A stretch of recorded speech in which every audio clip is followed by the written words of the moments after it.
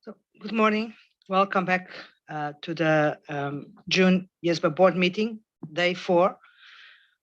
Thank you for being here on time. We have another challenging agenda ahead of us today. But before I give the floor to Laurie Ensley, I'd like to thank the staff and all those who were involved in the preparation and organization of yesterday's board activity. It was a very nice time. I hope that all those who joined enjoyed the walk, the visit to the galleries, and the very nice dinner in a very nice place. So thank you very much. A very special thank you, because we know that organizing, it's very easy to enjoy. It's very difficult to organize. So thank you very much. And I really value these moments. I think it's the opportunity for us all to speak in a less formal way and to know each other better and to enjoy a little bit together with. So I think it was a very nice time. Also, I'd like to welcome Andy Minzer back to our meeting. I hope that you already found out in which country you are and which time zone.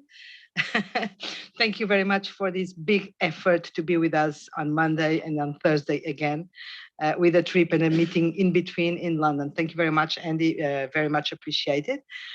And with this, what we have today in our agenda is the topic of the use of experts. I'd like just to recall that we addressed already this topic in March in Abu Dhabi, first time that the task force presented us with their initial vision and proposals.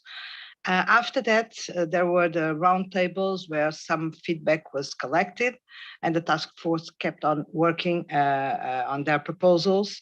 And what we are supposed to do today is to receive a presentation from the task force and discuss the proposals as they are now. Also remind you and those online as well that this the purpose and the objective is to expose these draft standards by the same time as the sustainability project, if possible, and to have them finished until the end of next year. Of course, this all is subject to the capacity and to the discussions around the table, which may or may not allow for the necessary progress and clarity about the direction. The use of experts project completes what we are doing on sustainability, but not only.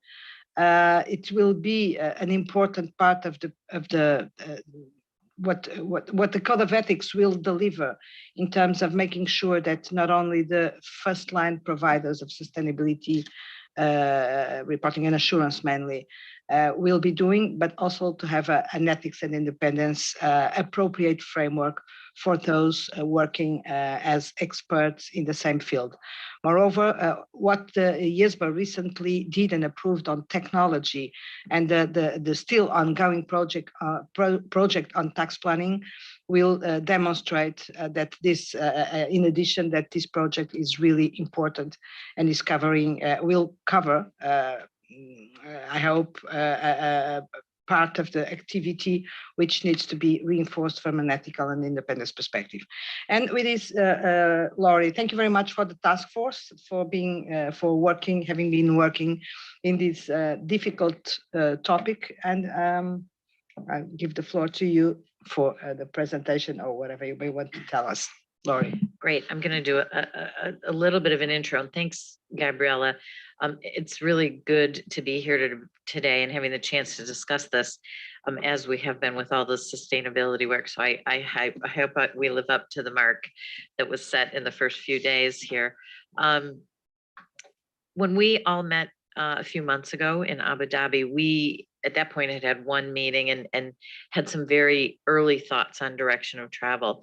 I will say that the roundtable feedback, and we're going to go through some of that today, was very valuable to us in really helping shape where we went on this. So you'll see some change in direction or refinement, if you will, in direction. And I think that's going to be important for us to discuss as a group.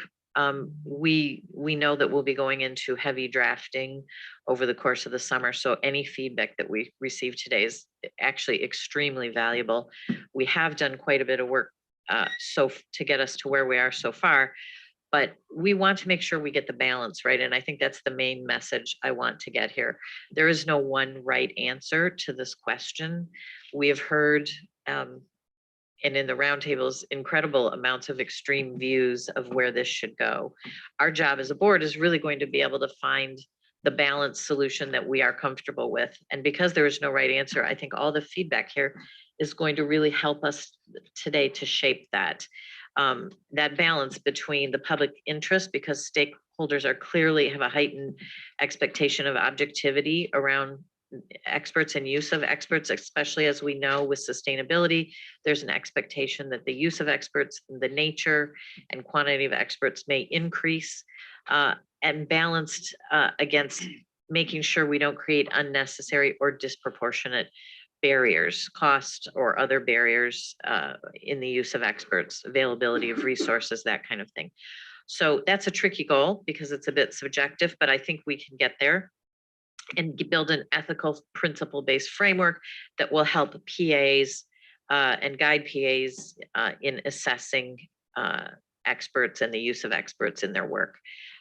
So what we're really looking for is a targeted, proportional approach.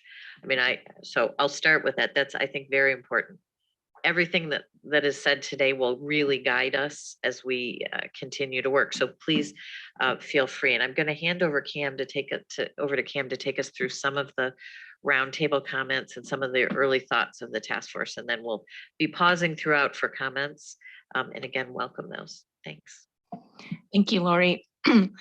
So this is, I won't go into detail on the slide because we've also received an update on the roundtable breakout earlier this week from the workstream 1 and 2.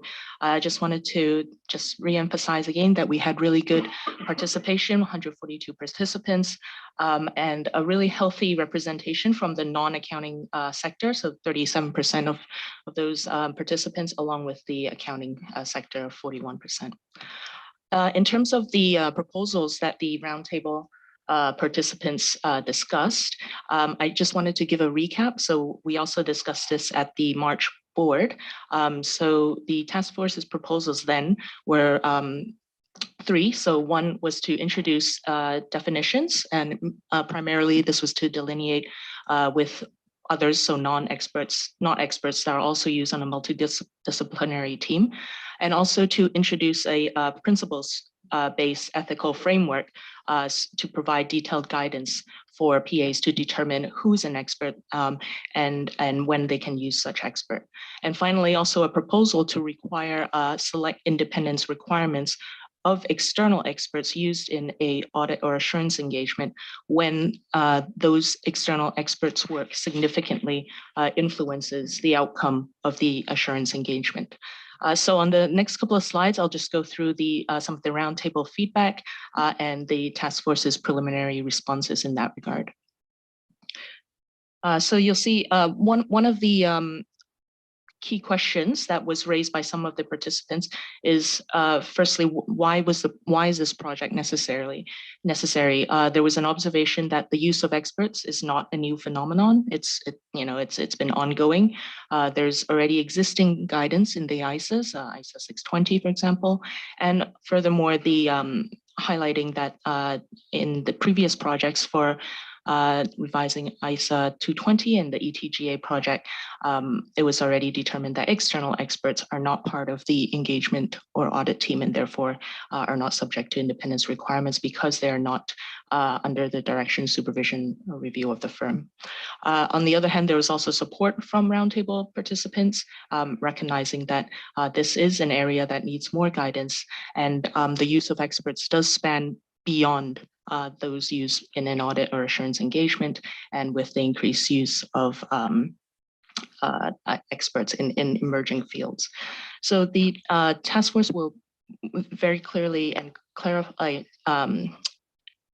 elaborate on the rationale for why the project is necessary, the impetus for the project in the explanatory memorandum draft form when the ED is issued, and also you'll see a further expanded rationale in the papers already posted for this board meeting. The next slide here, we received also some very, very helpful suggestions and from roundtable participants in determining who is an appropriate expert. In particular, also what makes an expert in an emerging field when, for example, the expert might not have the credentials or academic, well-established academic credentials or professional boards to support that. In this regard, it was also noted that assessing an expert's reputation, although it's very important, for example, in well-established fields, this might also be challenging in emerging fields. So a couple of factors were provided. For example, for emerging fields, it should be active experience, so active implementation and working in that emerging field and the length of experience that expert has. So these factors have been incorporated into the draft strawman that's also been posted for the board meeting for this meeting. And then on to the feedback on the proposal of independence. So that was where external expert, if their work significantly influences the outcome of an audit and assurance engagement, then select independence would be required. So in this slide, you'll see, and as Laurie pointed out, we had a wide range of comments for two extremes. So this is one end of the spectrum. So there were reservations from roundtable participants, essentially that the code is not enforceable on external experts. So it is quite difficult to require or impose external experts to be independent when they're not under the control or monitoring of the firms. Also in particular, it was also pointed out that in emerging fields or geographies, there might be a limited number of experts, and therefore that might give rise to quality issues if no experts are available due to requiring independence for these external experts. It was also highlighted that right now, when an external expert is used, the engagement partner has to ensure that the evidence arising from this external expert, the work from this external expert, is actually reliable and can constitute sufficient evidence when it's used in their work. So therefore, the engagement partner can already decide whether or not this external expert is appropriate to be used. So therefore, requiring independence is not necessary. And also just a view that competence is ensuring the competence of the external expert is a lot more important than independence, because there is essentially a lack of competence in this area, and therefore that's why the external expert was used. On the next slide here, on the other end of the spectrum, there is also support from roundtable participants in terms of the view that all external experts should be independent, just like engagement team or audit team members are. There's a rebuttal presumption that essentially when you use an external expert, their work would be significant to your engagement. And hence that's why you're using the external expert in the first place. There was encouragement to think about the credibility issues from the viewpoint of a reasonable, knowledgeable investor, in that if that investor knew that the external expert that was used for a specific assurance report is not independent or objective, then the credibility of that report would be impacted. And also a suggestion that if the external expert is not independent, then the assurance report should disclose that fact. And then the users of the report can decide on their reliance. And finally, on this next slide, we also have some suggestions from roundtable participants on what could be a practical way forward. So for example, there was encouragement to consider a principles-based approach in determining whether the external expert is objective based on the facts and circumstances on a case-by-case basis. There was general agreement that all the factors that were listed in the briefing notes, so these are the factors essentially that are the same independence considerations for engagement team and audit team members, such as financial interests, business relationships, other family and personal relationships. These are all good and fair examples and good questions to ask of the external expert and evaluate where they stand in that respect. And based on this assessment, then the engagement partner can decide whether or not to use the external expert. There are also other factors that were suggested for assessing the objectivity of the external expert, such as how they're funded and the business activities of their controlling owner. So I'm just gonna, in terms of the task force response to these, to the roundtable feedback on independence, what the task force is proposing right now, it recognizes the two viewpoints, and in coming to a balanced approach, it is for external experts used in an audit and assurance engagement, it is proposing to, in part 3 of the code, introduce a principles-based ethical framework, which focuses on evaluating the competence, capabilities, and also objectivity of the external expert. And when evaluating the objectivity of this external expert, to measure it against all the specific factors, essentially the same independence factors as in audit and engagement teams are measured by. But in part 3 of the code, and the onus is on the PA, the professional accountant, to do this assessment. And based on that assessment, if there are doubts about the objectivity, then the external expert cannot be used. So based on this approach, then accordingly, the significant influence test that that the task force had proposed in March, that's been withdrawn. Then I just want to pause here and pass back to Laurie. Yeah, I just was going to make a comment about the significant influence test, because we should draw a bridge to the discussion that we had back in Abu Dhabi, which was that sort of very early thoughts that we would look at independence attributes as part of objectivity if the expert's work had a significant influence. If it didn't, those wouldn't be looked at. That's been withdrawn, and the work that the PA will have to do will be with regard to all experts. Okay, so we're not delineating only some, because there was a lot of discussion, and I think rightly so, both at the board meeting and at the roundtable discussions. Well, how do we define what's significant? And that's just another one of those filters that makes it difficult. So the task force talked about that, and we decided that the work, whatever the work that the PA has to do to determine objectivity, including the list of independence attributes, should apply to all experts that are being evaluated. That makes sense. Does that? Okay. Okay. So we also had a network standard setters meeting last week that we presented. We presented this document that you're all looking at today and sort of went through. And I thought we had some really good feedback from that group. Again, we saw the two bookends of viewpoints sort of emerge in various forms. One, that everybody should be required to be fully independent, i.e. Comparable to Part 4. And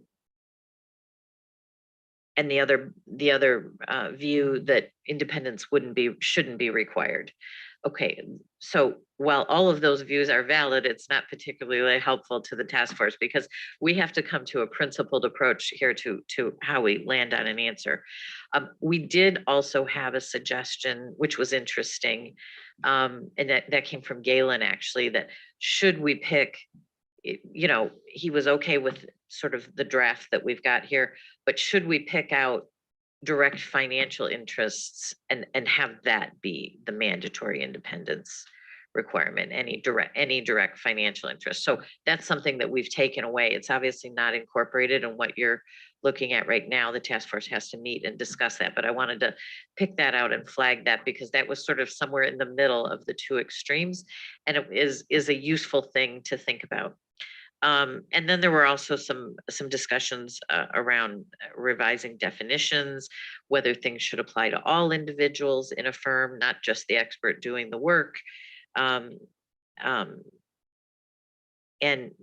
to include those with accounting and assurance expertise. And then there was this whole discussion around certifications. You know, whether we apply this to people who perform certifications. They aren't necessarily acting as experts, but so we have to have a discussion around that. So that was some of the NSS feedback. But I think what I would say about the NSS feedback, and it's true, I think, about the roundtables, the trickiest part of all the feedback that we've received is going to center on how do we calibrate this objectivity test and the independence attributes that are being assessed, and what is mandatory and how do we move through that. And I think that is yet to be decided by the task force. So I wanted to lay that out before we move into the broader discussion, because I think the feedback from the board and views from the board are really going to help us as we measure that response, if that makes sense. Okay.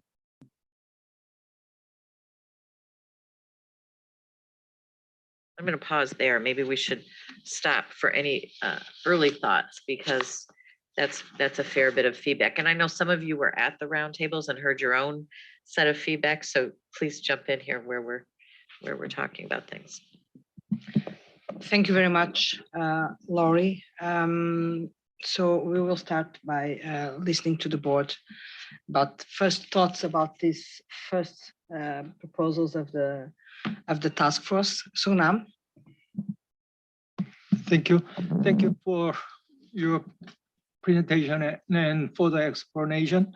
I participated in Singapore roundtable. I noted also, I made the same observation as you said. There were a lot of strong arguments against the proposal. First one was why we need this project. We have considered independence a lot of time, and also this issue has been in the IESBA code. It's not a new issue. There were a lot of challenges from the floor. So I think it will be very good to have a strong argument about why we need this project to establish standards for experts in our standard, or as you said, explanatory memorandum. I strongly agree with that. Secondly, and also there was a challenge if we made if we make these standards for the future, one of the concern raised was what legal or regulatory responsibility the PA will have further from now. So it may be different issue from our perspective, because it should be decided by laws and regulations of individual countries or by IESBA standard. But in any way, there were a lot of issues and concerns from the floor. So I think, as you already said, we need to be very strong. We need to have very strong position about the project. Thank you. Thank you very much, Sunam. Hector. Thank you very much. Not having been exposed to this discussion before, I jump into it now. And I don't know if this is useful, but my thinking was around the framework of saying, knowing if the experts that conducted part of the work that are not part of the engagement team were really independent or not is probably crucial for the degree of assurance and that reliability that stakeholders will have on the assurance work. And therefore, the question is it really onerous on the PA to assess that independence or objectivity? And is that cost better placed on the PA than on stakeholders that will have to make their own assessment of that independence or that objectivity when they receive the report saying, this expert was not part of the engagement team, we just used that input coming from this expert that we don't put our hands on fire for him because we don't know. It's an expert. From that point of view, it makes sense if you're thinking about public interest that the PA who is actually collecting a fee for the assurance to internalize that cost and provide an opinion or a sort of a validation of the objectivity rather than leaving that to the users of the information. I don't know if that makes sense, but that's the way I saw it. Thank you, Hector. I would say that it makes sense. But let's listen to the others. Mark. Thank you. So, it's very interesting to hear the task force's articulation of the issues. I agree with where sort of you land, and I think that the challenge in all this is that looking at it from a stakeholder perspective, there's almost a sort of default assumption that the expert has the appropriate expertise. So therefore, there is a need for some tension with the system, that the PA is doing something to ensure that that is warranted. I think possibly the big challenge as I see it within this project, and it's hard to see how to deal with it in the context of a globally adopted code, is that in the largest audit firms, they generally tend to have internal experts that can be drawn into teams and provide that input. So this is a very specific challenge, sort of lower down in the audit market.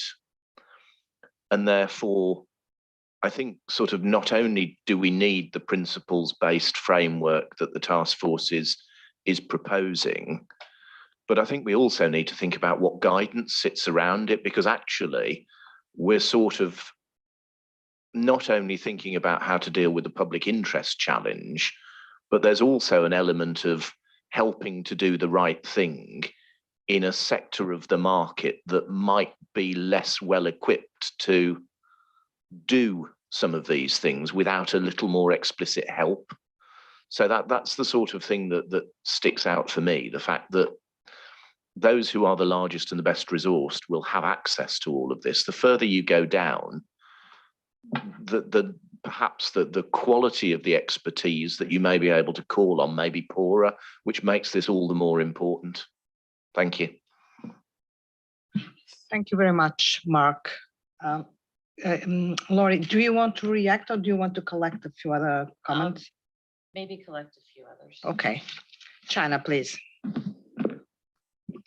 Thanks, Laurie, for the presentation.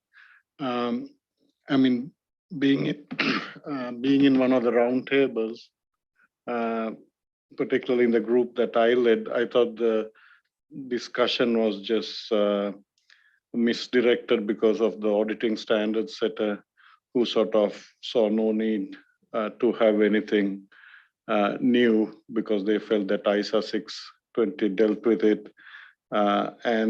So I wouldn't store much faith in the discussion that happened afterwards because the conversation was derailed. But we also had the representatives of the regulators in our group, and they thought that it was worthwhile considering it, the independence of the experts for audit. So like if I take an example, if you take a graduate in audit team who has, will do basic task, and then we have the expert who does things that are much more valuable for the audit and will take judgment. So we are saying the graduate has to be independent and subject to all the requirements, but the expert doesn't need to be. So I think there's sort of a bit of a mismatch, and it's worthy of consideration. I'm not saying for everything, but for audits, I think there's a public interest element. And going back to the conversation at the national standards setters, they also, I think Galen didn't only say about the direct financial interest, but he said loans and things like that, like, the 3 or 4 things that was put up at the March meeting, whether those should be considered from an independence perspective. So I think it's worthy of further consideration, particularly for audits, because there's a public interest consideration, and it could be for where there's a significant or substantial impact on the audit. So not for all audits, but a scaled approach that could be incorporated. So I don't know, my feeling is that we should consider it rather than discard it at this moment. Thank you. Thank you very much, Chana. Laurie, whenever you feel that it's not, you prefer to, oh, okay. Just because my memory isn't that long and I'll lose I'll lose track. So Hector, thank you for the balancing thought process around where the onus should sit. I think that's useful for us as we think about the public interest. And I think another comment that we heard sprinkled throughout is look, if we're going to use experts, right, there is, and Mark sort of said this, there's a default expectation that something is taking place to make sure this is okay, right? And I think that's what, I think you and Mark were sort of touching on a similar point in a different articulation. And so what we need to do is figure out what are those steps. Chana, I'm very sensitive to the point you've raised, which is why I sort of started the discussion with, I think this is going to be the toughest aspect. So we'll take your comment away, and I don't have an answer for you right now, because I actually think that's the single trickiest part of this whole project. So I would love to have an answer, but I don't, which is this exactly, where do we go if we dial it up in a certain area, where and how do we do that? So I think we'll have to come back in the September when we do the first draft with some discussion around that. Okay, thank you, Laurie. Rania, please. Thank you. So at the March meeting, I was definitely for being very strict on the issue of independence, but listening now to the feedback from the roundtables, I'm just considering whether perhaps we should consider, instead of focusing on the expert as an individual, perhaps on the expert team that the assurance provider is drawing on, and perhaps instead of perhaps we should be focusing more on, rather than independence, but the factors that we should balance as the assurance provider decides if that expert team is appropriate or not. And then that would mean that you'd have to balance different factors, including the competence, the level of knowledge of the assurance provider themselves. So that is another point. And finally, perhaps our focus should be on developing a due process, perhaps a process that is transparent, a process that is documented, a process that is made public, perhaps engaging the primary beneficiaries of the engagement in the process, in the selection process. So perhaps think out of the box and not exactly limit ourselves to what is done in audit.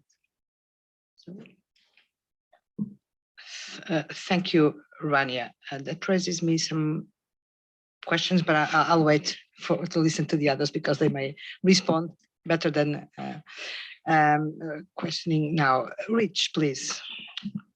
Thank you. Laurie and Cam, thanks for the presentation, and I'm generally supportive also where you're at. I sat in and moderated two of the sessions on experts at two different roundtables, and it was interesting. You heard that same pushback that you referenced. Why do we need this? Until you started going through the question about the specifics. And then people were like, very much, yes, that person shouldn't have a financial interest in the company, and maybe their employer shouldn't. And everybody had a little different view, but that really got people focused that there was some need here.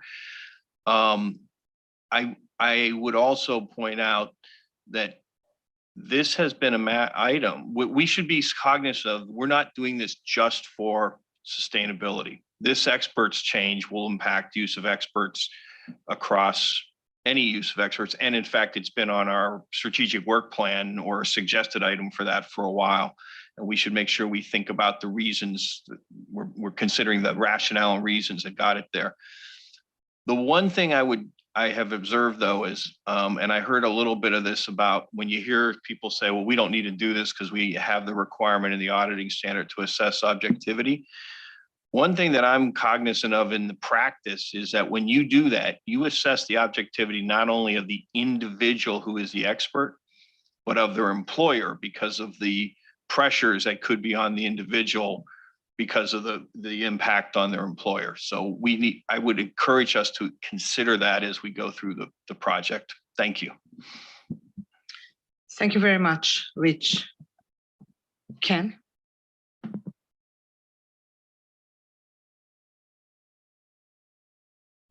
Thank you, Gabriela. So I suppose a few thoughts, and I thought it would have been useful, Laurie and Cam, to perhaps walk the board again through for the initial rationale for the project in the project proposal.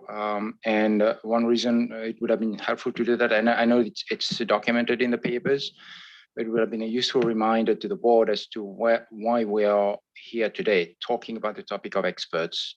And a reason why it would have been useful is precisely to respond to what Jenna has just shared.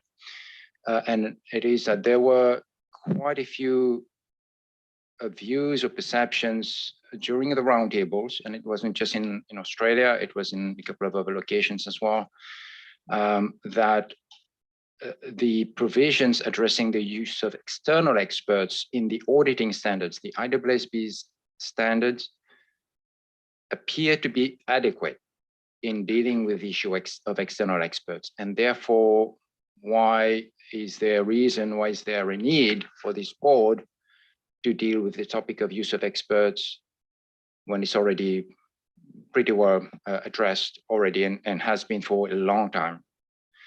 So perhaps it's useful, at least from my perspective, from my understanding of why we are where we are today, is to articulate a couple of those key reasons. One is, first of all, we are not dealing with only audit engagements. So we are dealing with use of experts across the spectrum of professional services that a firm of professional accountants might be providing. But importantly, when we think about the sustainability context, a firm of non-accountants might be providing as well. So in other words, we're dealing with use of a standard that may be needed relative to non-PAs. And currently, this is not addressed in the IESBA standards. That's number one. Number two, when we think about where this issue was raised, or where this question perhaps more precisely was raised, well, it was raised during our discussion on the group audits project. And I suppose it was pretty clear that there was a bit of a disconnect. And I think the PIB raised this question very clearly when we went through the discussion of the different categories of experts that might be used in the context of a group engagement, group audit engagement. You may well have internal experts within the firm. They provide advice on technical issues, industry specific issues, and so forth. And then you may well have the firm themselves going out to commission the services of an external expert for purposes of the group audit engagement. And in that context, you do have a bit of a disconnect. On the one hand, you have external experts. First of all, they are excluded for purposes of the group audit engagements, but you do have internal experts who are scoped in as part of independence. That's one aspect of it. The other dimension is, in a group audit context, we do have need for consideration of component auditor firms or component auditors who are outside of group audit, the group auditor firms network. And from our independence perspective, where this board has landed in the ETGA provisions that have been finalized is that for relative to component auditor firms outside the group auditor firms network, while they are scoped in for purpose of independence. So there is a bit of an analogy there. You know, if I were to just focus on independence requirements that apply to component auditor firms outside the group auditor firms network, well, these are individuals, or these are firms who are contributing to the group audit engagements, who are contributing to the evidence, etc., that the group engagement partner will need to express their opinion. And those individuals, those firms are actually subject to independence.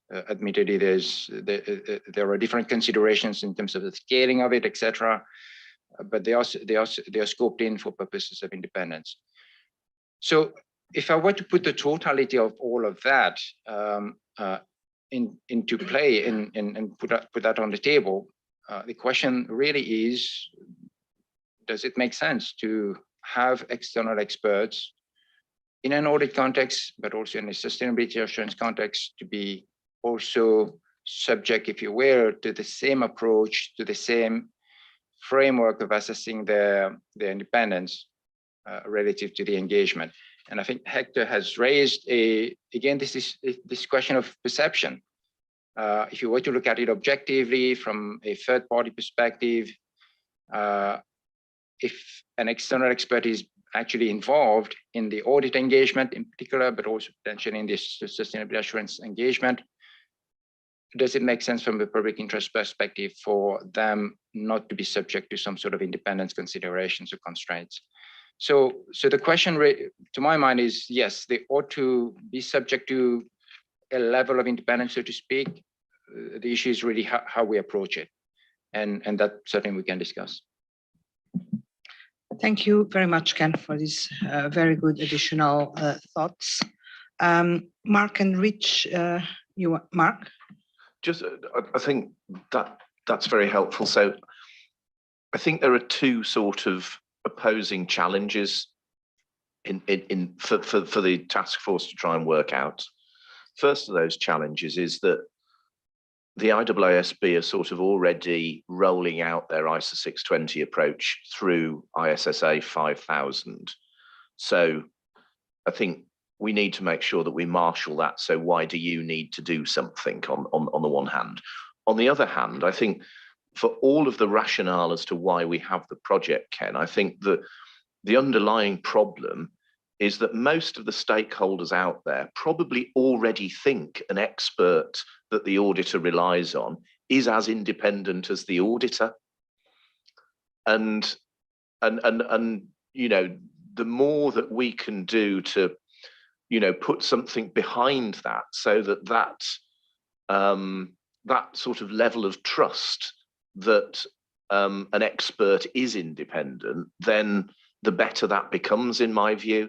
Because, you know, it would be very hard to go out there and say, well, you place reliance on this expert, but bear in mind that they're not this, they're not this, they're not this. And then people go, well, hang. Whereas I think, you know, there is a strong rationale for what we do, sort of based on that stakeholder perspective. Thank you. Thank you, Mark. Laurie, do you allow me? Sorry, Chana. Just to add a couple of more things.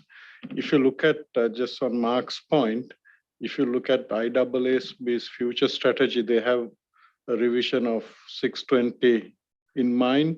So if we will need the coordination effort, because if we say we do nothing and then they do something in a couple of years, you know, it doesn't look good.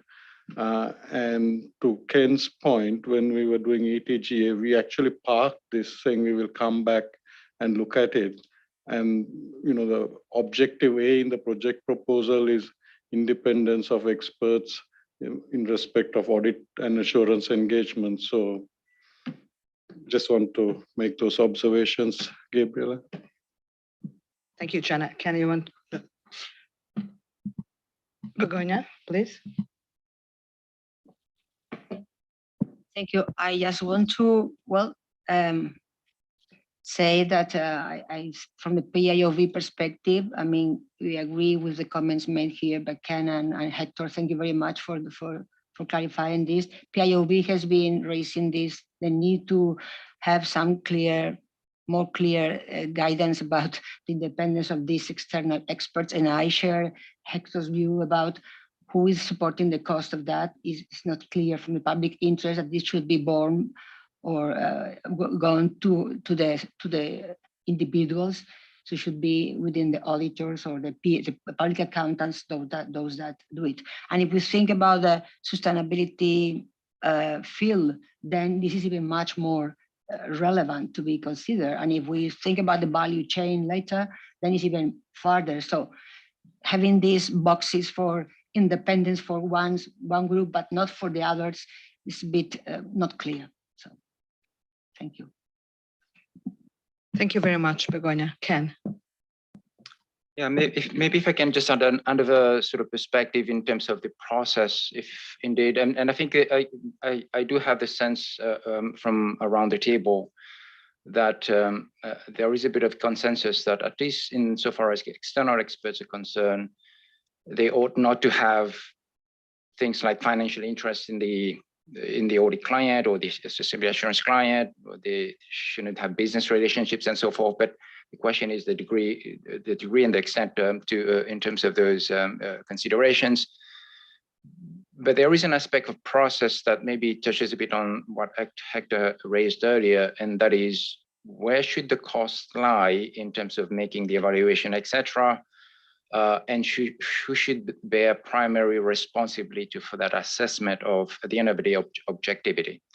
And if I were to contrast the approach that is currently taken under the auditing standards versus the approach that we take from an independence perspective relative to the use of external firms or component auditor firms that are not part of the group auditors network, well, under the ISAs, in effect, the onus comes to the auditor, because the auditor is required to make that assessment of objectivity. the auditor makes an inquiry of the external experts. Do you have any financial interest? Do you have any business relationships? And I think that's probably as far as it goes under the IESBA 620. And the auditor makes that assessment of objectivity. Is the expert sufficiently objective or not? And if not, then the auditor has recourse to a number of actions, including not using the work of its external expert. If I were to contrast that approach to the approach we take relative to the use of a component auditor firm, that is contributing to the audit work. The auditor, the group auditor, essentially makes a communication. It hinges, it turns into a communication or an exchange of information. So it's a group auditor firm that communicates what the independence expectations are to the component auditor firm. In other words, if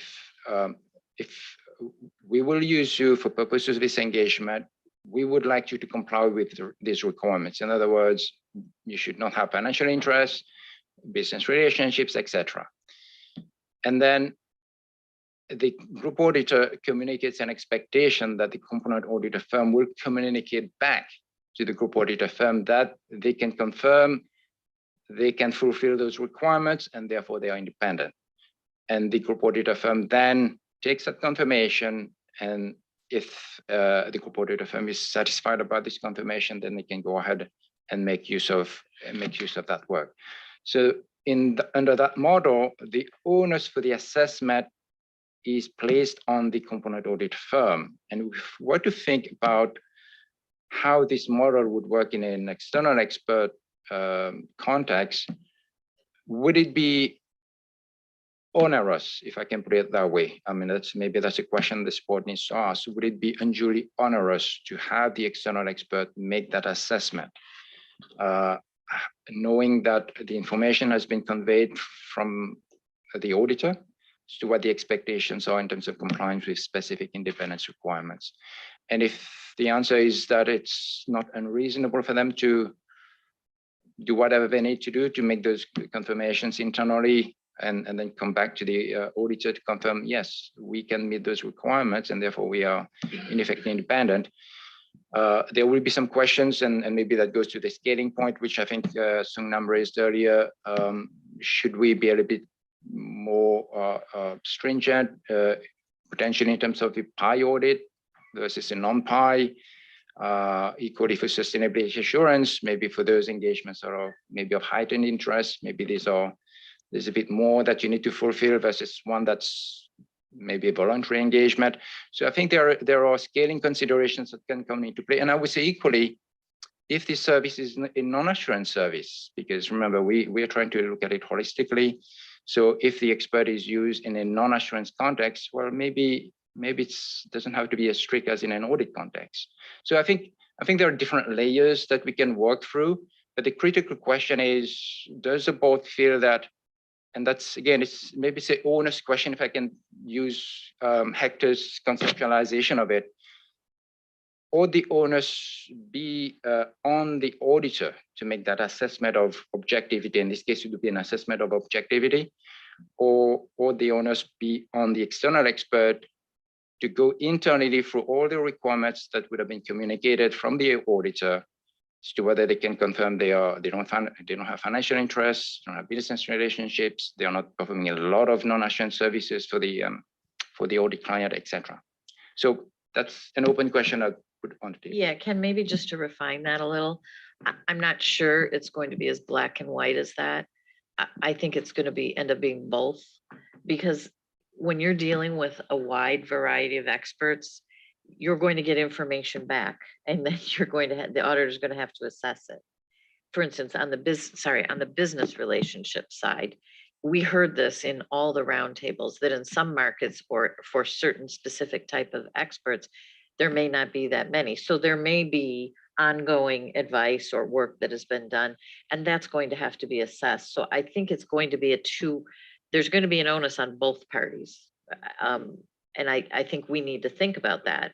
Definitely, there's going to have to be confirmations, and definitely those are going to have to be assessed, because it isn't like the experts that are going to be providing these services are not like component auditors or auditors throughout the world who are already required to have independent systems in place, right?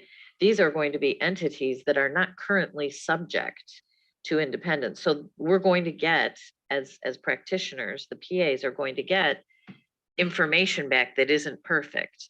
And there's going to have to be an assessment. So there will be work that has to be done.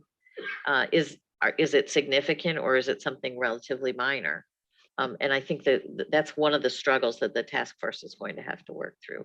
So I think when we think about Ken's question, which I think is posed properly and raised by Hector, we have to think about that middle ground as well, right? It's not going to sit one place or another. It's going to be a cost on both the experts and the PAs, which I think is fine, because the one place I think probably all of us agree the cost can't sit on is the stakeholder, right? Because they have no ability to reach in and touch that. Thank you, Lori. If you allow me, before listening to Galen, Christelle, and Hector again, I'd like first to ask something to Rania, because I listened to your suggestion, thinking out of the box, thinking differently, setting up a due process, probably for the auditor to assess, etc.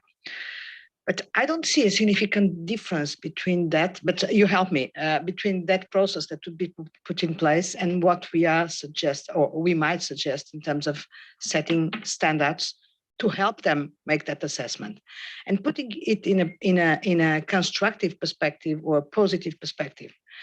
I think that the auditor, but correct me if I'm wrong, will always have to make some kind of assessment. First, because they have ISO 620 and the principles apply, and etc. Wouldn't it be helpful and even protect them against any undue or excessive expectations, that there were standards supporting them making that process, making that assessment, etc., and having clear for everybody what are the boundaries, which are the limits, which are the standards and the criteria against which they have to make that assessment. So I don't see that big difference between that process, that due process, and the due process that they will have to undertake if they have standards against which they will have to assess the independence, objectivity, whatever of the. Thank you for your question. So my point was basically, again, perhaps I'm thinking my focus is more on sustainability assurance rather than on audit per se, because I think there the context is very different. And if we want our standards to be acceptable and adopted by non-PAs, then I think a very important aspect of them is that they have to be pragmatic. And so if they are too onerous, as has been mentioned, on the assurance provider, then it might be too much for them to accept, and it might put them, because if the standards are strict, I mean, I think it's very important to be, I mean, somebody mentioned a few days ago, the perfect is the enemy of good. So if you put some extremely strict standards in a context where, and this was based on the the feedback from the roundtables, there are certain contexts, and I think even in developed countries where certain, I mean, expertise in the area of sustainability is in the making. It's there are so many areas that are developing and will continue to develop, and so I think the issue of limitation of expertise in a certain area is going to be a major issue that we have to account for. And so I think if you put strict standards about concerning independence, that you might be really limiting the margin of maneuver for the assurance provider. So what I was thinking is perhaps say, okay, there is a certain due process. This is the process that we go through. Of course, financial independence should be a factor in considering. Of course, there are so many, but there are so many things that you have to look at and you have to balance it. It cannot be as strict as in financial statement audits. And something very much to what Lori just mentioned concerning receiving information and having to process it, okay? I'm not saying that the auditor or the assurance provider should not be processing certain information, but, and this is something from very personal experience, you might send out a questionnaire or a question or whatever, a form to be filled out, and you get certain answers, and they might actually be the responses you get, they would be in perfectly good faith, but sometimes the counterparty doesn't really know what they are, what they're really talking about. And there is a certain level of education that's going to have to be carried out. I mean, I'll just give you a tiny example. Once we were rolling out a survey about the accounting function and the internal audit function across the Arab region. And we were trying to see how much, what is the percentage of small and medium-sized enterprises that have internal audit function. And so we were getting, we rolled the survey around across 8 countries. We got different types of results until we sent the survey to one country. I'm not going to mention the country, but we got like 100% of the SMEs have an internal audit function. And then I got surprised. It was very, did not make sense. And so we asked the expert who was conducting the survey to go back and ask those SMEs who performs the internal audit. Is it an in-house function or external or outsourced? And what were the responses we got? That it's the manager, him or herself, that does the internal audit. And then I realized they really do not know what an internal audit function is. And then we rolled out the survey again with the same question, and the percentage of internal audit function across the region dropped from around like 80 or 70% to around like 10, 20%. And what I'm trying to say is there's a lot of verification that's going to be, if you really are going to put so much responsibility on the assurance provider to make that sort of verification, it's going to be onerous. And I think the danger is that our standards will be too hard to adopt. That's my question. So I'm saying, if on the other hand, you shift the focus to a process that the assurance provider gets the inputs of stakeholders as to the selection process, what are the criteria that are to be balanced? And of course, certain things like, for instance, direct financial interest, so on and so forth, these can be verified. But then this is the process, you document it, you're transparent about it, perhaps engage some others within it, and then you have carried out your responsibility, and it's not that onerous on you. It's not that much of a risk for you to say, I'm going to take Rania, I'm not going to take Ken or this or that. That's my point. So it's just shifting again the burden and the risk on the assurance provider, or alleviating some of the risk on the assurance provider of making a certain choice with regards to an expert. That's just my. Well, let's listen to the other members, the other board members. I'm a bit concerned, though, about what I'm listening. Well, I fully understand the question of the burden, and even the possibility of having to split the burden between different stakeholders, or the PA, etc., not putting it all on the PA. But when I looking at the responses at roundtables, I really get concerned, because some of the responses that are reflected in this presentation, for me, are fragile. Like the external expert might not even understand what the term independence entails. But who should take the risk of the independent not understanding? So if they don't understand, let's leave it like this. Let's, using Hector's word 2 days ago, let's leave it in the Far West. They don't understand what independence is, so we're not going to do nothing. Then there is another response that concerns me, which says, currently ensuring objectivity, let alone independence, is a niche area or field is already challenging because there is a scarcity of experts available. And it is likely that they are affiliated with the big interests in the related subject. So I think this response works, gives the opposite response, which is if most of the times they are affiliated with the big interests, then is there nothing that we can do in that respect? So I think that there is some, still some reflection process over what we got in the roundtables that we will have to digest. But let's move around the table. Galen, please. Yeah, thank you very much, Chair. And I apologize for missing a great deal of this meeting, and perhaps some of my views have already been covered. I hope that we're able to raise the bar here. I think it would be in the public interest. On the other hand, I do have some of the same concerns that have been expressed. One happens to be with consistency.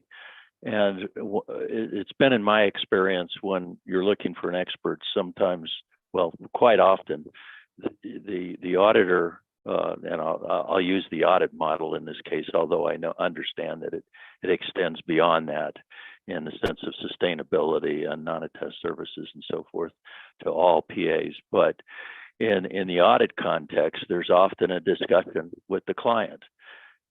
Is there a consistency risk where, if the client hires the external expert, is one level of, I'll say level of independence. I believe that independence is either all or nothing, or either you're all independent or you're not independent. But in the sense of a financial interest, if the client hires the expert, does that go away? Do you get a different answer if the auditor hires the expert? So I think there's a consistency issue, and maybe the risk of arbitrage as to who takes on the expert, because a lot of times the expert isn't directly hired by the auditor; it's hired by the client. So that's one of my concerns. Thank you. Thank you, Galen. Christelle? There's a lot about scalability, applicability, a lot of issues. You were talking about who should bear the cost of it, but there's also a question that can put stress on the implementation, which is the information flow and confidentiality and protection of your own skills, etc. If a profession that has no mandatory obligation to assess its independence towards its clients is put back in this obligation through another profession, which might be the auditor or the sustainability assurance provider, then how do you rely on its own assessment of independence? And if you can't, how do you deal with the fact that you should ask a lot of very private information, and to what extent on only the expert leader or the expert team or whatever? It's quite a complex, not only on the cost bearing, but also on the type of information you have to deal with. Thank you, Christelle. Hector.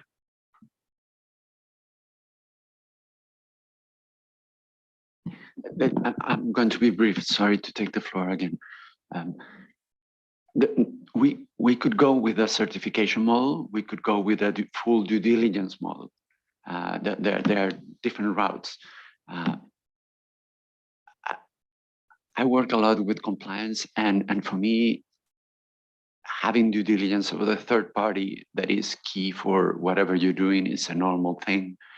It's not really a confidentiality issue. You are going to make questions that are relevant to that specific assurance assignment, not about everything else that they do. In that sense, it makes sense, but it requires verification, because you are going to get a report on scope 3 of a coffee provider from Bolivia or from Colombia that is going to be provided by a small environmental service provider that has no clue what ISA means. So if you make reference to, oh, please respond using standard ISA 620 or whatever technical, there is no way they're going to understand what they're supposed to do. So the burden has to fall on the shoulders of somebody with the skill necessary to assess that objectivity. And to me, it makes sense that it's the one that is being paid for the job or the engagement, whether it is the PA or the non-PA assurance provider. And that's sort of the way I think about it. If you're telling me that the expert is another accounting firm subject to a professional body that is ensuring independence and ethics, maybe a simple certification will do. So there are different layers, as Ken was saying. But in some other cases, you will have to go roll your sleeves and actually assess whether the provider is independent. Thank you, Hector. Lori, whenever you want to respond, just let me know. Yeah. So I think every point that's made that I've heard is valid, and I think maybe what makes sense right now, because I get the balancing point. Maybe I'm going to address Hector's point first, because I did have a question for you, Hector. We are proposing actually that the PA or the assurance provider in this case has to do certain work to assess objectivity. But I did want to touch on the due diligence model, because are you suggesting now there needs to be investigation as well? Because I think that we should discuss that. I'm interested in views on that. That's a pretty heavy layer. I think it goes to Rania's point in terms that the people responding your questionnaire to assess objectivity might not understand what you're looking for. In that case, just getting a response saying no, no, no, no, or yes, yes, yes, yes, yes, I'm not sure it meets the requirements so that you can go ahead and tell the public, oh, this was an objective report. That's my point. And I'm not saying due diligence in terms that you need to hire Kroll to conduct a $25,000 review on that provider. But I think there is a need to go a little bit back and forth, maybe on the phone. I mean, you say no, but are you sure you understand what you're responding? Okay, so that's actually helpful clarification, because I think then what we're getting at is, how does the PA or the assurance provider have reasonable reliance on those answers? They need to make sure that the reliance is reasonable, not convenient, right? Okay, that's what you're saying. Thanks. To come in, definitely Hector made, my point perhaps more clearly, but what I would like to add is, you might come to the conclusion that that expert is not exactly independent as we would like them to be, but still you have to rely on their work because perhaps there is no other expert in that area. And in that case, the question then would become, what kind of compensating procedures as an assurance provider you should do? Like, for example, educate yourself as an assurance provider in that area, or perhaps hire another expert to come and evaluate the work of that expert. But can you just, because let's say you are providing an assurance engagement in a certain country. So you need somebody from that country that is, help an expert from that context to help you, because you want someone there on the ground in the field, etc. But then you might bring in another expert to come in. You get what I'm trying to say? It's especially in the area of sustainability. I don't think it can be black or white. You'd have to look at an overall approach to the issue. That's all. Thanks. And I think we'll touch on that later when we start going into some of the where the task force is heading and some of the draft text, because our thinking is somewhat similar on that. May I add one word? Another alternative is also disclosure. Yeah.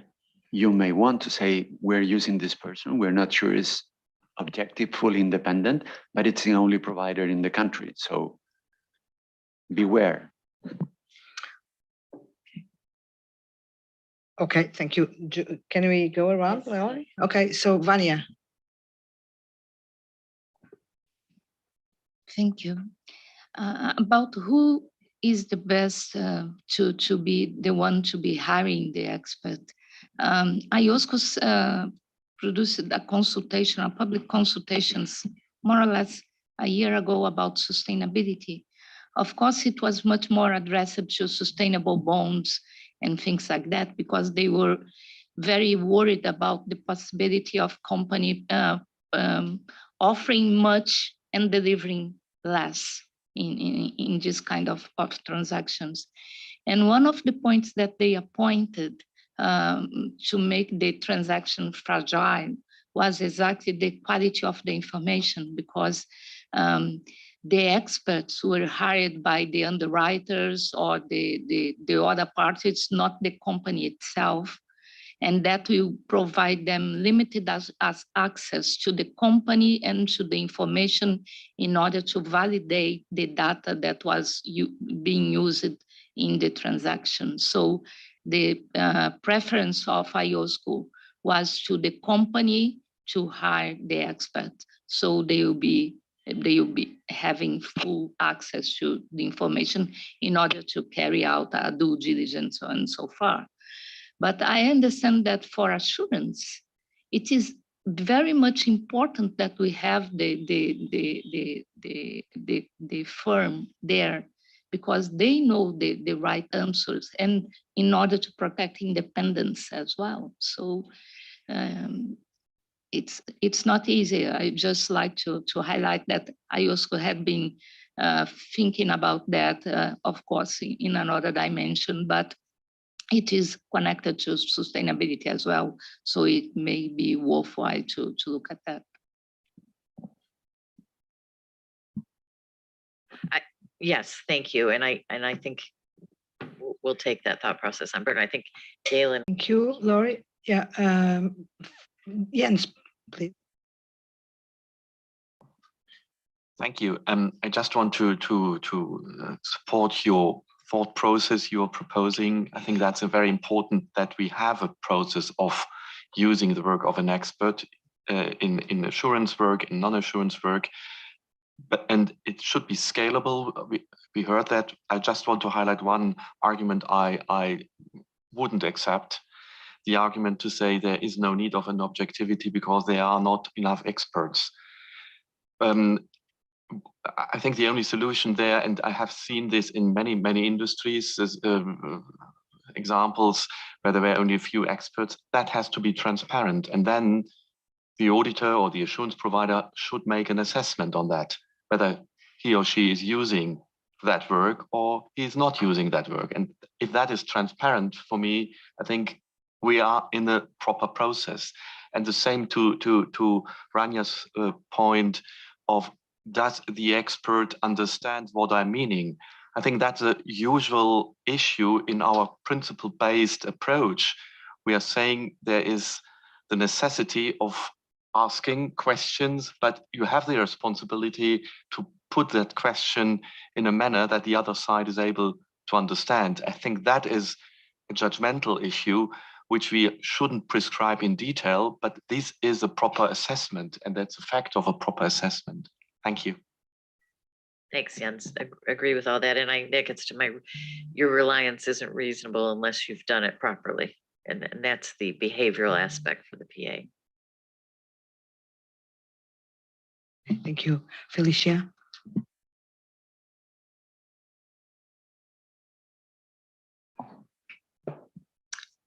Thank you, Chair. I also want to agree with the way things are taking shape and the discussions, and I think the background to the use of experts. the whole discussion makes sense.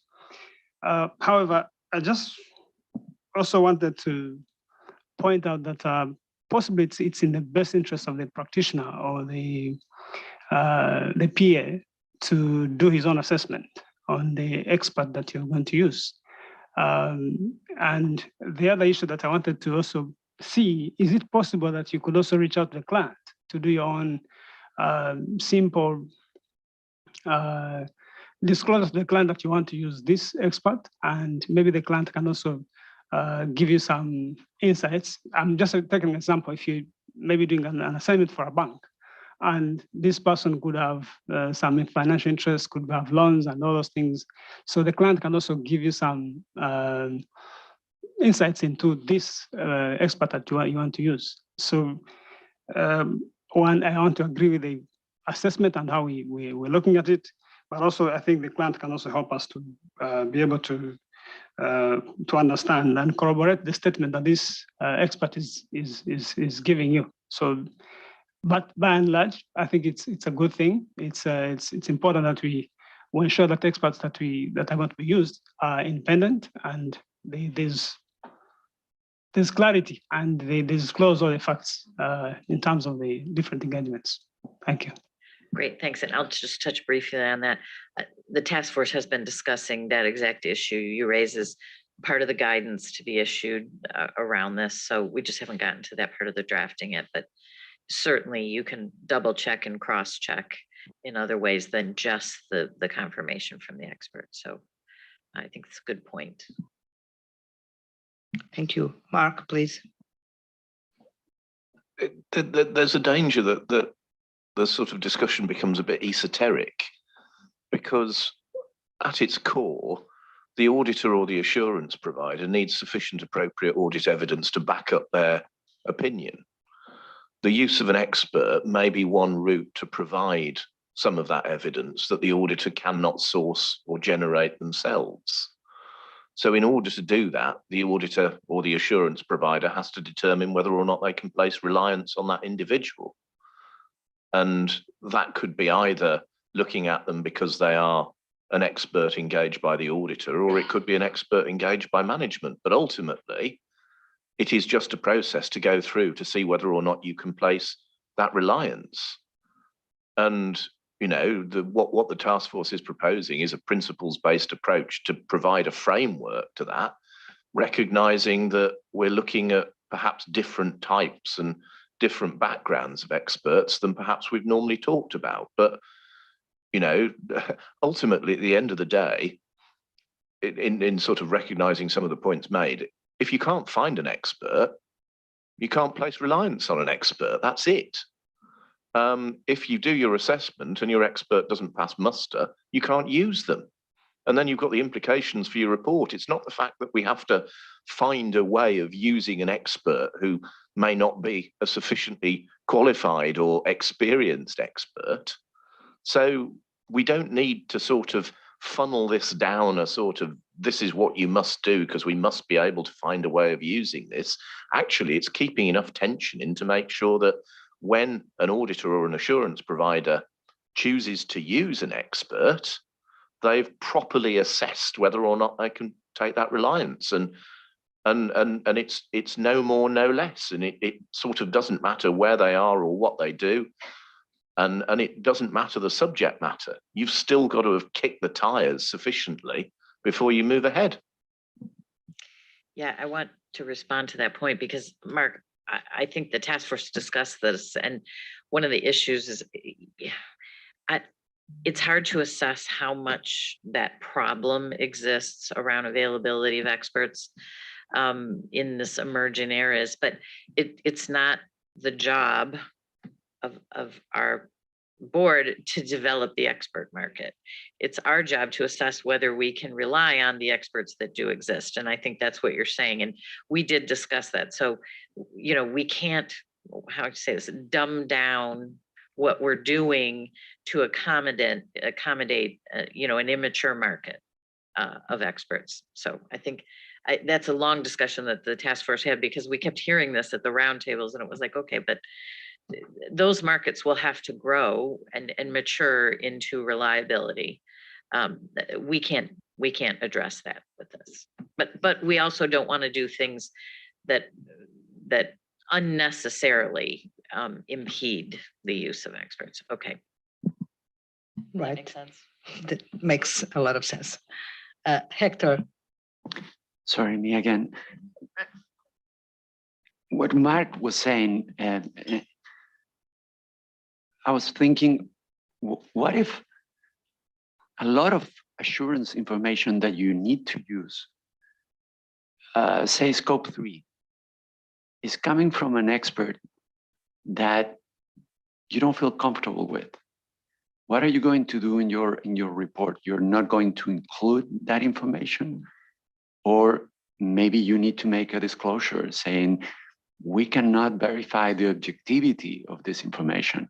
I think maybe it's in this field, I'm not sure because I'm not an expert on auditing. So, but maybe there is a difference in terms that people are expecting the assurance provider to provide an opinion about this report that is using information from an expert on, I don't know, it was 270 tons of CO2. You cannot say, okay, remove that from the report. That is going to be in the report. The question is, are we going to say we cannot verify that this person was independent? And I think that's what makes sense. So, I think that's it. Like, without oversimplifying it, Hector, you might have that information that an expert has provided. If you don't think the expert's good enough, or if you don't think the work passes muster, then the auditor doesn't extend their assurance to cover that information. Yeah, the technical term of it is a limitation of scope in the audit opinion. Limited scope. Yeah. Okay. Thank you. Laurie. Yeah.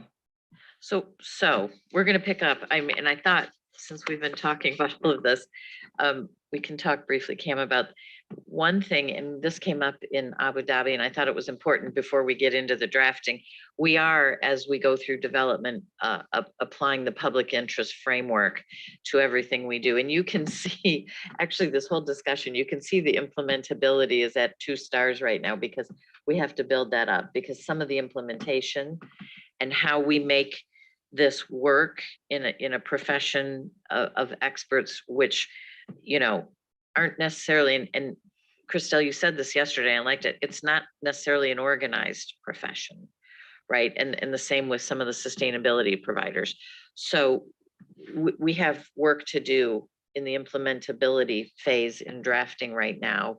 And you can see that in the course of the discussion here, there's a lot of variables, but just wanted to mention that. I don't know if you want to say anything else on that, Cam, but we are applying the public interest framework, and we'll hope as we go through drafting to get it to a level where we're comfortable as a board that it's properly supporting what we draft. Okay. So Cam's going to go, so we're now going to start to move into some of the actual drafting that's been done that picks up some of the points you've made. And we'll start to work through that and see where we get in terms of comments. Cam. Thanks, Laurie. So in terms of the task force's proposals right now, we'll start with the proposed glossary definitions that we're proposing to introduce into the code. So one is expert, expertise, and a revision of external expert, and also introducing the definition of a management's expert. In terms of the definition of an expert, we've defined it in terms of benchmarking it against the expertise and competence of the professional accountant itself. So if that PA does not have that sufficient competence in a specific area, they might use that expert, so that be defined as that expertise outside of the PA's knowledge.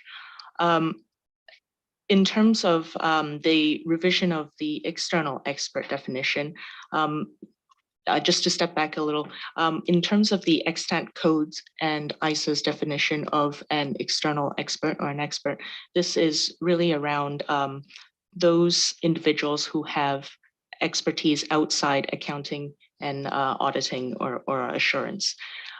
What the task force is now proposing is to include such expertise in accounting or auditing. So for example, it could include those in relation to complex financial instruments, etc., to include this into the definition.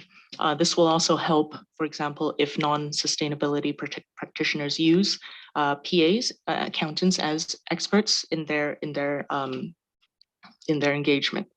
So the PAs can also be experts in that respect.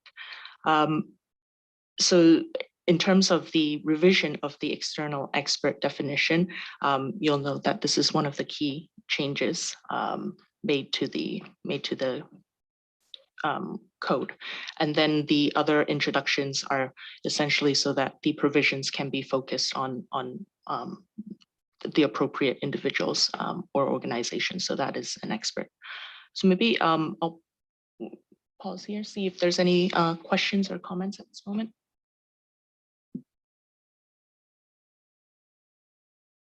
Yeah.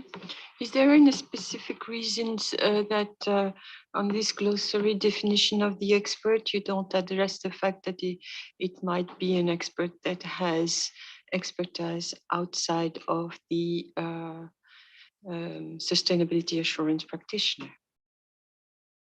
Addressing both needs for part 1 to 4 and part 5. As we change the glossary definition, yeah, as we adapt it, the use of expert by sustainability assurance practitioner is also a need for the code. Can it be mixed here? I think that's yeah. I think that's a good point, and we'll take that into consideration because right now it's based on the PA's competence, but well noted. Yeah, thank you. Sorry, very helpful. Anything else on this?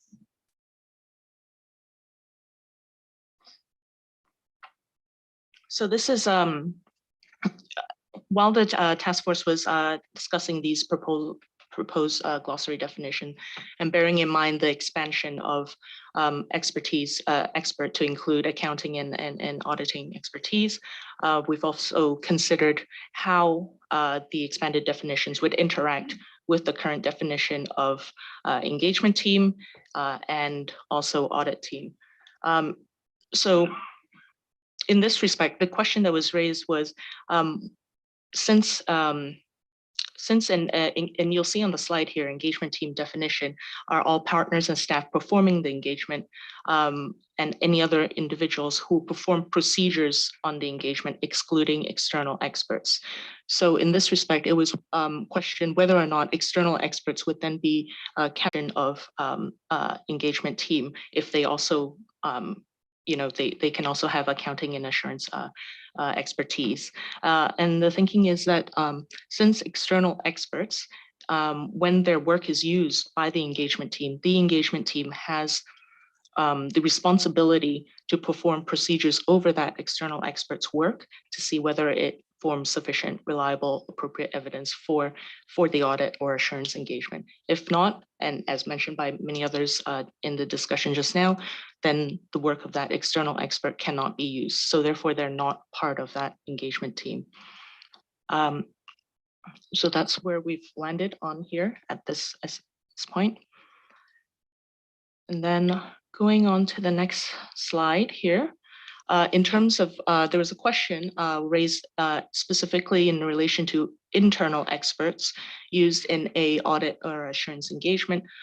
So for example, internal experts used by a firm if they're subject to independence requirements. So in doing this, we've also picked the brains of our IESB colleagues and had this discussion as well.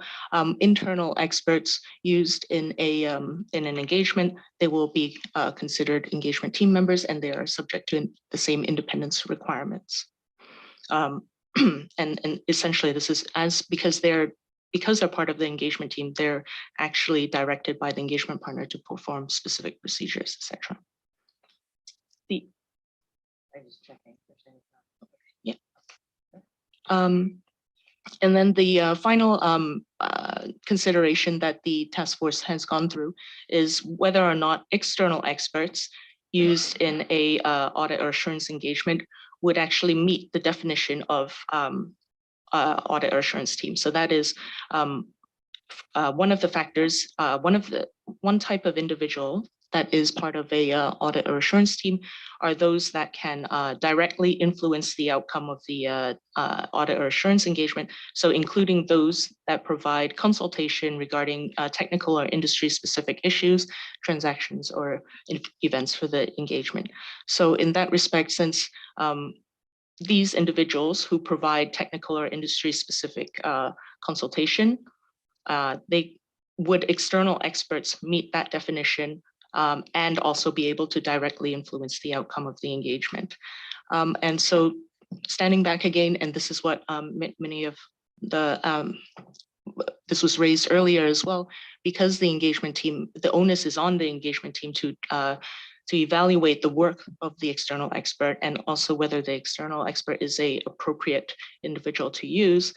These, the work of the external expert cannot directly influence the outcome of the engagement. And this is because if the engagement partner determines that their work is not appropriate and cannot constitute sufficient appropriate evidence, they cannot use that external expert's work. And so therefore they do not meet this definition of directly influence the outcome of the engagement.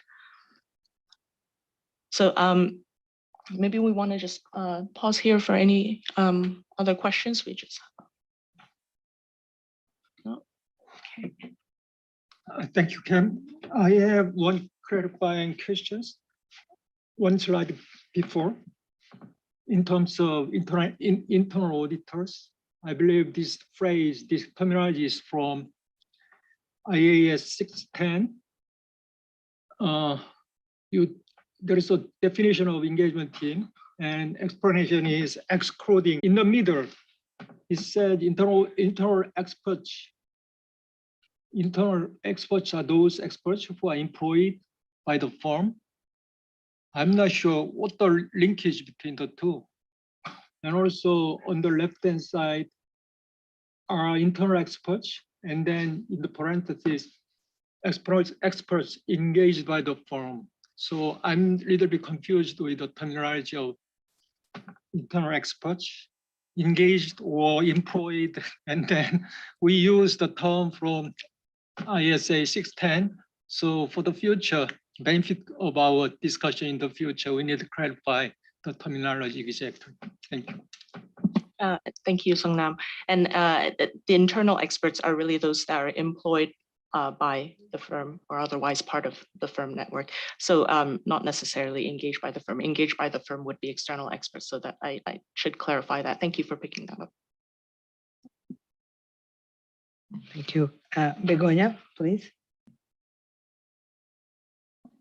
Thank you. Well, we have a doubt about the relation between the audit team as defined or the engagement assurance as defined in the code in letter B to BII, those who provide consultation regarding technical or industry specific issues, transactions, or events for the engagement. And then if they are part of the audit team, yes or not, and if this is not clashing with the external experts that we are now talking about who are not subject to the independence. So is that clear? Because we don't see the individuals that are part of the audit team. Some others are not considered part of the audit team. They're external experts, not subject to independence. So we think this is not clear. I don't know if further guidance should be given for that or what, but in principle, we find something strange or some guidance examples to make that more clear. Thank you. Thank you, Begonia. And certainly, more guidance can be put out to or drafted to make this clearer.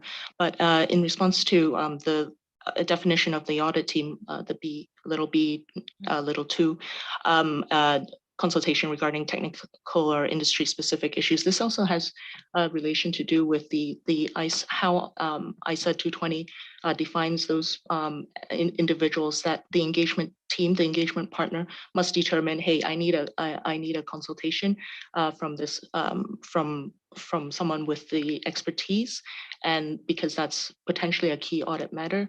And in those cases, when they consult with these individuals under ISA 220, those conclusions arising from the consultation must be agreed with the party consulted, so that technical expert and implemented. So that's why it directly influences. But whereas for the external expert, yes, they also have that expertise, but the onus is on the engagement team, the engagement partner, to make that assessment and say whether or not to use that that external expert's work. So they have the ability to say, no, this is not reliable, or the external expert is not objective, we don't use it. But certainly, since as you can see, the task force was also discussing this issue, so more guidance to clarify these points would probably be appropriate. Thank you. Thank you, Cam and Begonia. Laurie or Cam?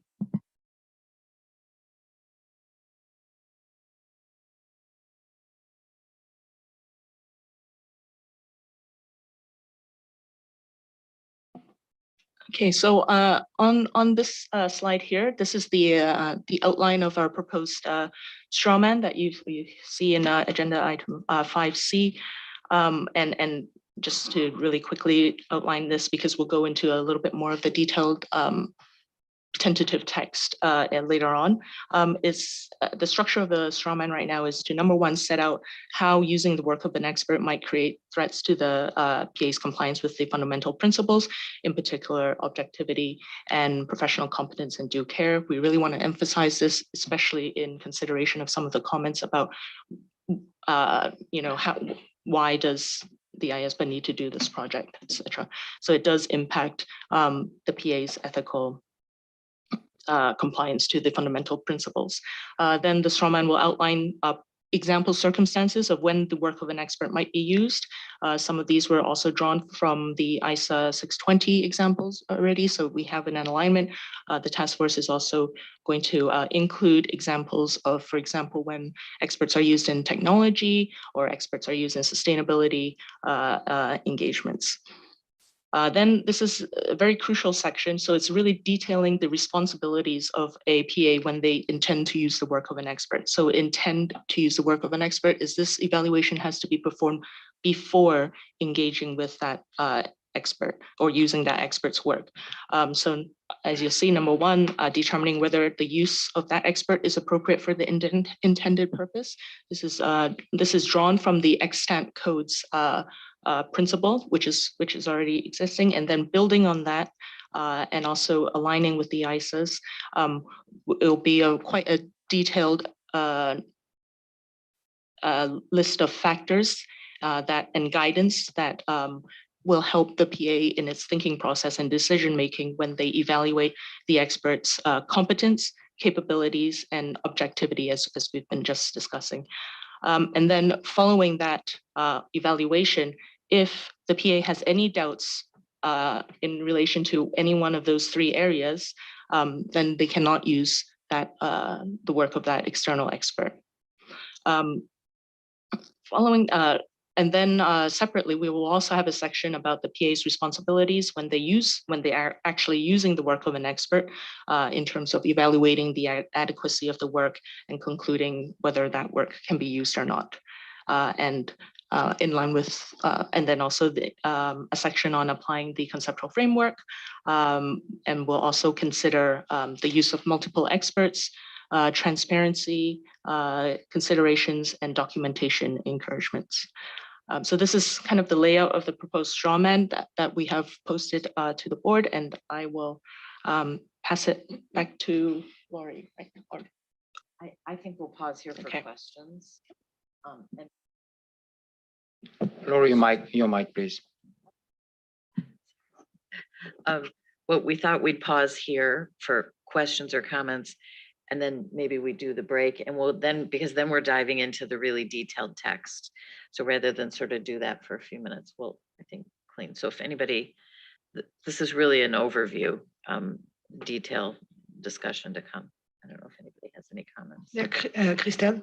Yes, you were talking about the coordination with IESB, or at least elaborating on their present text. Yeah, is the objective, as we are framework neutral or not? I don't know, but if we address both the needs for part 1 to 4 and of part 5, we are to some extent more framework neutral.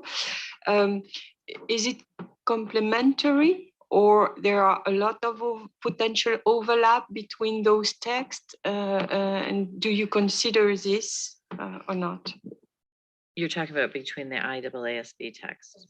Yeah, there will definitely be some overlap, but this is both complementary and will go much further. First, Ken made the point, which I think is very important, that the ISAs apply to audit. And this, by definition, what we're doing is going to go much further. But also the level of detail and sort of explaining, because the thing that the ISAs don't cover is the ethical responsibilities. And we're looking at both in detail what is required in objectivity and how does the PA behave to get there, but also professional competence and due care in assessing that work, because there's an ethical side to that, not just a technical side, right? You can't just sign off on this because the expert did it. There are ethics around, and that gets to some of the greenwashing discussion that we've covered. So it's more than, there are some language that gets picked up, but it goes much further. Does that answer your question? Yeah, yes, thank you. Okay, very good. Thank you. Does that, okay. Anybody else?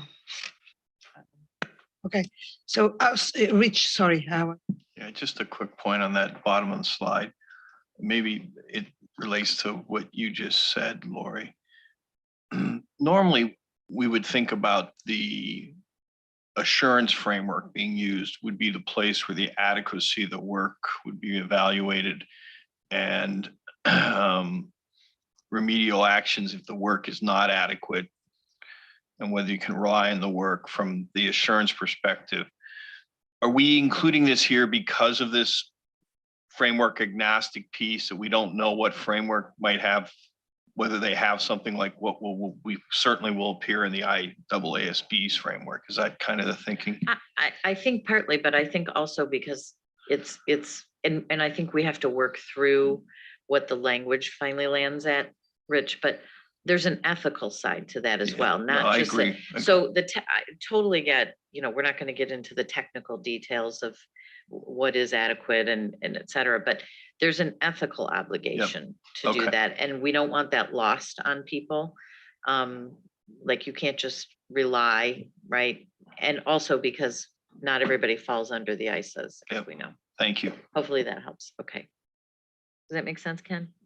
I always have to check with Ken to make sure I'm making sense. No, that does make makes enormous sense, as you said, Laurie. I mean, it's as we heard in one of the breakout groups in the roundtable. I mean, there's been experience among some of the audit regulators in the past, where firms have literally taken the report that's been submitted by the expert and just filed it in the audit file, and that was all said and done, right? So, what should be the ethical aspect of that to that? Thank you very much, Ken. So we will break. Let me just try, if I may, to wrap up what we heard here today and where we are, because this is going to be important for the discussion after the break, where we will dive into the details of the standards and the proposals. So this was a very interesting discussion and very important one. And what I retain from this discussion is, first conclusion, the project is needed. So the response to these questions, why this project needed, I think that the conversation here around the table made it absolutely clear that the project is needed. And so I would say that Ken listed in a very structured, as usual, and articulated way why the project is needed. But I think that this will have to be a little bit made a little bit more clear to our stakeholders why the project is needed. Secondly, that there are strong expectations with respect to when an auditor uses an expert or an assurance provider or a non-audit, non-PA, that something is in place, something has been put in place to protect the stakeholders, the users, etc., with respect to any threats, any possible problems, let's call it like them, in terms of objectivity, independence, etc.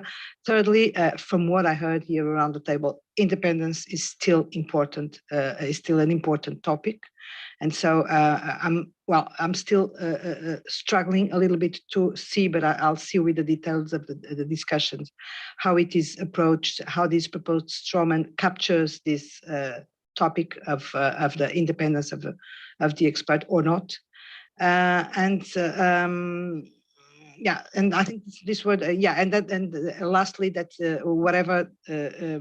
whatever proposals or standards we draft, that's the argument of the burden on the PA or the provider must be calibrated, not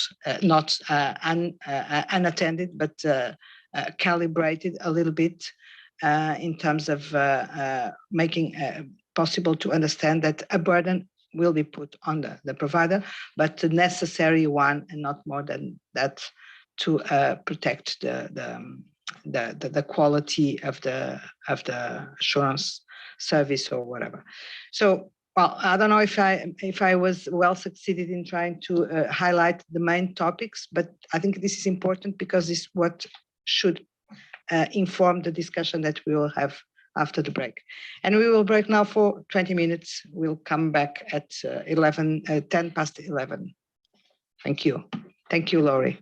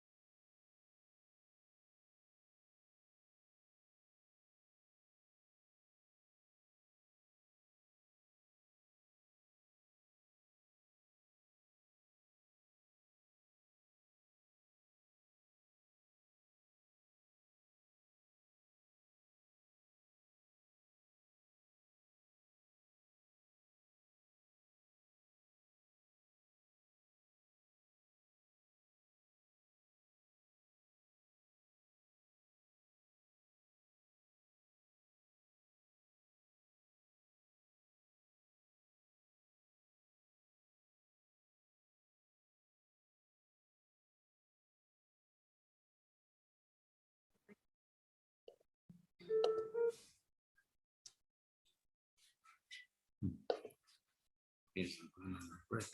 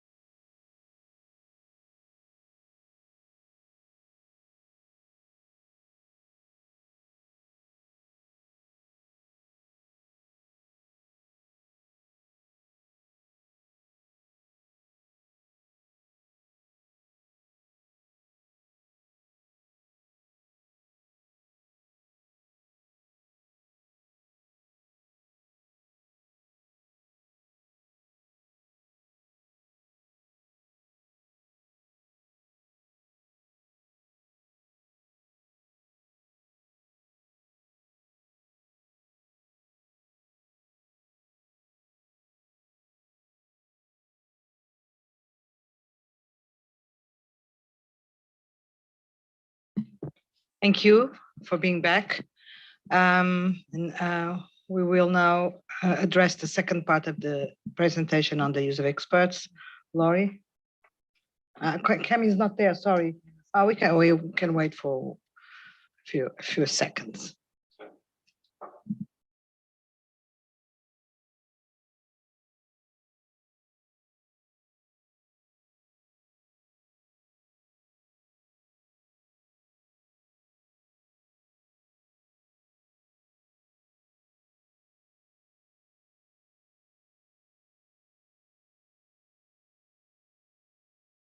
Probably a lot of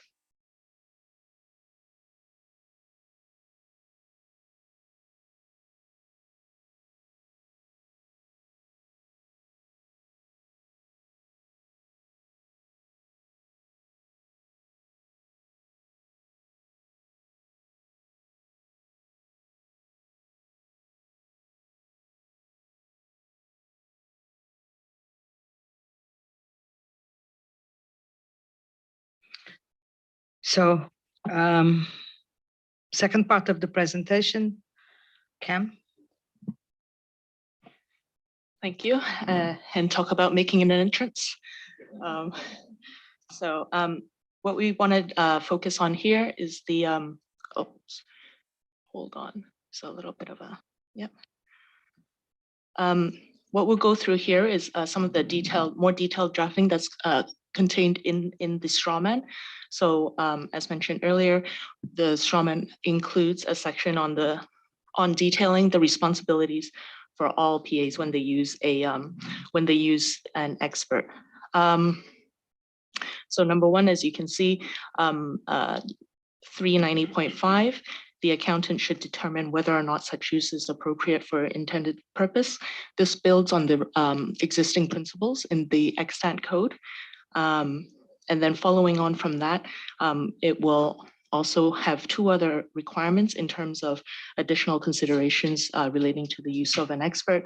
So as mentioned before, in order to comply with the fundamental principle of professional competence and due care, and in particular due care, the PA should evaluate the expert's competence, capabilities, and objectivity. In addition, for an external expert, it is also important, and this is a requirement that's highlighted, it's also important to at least obtain an understanding of the external expert's business activities and relationships, and how it's funded, etc.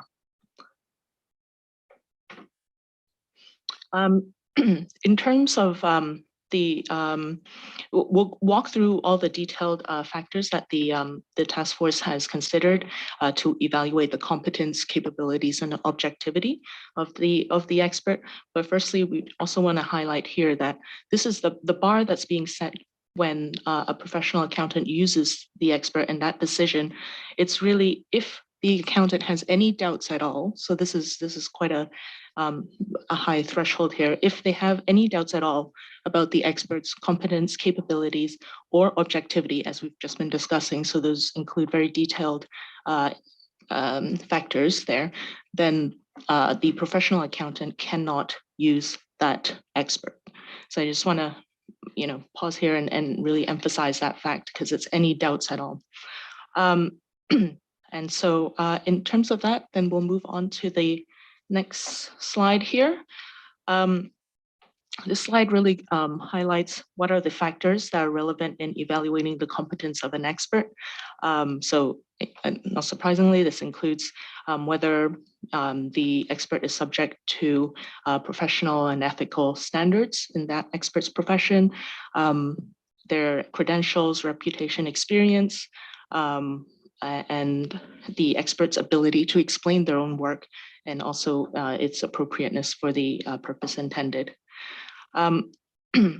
In addition, given that we've, especially in particular in the roundtables, there was a lot of discussion on how to identify an expert in emerging areas where you could have various individuals one day becoming an expert and saying that, oh yes, I've done this, so now I'm an expert. So the task force is also proposing to include application material to highlight how to assess an expert's competence in these emerging fields. And these factors were really drawn from the feedback obtained, very helpful feedback obtained from the roundtables, in particular knowledge, experience, or exposure, whether in the area or in a field similar to that area. You'll see that there's placeholders here also. So what the task force will be doing in this next quarter in preparation for the September board is really to flesh out how the PA would evaluate these factors, obtain the information about these factors, and come to its conclusions about whether or not there's any doubt at all on the competence.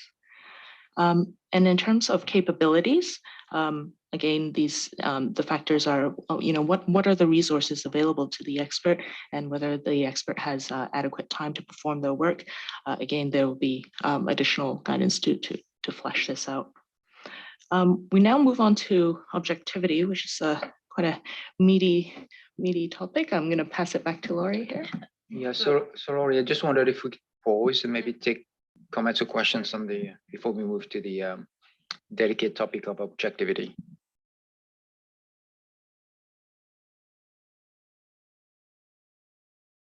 Sorry, we have received written comments from several of you, so thank you for those of you who've sent those in. Those are very helpful, and we'll take those on board. But if there's anything anyone wants to raise now.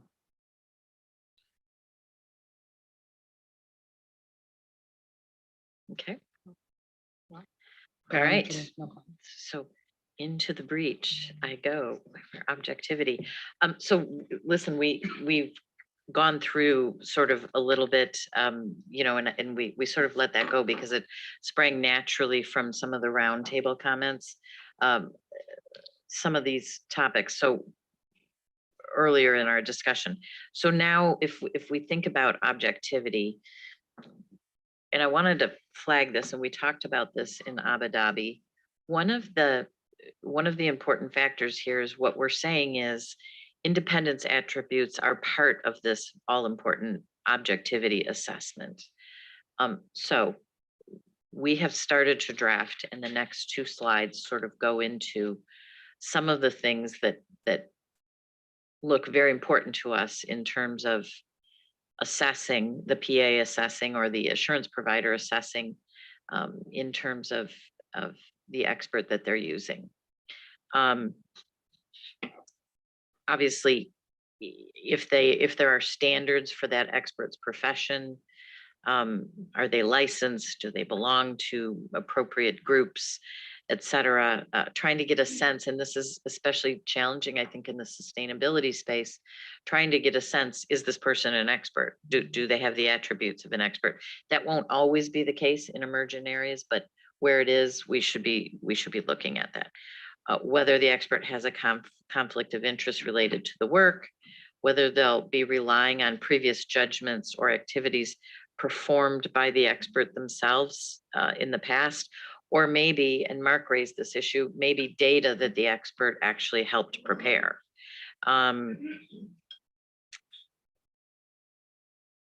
Whether the expert has a long association, a long business relationship with the client that might cloud their judgment or their own objectivity.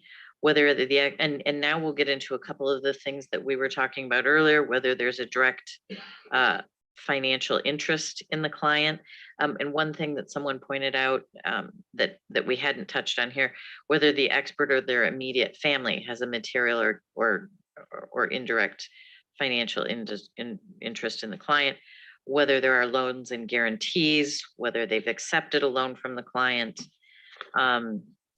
If we go to the next slide, whether there's a close business relationship that involves a material financial interest, and this might be some other joint business relationship that the parties have, whether the expert or their immediate family has ties like employment, director, officer, and you will recognize these as coming out of 4B independence assessments that we've seen in the past. So these exist in the code, and what we've done is taken them as a task force and look at things that we thought are important. Now, much of the discussion that we had earlier in the day and the ideas that were raised which are so helpful, are things that the task force has been talking about. And this italic text on the bottom of the slide is sort of where we're heading, is having to think about additional issues that need to be considered. And frankly, we just haven't got there yet, but that will be the summer drafting session, I think, for us. How do we go about obtaining this information? Because I think to Hector and to Rania's point, how we do that, do people understand what we're asking? What type of guidance are we giving people, the expectation of how they go about that? So I really value those points because I think we understand that we have to get at that. I'm not sure we know how we get at that yet. So very helpful. And then on these independence considerations, the task force is flagged out and not yet dug into yet, but I think this is a big part of the work in the summer. You know, do we need to have varying levels? And this is to some of the points that, for instance, that Chana raised and Galen raised. Do we need to start to look at this in different ways?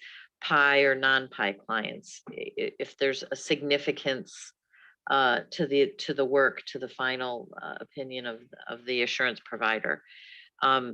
There's all kinds of considerations that could be raised here. And I think we understand that we have to look at those. So I think I'll pause there. I mean, a lot of these have been flagged and we've been marking them down. We do know that we need to get into this in terms of building out a more robust framework here in that space. So I'll pause there. I think we covered a lot of them, but I don't know, as we go into the types of things we're thinking about in objectivity, if this will flag any more thoughts for any of you that we can refine this a little bit further. So I'll pause there. Thank you very much, Lori.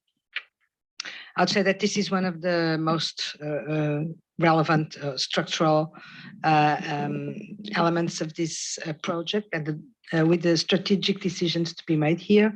So the comments and contributions of the board are very welcome in this respect. Rich? Yes, thank you. Lori, I fully support where you guys are headed and appreciate the portions in italics that indicate the magnitude of the effort still to go. Quick high level thing, when we talk about experts, I don't know if we've defined, maybe I didn't focus on this properly, but in the definition, is the expert just the individual or does it include their employing organization as we think about objectivity here? Because I do think that's a factor that we need to think about. Thank you. Agree completely, thanks. And we do have that one flagged. Obviously, we have to figure out how to describe that, but we have to be thinking about both because the organization itself could had the one with the material relationship, and you could have rotating experts out of that organization. I just also want to add on that the proposed definition of expert does include individual or organization. So we'll further flesh that out as Lori just mentioned. Thank you, Lori and Cam. And thank you for the question, which is also very important. Sungnam, please. Thank you. Yeah, I have a question about the expert. In paragraph 390.4A1, there are three groups of experts: external expert, secondary expert employed by the firm, and management expert. My question is related to experts employed by the firm. So when I take a look at this information definition, they are, I believe, employee, right, of the firm. Then going back to this issue, I believe all of them employed by the firm will be already covered by other parts of the code, right? So then if we say generally the expert here, so there's a conflict, I believe. Yeah, I think, thank you, Sungnam. That's a really good, you're correct. And that's the exact analysis that the task force has done, that the experts employed by the firm are already covered by the code. This all relates to external experts.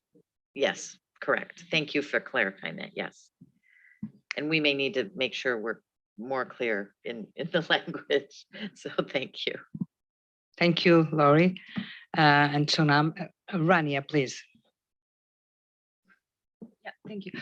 So I also want to express like my support for the effort that has been done here. I think it's really excellent. I think we're on the right path. What I want to say, I say it with caution. I'm not exactly sure if this is the right, I'm just throwing it out on the table. I'm thinking, should there be, I'm not sure, and I'm not sure if it's the right time to say this, but perhaps one other thing to take into consideration if let's say you're not exactly, let's say you do your entire assessment and you find a framework for this, and you get to the point where you cannot establish exactly, you're not exactly certain of the objectivity, it's not yes or no, then should there also be some consideration for, let's say, alternative procedures, other types of controls?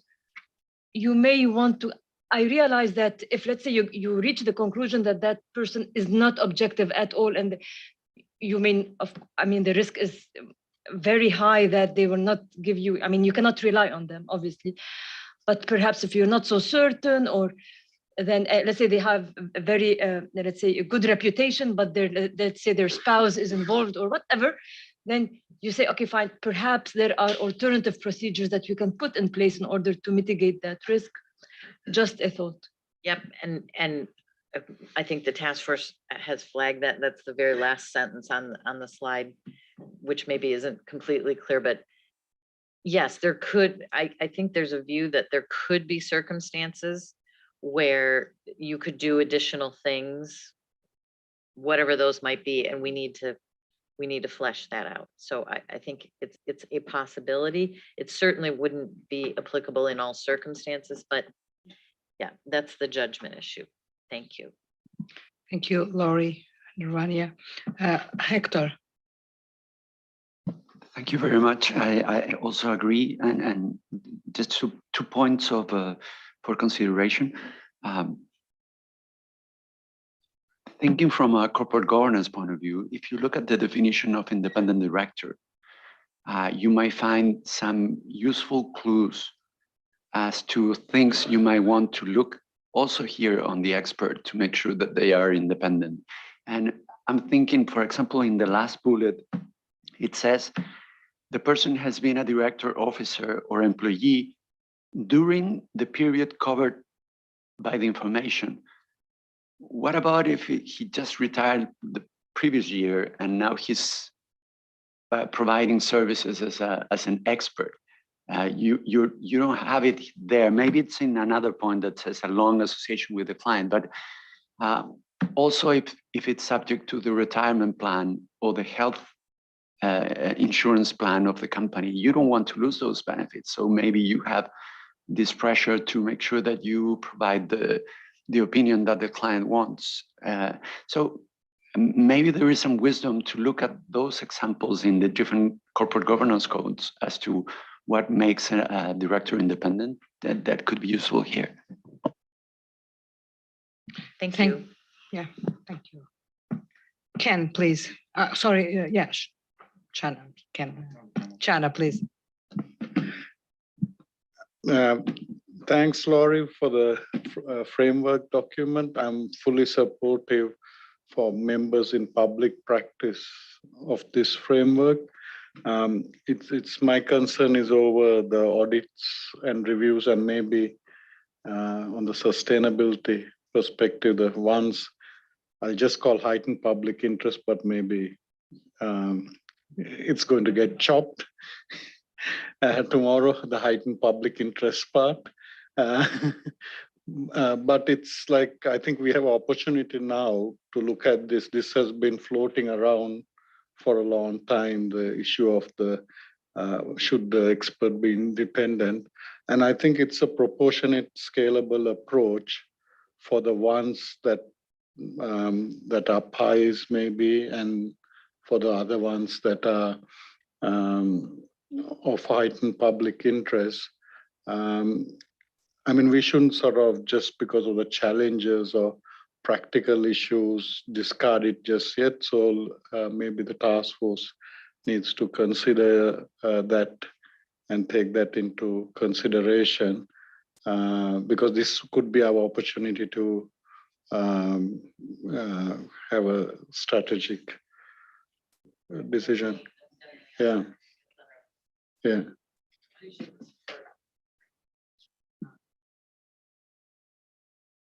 Oh, sorry. Appreciate the support for that because it's focused on like, how do we define the things that might matter or pose greater risk, right?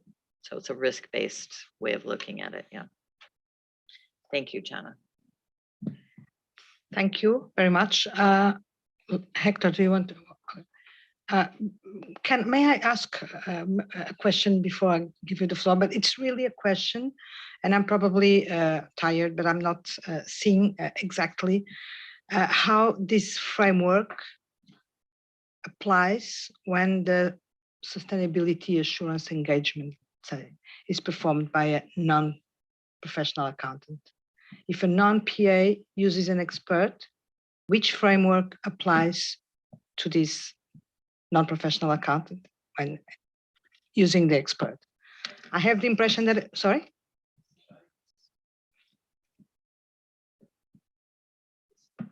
It wouldn't be placed in the same place in the code, but it would be like if Laurie had written everything in part 1 to 4, and we import it in part 5.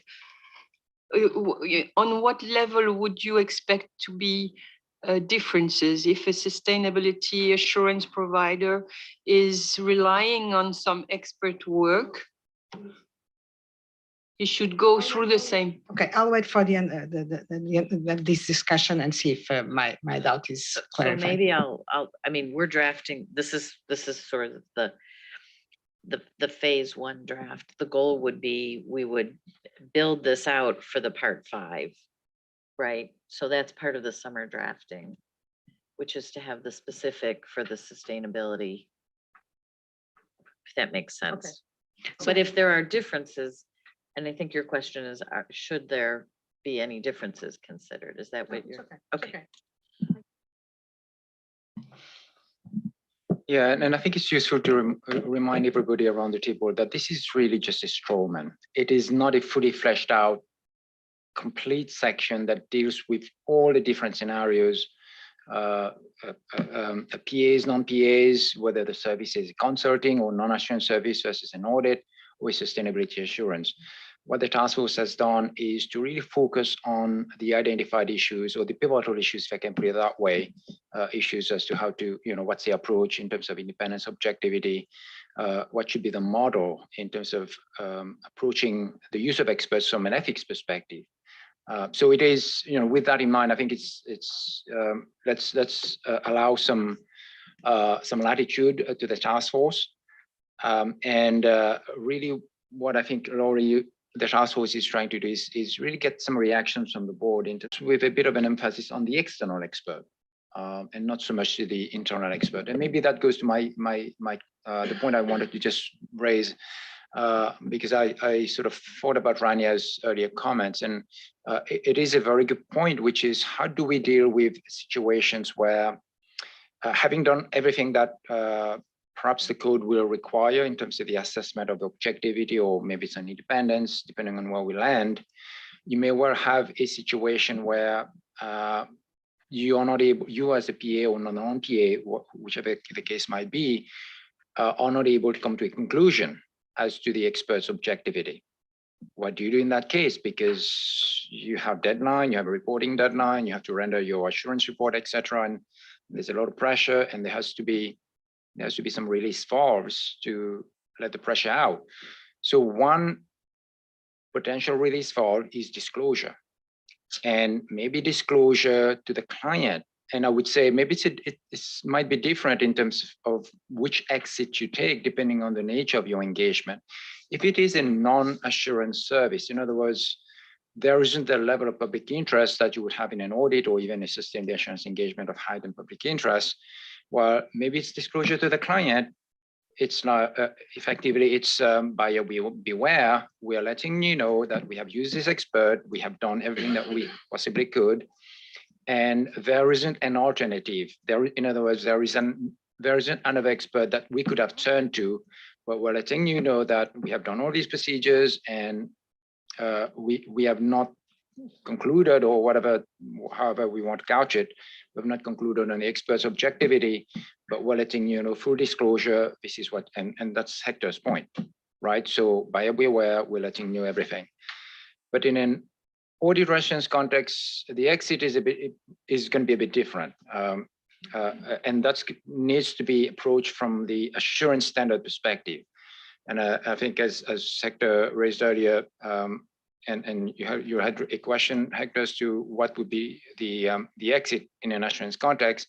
Well, from the assurance standard perspective, or from the audit standard perspective, it is going to be a qualification or a disclaimer of opinion in the audit report. This is kind of the technical exits. It's a qualification pervasive to the entire engagement. It's a disclaimer of opinion. I mean, that's the exit.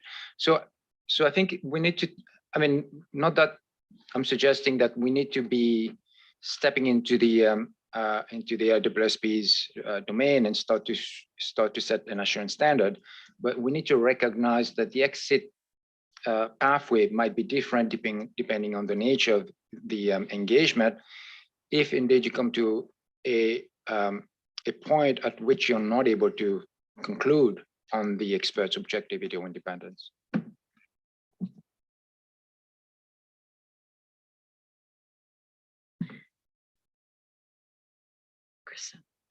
Just one additional question. Here you're proposing the drafting for part 3. We already discussed the question of scope for part 5. What about part 2? Is it to be concerned also? Yes, there will be Okay. one in part 2, one, this is currently strawman part 3, and then there'll also be one in part 5, Okay. and a tweak to make it profession neutral as well. And so in this in the principle, it would be the same for the 3 parts, and then in its real translation, something else. Okay. Okay, do we want to go on to the next?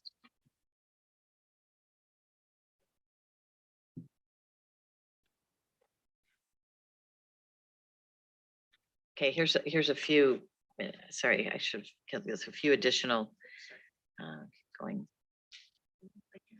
Yes. Yeah, so this is to pick up on, and really this picks up on a comment a little bit earlier and a couple of questions around evaluation of the expert's work. And I'm appreciative of Rich and other people's questions around, does this belong here? And I think this is here a little bit as a placeholder right now. We need something here, and we probably need to describe this a little better as relating to the ethical part of things, professional competence and due care, and making sure that from an ethics standpoint, this is getting done. But this does pick up a lot of language in the IESBA. It goes through quite a bit of detail. I'm not going to go through this line by line, but the general proposition here is there is an ethical obligation to look at that work. The other issues, as we noted, not everything is in the IESBA that would cover sustainability assurance providers. So we've got to work on what belongs in this section without, I think, over texting this part of the code. I don't think we've had that discussion at the task force. We sort of got into this discussion as the need for this, and we wanted to make sure it was in here for comment. And so I'll pause here with that caveat on the front end, that evaluation of the expert's work. And then we can go to the next slide, and I think it's going to address a little bit the comment about, and these are points raised by Ronnie and others, if we're not sure that the expert work is appropriate, what else can be done? Okay, performing additional procedures, getting additional work done, maybe finding other professionals to input into that work or other experts, getting a second opinion, performing some additional or more in-depth review procedures. That uncertainty could relate to any number of reasons, but objectivity is certainly one of those. And so again, either today later on, any comments are welcome as to the type of things we need to be thinking about. But I think this is going to be an actual very real issue when we get into the assessment of reliance. And, you know, I think this will end up being actually an important area. The last bit of this is the piece we've been talking about. However, at the end of the day, if you cannot use the work of the expert, if you determine that's inappropriate, either from a competence standpoint, credential standpoint, or an objectivity standpoint. So those things that you need to be getting comfortable with. So I'll pause there. I don't know that this is exactly written perfectly, but at least captures, I think, a lot of the things we heard in the earlier session this morning coming out. And it's the intent that we flesh this out in a way that is helpful to assurance providers and PAs in this space who will be struggling with this. Okay, thank you, Lori. Reactions from the board? Rania, sorry, Krista, well, Rania, sorry. I just want to say, I really think it's excellent. I think it captures just like all my thoughts. I think it also captures or addresses many of the concerns that you got from the roundtables. I think that's important. I think it's a good balance, it strikes a good balance. Thank you, Rania. Christelle, apologies. I wonder if it's to be addressed here, or maybe it adds some confusion, but what about the assessment that can be made by anyone in terms of assessing the reputation? You do not specify it, but as a final user of the audit report or the sustainability report, if the use of expert is significant, I would expect that it is expressed, or to some extent. The first control is what's the reputation of that expert, and so there are some procedures that companies go through already, and I wonder if it's not the first stage. Of course, then you have how to evaluate the potential, the reality of the expertise. Okay, but. Thank you, Christelle. In terms of the reputation, this is part, as you mentioned, this is in the first phase in the responsibilities of all PAs. This is one of the factors that that the PA needs to consider, reputation of the expert. Thank you. Thank you. Hector. This is more a question than a suggestion, but if you are in the last bullet and you're not comfortable, are you supposed to disclose something about your consideration for not using the information provided by that expert, for example, that was advanced by the company? Are you supposed to say something in your assurance? I'm thinking about not the non-PAs, especially, because they may not have a framework that helps them deal with this. So should we say that if they receive information from an expert, maybe hired by the company, and they decide not to use it, maybe they should express why they didn't use it? I'm not sure. So it's just a question for your consideration. Yeah, I don't know the answer to that. I mean, typically, I don't think that happens. I think in report, and this is actually sort of a reporting question, but in reporting, generally, it's just, it's the limitation of scope. We don't have any reliability. I haven't seen, and I don't think there are requirements, but it's an interesting question, Hector, because the requirements aren't usually to go granular, like, oh yeah, we think these people are, have all these problems, bad reputation, or too close to the company or whatever. but it's the transparency question as to why that you're getting at, right? Is there value in that?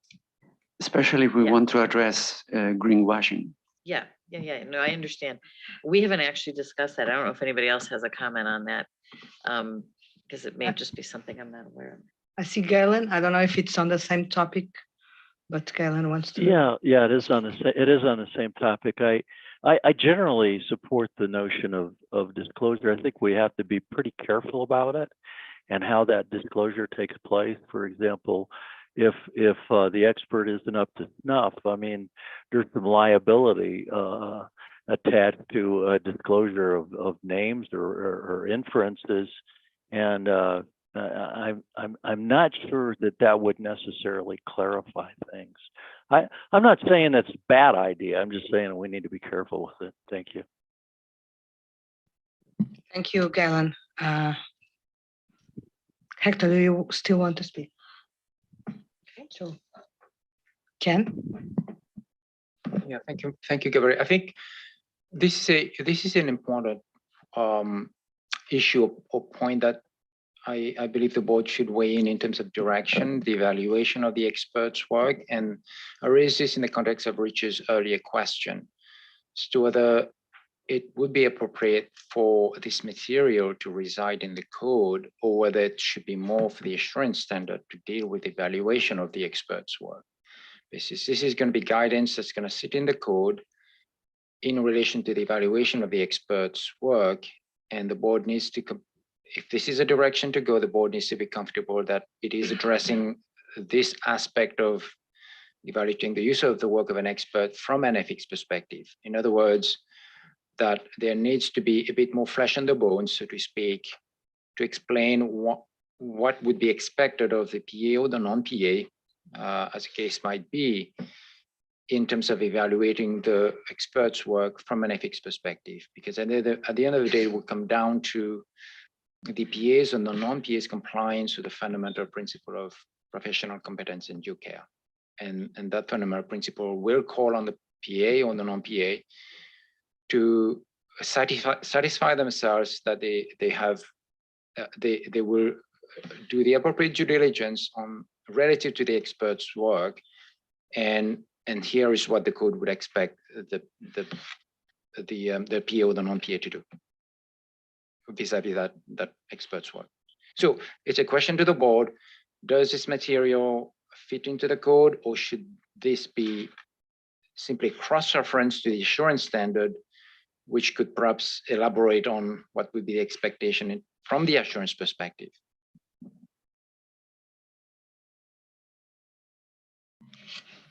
Thank you, Ken.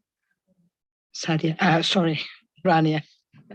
So I have a few questions to clarify what you just said. So first of all, are we just talking about evaluating the expert work from an assurance point of view, or is it, can it apply in also from an ethics perspective? That's a question. Yeah. From an assurance perspective, there will need to be the evaluation of the work regardless, because from the assurance perspective, the auditor or the non-PA needs to gather sufficient appropriate audit evidence relative to the expert's work. So they will have a number of procedures that they will go through. From the ethics perspective, does the board believe there needs to be something in the code to deal with the evaluation issue? So my question is, assume this is kept in here. The assumption is that it will apply to assurance and non-assurance or both? It will apply from the ethics perspective, but it will apply vis-a-vis the assurance engagement. Okay, and what about non-assurance engagements? It should also apply, no? Yes, indeed, yeah. Indeed, absolutely. Yeah, so if we take it out of here, then the assurance, what the IESB is covering or preparing will cover assurance engagements, but then there will be nothing for the non-assurance. And correct. So for the non-assurance, yes, and maybe that's the answer to the question. For the non-assurance engagement, we will need something in the code because it's not addressed by IESBA. But for the assurance, for the audit or the sustainability assurance, should the code have something to say on evaluation? And if so, should we then coordinate with Coordinate, IEESB to make sure that we're not saying something, Something different things? Yeah. Okay, thank you, Rania. Okay. Okay, I think we need a little work around that. There's something that has to be said here. I think it's a question of what and how much. So in a way, this is a little bit of a placeholder, but I think we need to dive into that a little more, both from a coordination standpoint and thinking about, because the other thing is we don't want to, I think we don't want to be saying too much and confusing people either. If that makes sense. Okay. Scoping area, to elaborate on what you said, we are framework neutral in part 5. So I don't know if all assurance standards have the same requirement and IEESB. And that's a very valid point. And that's one of the reasons why, as we started this discussion, we said this board needs to address the use of experts.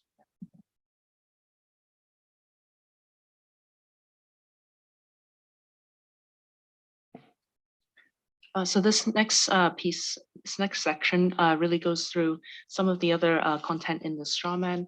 The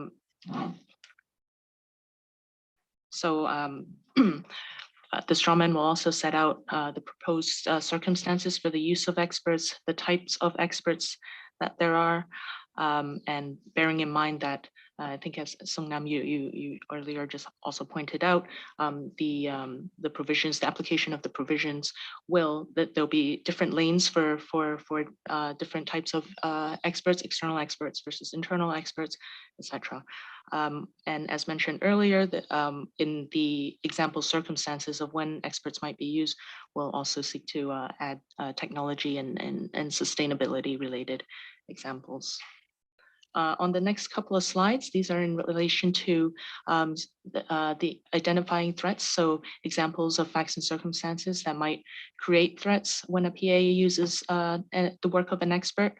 But I won't go through these in detail, but please feel free to provide comments or offline or at the in a little bit on this. So these are. This is then going on to the evaluation of the threats that are created. And then we also have a section for addressing such threats, including potential safeguards that might be put into place. So this, obviously the little b there, if the level of the threat cannot be reduced, to essentially not use the work of the expert, or to adjust the scope or degree of reliance to eliminate those circumstances. There's also, and this was discussed quite a bit on disclosures and transparency. Again, you'll see that there's an example of an action is again being transparent with senior management about such threats and how the threat might impact the work of the expert. Moving on now to multiple experts, there will be a section on this. Yeah, and again, just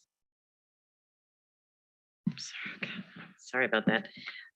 We recognize, and especially as we move into sustainability reporting, there's going to be potential cases where multiple experts are engaged in the process of developing the assurance product and the reporting on that. And so this is some thoughts around things to be thinking about in the case of multiple experts, because there's no doubt that increases the complexity, the work imposed on the assurance provider in terms of getting the clearances and the confirmations that are needed, and also it changes the assessment of how significant is the impact of the work of the expert on the ultimate assurance product. So these are some thoughts that we're starting to create around use of multiple experts. I don't know if anybody has any thoughts on these, but it's really to address something that I think will be emerging in a more significant issue as we go forward. Christelle?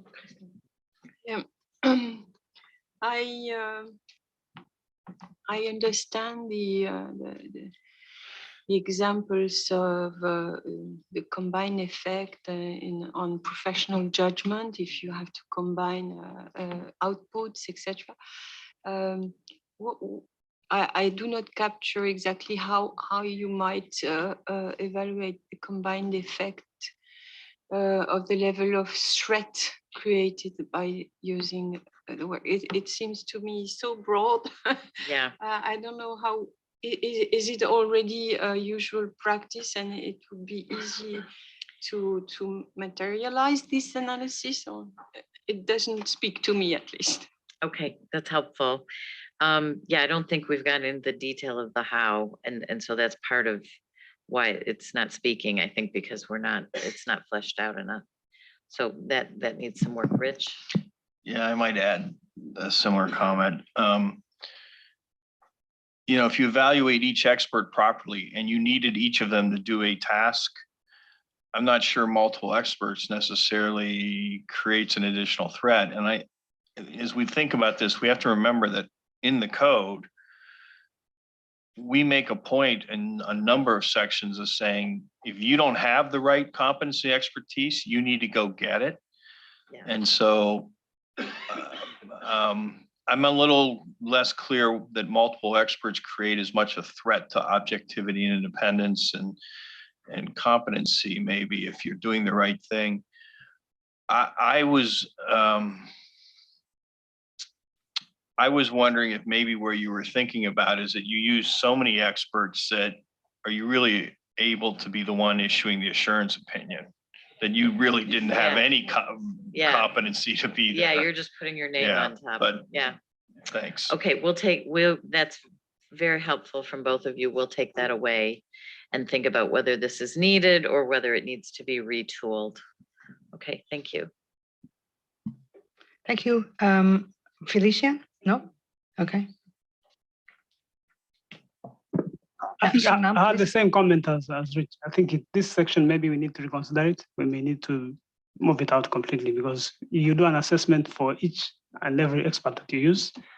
So whether they are multiple, each one of them is assessed independently, and they have to meet the criteria for inclusion there. Thank you. Thank you, Felician. Songnam, please. I think my comment will be the same as was raised before. I have a little bit of difficulties in understanding multiple experts, the meaning. So my question is whether this consideration is required, even when there are two experts engaged for different topics, different areas. So would the analysis of combined effect required? So I don't know. We need clarification. Thank you. Thank you, Sungnam. Okay, do we want to go to the next? Oh, Christelle. I would argue that if we scrap the first bullet point, the complexity might very easily be assessed if there are only two experts on the job. But the last bullet point is still valid, meaning how much they represent in the assurance opinion. And I would come back also, is there some disclosure to be done when you base on strong expert input in your opinion? Does this have to be disclosed in, well, I don't know, in the audit standards or in ISA 5000? No, you take your responsibility and that's it. I would argue that there is some value. I don't know to whom, does it have to be in the report or to those charged with governance, but it's important to know, for example, that 2 or 3 experts form an essential part of your opinion on climate change aspect of the client's reports. Of the client's disclosures, yeah. If you are responsible for sustainability assurance, and there are lots of items in the disclosures, but on the climate change effect, you have relied on an expert. there's some value that this is well known by the audited client, yeah, by those charged of governance. I don't know if there is so much value in this being known by the outside. I don't know. But at least from those charged with governance, I think it makes sense. Mark? So the one thing that comes to mind on the multiple experts piece, because it's sort of relevant to thinking in the day job, is that we're in a situation where sort of in the UK audit market, we're trying to encourage more challenger firms to take on more significant audit engagements. And in those sort of situations, you again have that thing of it's unlikely to be an issue for the largest audit firms. But when you go down the market, actually, these multiple expert considerations could be a more sort of realistic scenario, particularly where there are sort of complex aspects of an audit that they want to sort of buy in support for. So in a sense, again, it sort of creates a slightly different balance that although you're writing this for everyone, to recognise the fact that it's probably going to have greater utility and greater use to one part of the market and not necessarily all of it. And that might sort of need further thinking about the application material or guidance that sits around it. Thank you. If it survives, yes. We'll take all that away. Thank you. Thank you. Oh, Rania, are you still up? And Sadia. Oh, and sorry, sorry. but- Why don't we do Sadia first, Yeah. then Rania? Thank you. So full disclosure, I'm part of this task group, but I needed to weigh in on something that's been said a couple of times, and I just wanted to have a different reflection, and that's the area of disclosure. I appreciate disclosure is really important for transparency, but in this case, disclosure might be a double-edged sword. We can't use disclosure to prevent a professional accountant, a non-professional accountant from not taking responsibility. And by doing that, it might be shifting the responsibility the practitioner, I'll use that word, has from herself to someone else. That's one point. The other point is that disclosure must be understood, and how they draft that would be very important. So I would caution with going the route of using disclosure as a one-stop, but for everything, it might be important, but the way we'll reflect on it needs to be considered. Thanks. You're good. Thank you, Sadia. Rania? Yeah, just picking up on what Mark just said, I think in the sustainability space, I think we should expect, given the diversity of sustainability and the growth of the requirements on sustainability or of sustainability disclosure, like human rights, climate, lots of things. I think we should expect to see, the need to use multiple experts. So that's one. But then that brings me to Ken's earlier point. Is this the place to deal with it, or is it for the IESB to say, are we in a position to issue an opinion? Have we gathered so perhaps this is not exactly our, that's what I want to say. Very good. Thank you. Thank you, everyone. Yeah, and Laurie, if I might just put an addendum to Rania's comments. Certainly the assurance standard should deal with it in terms of any significant audit matters that would warrant discussion with those charged with governance, because we're talking about internal disclosure as opposed to public disclosure. The question I'd ask this board is to think what would be the ethics angle to disclosure? Why should the code speak to the issue of disclosure from the ethics perspective? And if there is an ethical issue that would be rectified or addressed through disclosure, then yes, we can have that discussion and see what would be the form and the nature of that disclosure and to whom, etc. But having that clarity as to what the ethics angle is important. but certainly on the assurance side, they will deal with it because that's clearly if it's a big issue of that touches on the work that's been done, it's going to find its way to the charge governance. Great. And to segue from Ken's point, we did give some thought to transparency. Again, the comments I think from around this board are helpful in helping us think about that. I think it is something that the assurance provider or the PA needs to think about. And of course, one of the routes that is traditional for providers is to talk to those charged with governance around concerns, whether they're conflicts, lack of objectivity. I mean, first of all, if you're going to have a limitation of scope, you're probably having, and you're issuing an assurance report, you're probably having a conversation, should be having a conversation with those charged with governance about, what those issues are. So we'll give some more thought, I think, to those disclosure issues, but we have thought about it a little bit. We do have some placeholder in here around building that out, if that makes sense to people. Right. Documentation.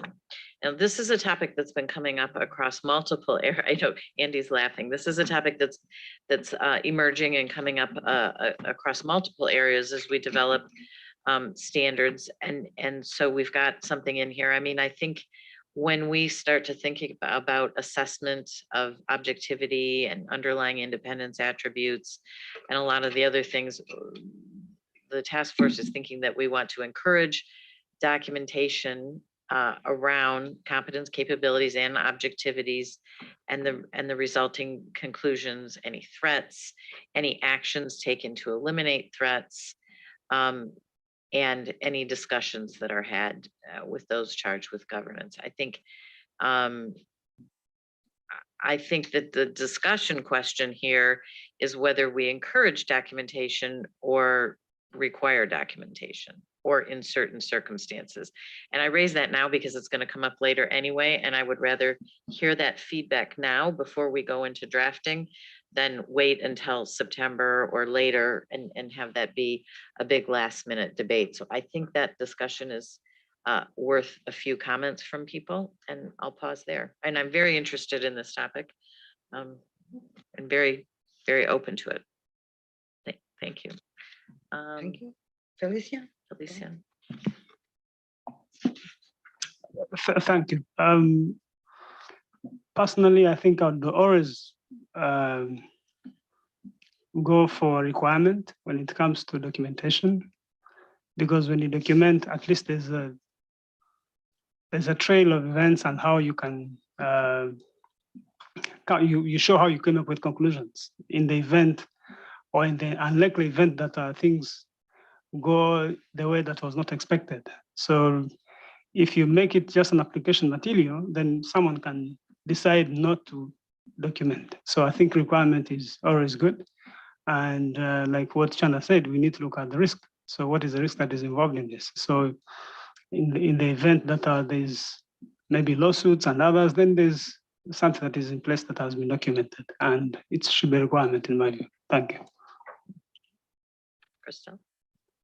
Yeah, I support your orientation here. I think having a two-level requirement if audit or sustainability assurance and encouraged if non-audit seems to me proportionate, and it was used for NOCLAR, and this should be a high bar reference already. So I would support this. I definitely would support requiring documentation, whether an assurance engagement or otherwise. I think it's very important to establish their due diligence. I think this is going to be important. Thank you. Okay, Chana, please. Yeah, I would also like, similar to Felician and Crystal's comment, if we have to have a two-level thing, then for the assurance ones, we should require the documentation, and non-assurance can be encouraged. And anyway, if we go and include anything on independence, R400.60 would push you to mandate documentation.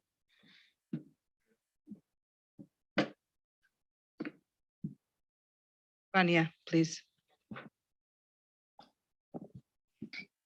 I think that documentation for sustainability is very important because it's a good instrument for us to avoid greenwashing. Nevertheless, I don't know if you'll be able to establish the necessity of documentation for everything, because a great portion of information will be qualitative. It's so not so easy for us to have a proper document in order to evidentiate it, just to keep it in mind.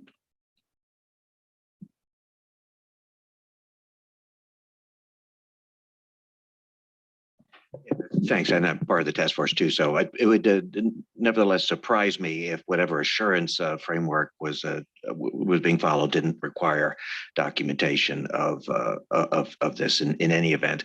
So I'm not sure incrementally it would be that big ethically from a code. So perhaps and I know we don't have a draft. We have the draft of the assurance provider, but I don't know if we needed any feedback when we draft for PAIBs at this point. So my point is I hear all about documentation, but I bet you it's going to be a requirement to comply with the assurance framework, that there's sufficient appropriate evidence for the assurance.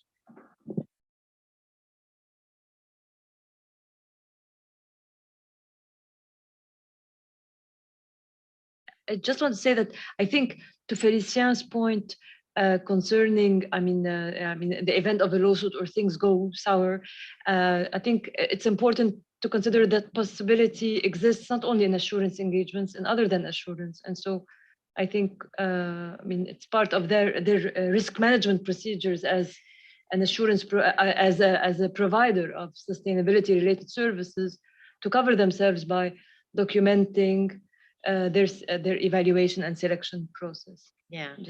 Yeah. I mean, I agree with that from a risk management standpoint. I do think, and we've had this discussion in other contexts over the years. I do think, we're not trying to draft risk management. I agree with the point, by the way, completely. But for the ethics code, I don't think we need to be worrying about the PA or the assurance provider's risk management.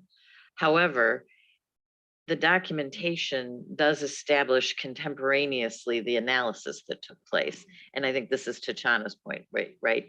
You did the analysis at the point that you did the analysis, and was it adequate, and did you look at that? And that does have an ethical implication, right? Because it locks it at that point, right? That you did it at that moment. I think that's what you're getting at, Chana, apart from any regulations, right?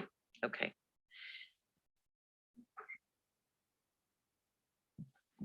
Yeah, I think we might want to, and we don't need to get into this, but look at how we word the 4 bullets under the doc where we're going to require documentation. So just, for example, the last one, maybe we just say document the discussion with those charged for governance, and the words like any and all we should be cautious about using, right?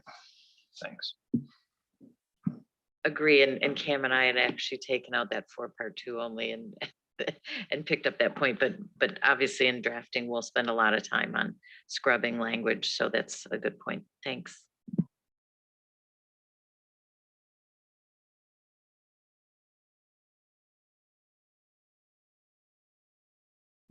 Okay, so we're gonna move into so maybe I'll pause there. We've gotten through, I think, the content. We're going to move into sort of the next steps, and this is very brief. But is there anything anybody else just wanted to say before we sort of go into some of the administrative and what we're going to be doing next as a task force? Oh, maybe we'll do the what next, and then we'll pop over to you, because that's a good overall. I think you might have some overall views.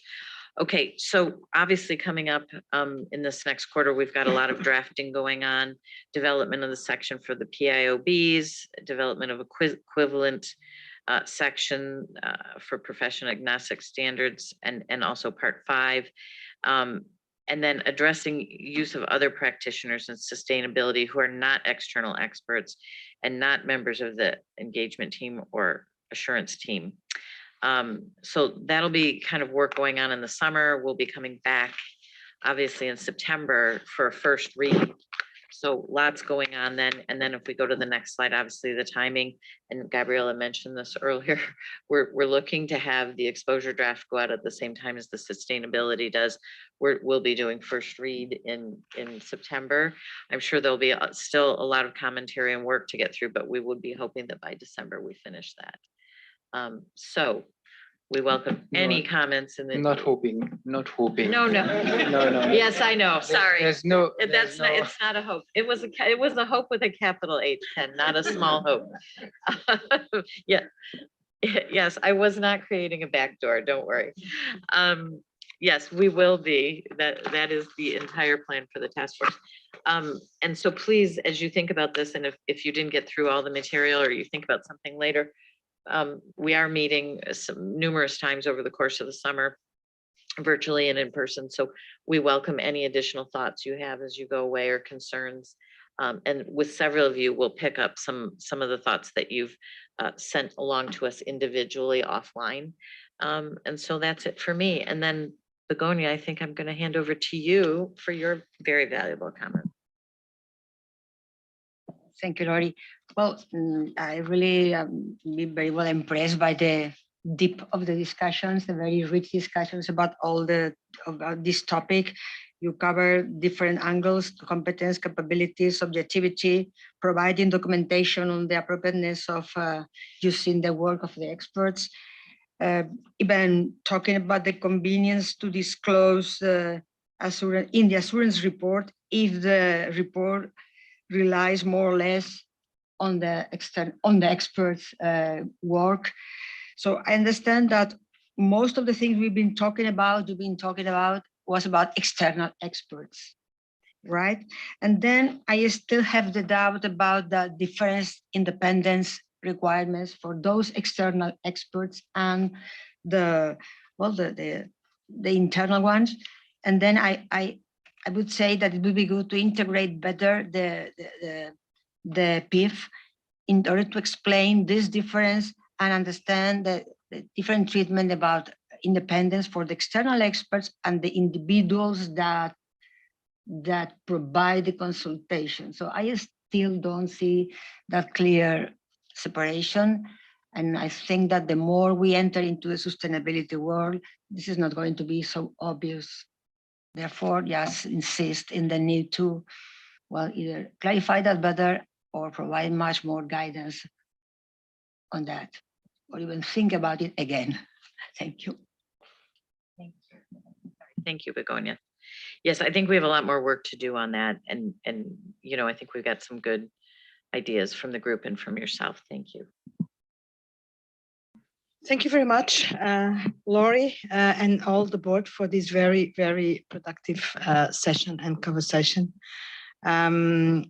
I also hope with a capital H that this is going to work and that we are going to be able to expose in December, and I'm sure we will, thanks to the effort of the task force and the staff, of course, on this. So, Lori, I think that the main takeaways of this conversation are clear. I think that you have a clear direction from the board where some work, some tweaks may be needed, or some clarifications and additions and etc. So I hope that this doesn't leave anything uncovered or unclear. But of course, I think, well, we all think you've said it, that there is work to be done. And looking at the next steps, I think that this outreach with the IFIA and IOSCO and other stakeholders will keep on being important, because of course the feedback that we got from the roundtable was extremely important, and it will be extremely important, but a little bit more, as I understand, a stronger voice from those representing the profession than from the others. So we'll have to listen more from the others as well. And I think it's important that as possible, and I know it's very difficult, but that's some additional outreach is done. Of course, we all can help. It's not necessarily the task force that has to do it. We can all help to get some inputs. But yeah, I think the task force is well positioned now to move forward with the work. I don't know if there are any, well, you asked no other comments. So thank you very much for this very good session and discussion, very insightful and very focused. I think that we will break now a little bit before schedule, which is good. And come back in, Ken, you are the We'll the come boss. back in, yeah, come The back in an hour's time, so 1:20 p.m. Eastern time for those who are in the room. For those who are joining us online, it's 20 minutes past the hour. So 1:20 p.m. please. Thank you.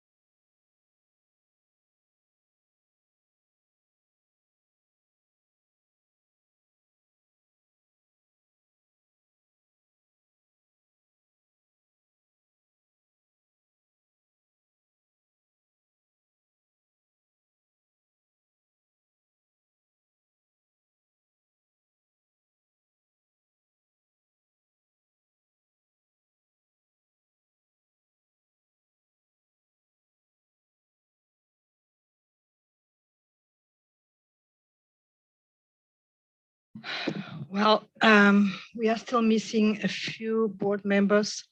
Let's wait 30 seconds and then start because we still have a few things to do this afternoon.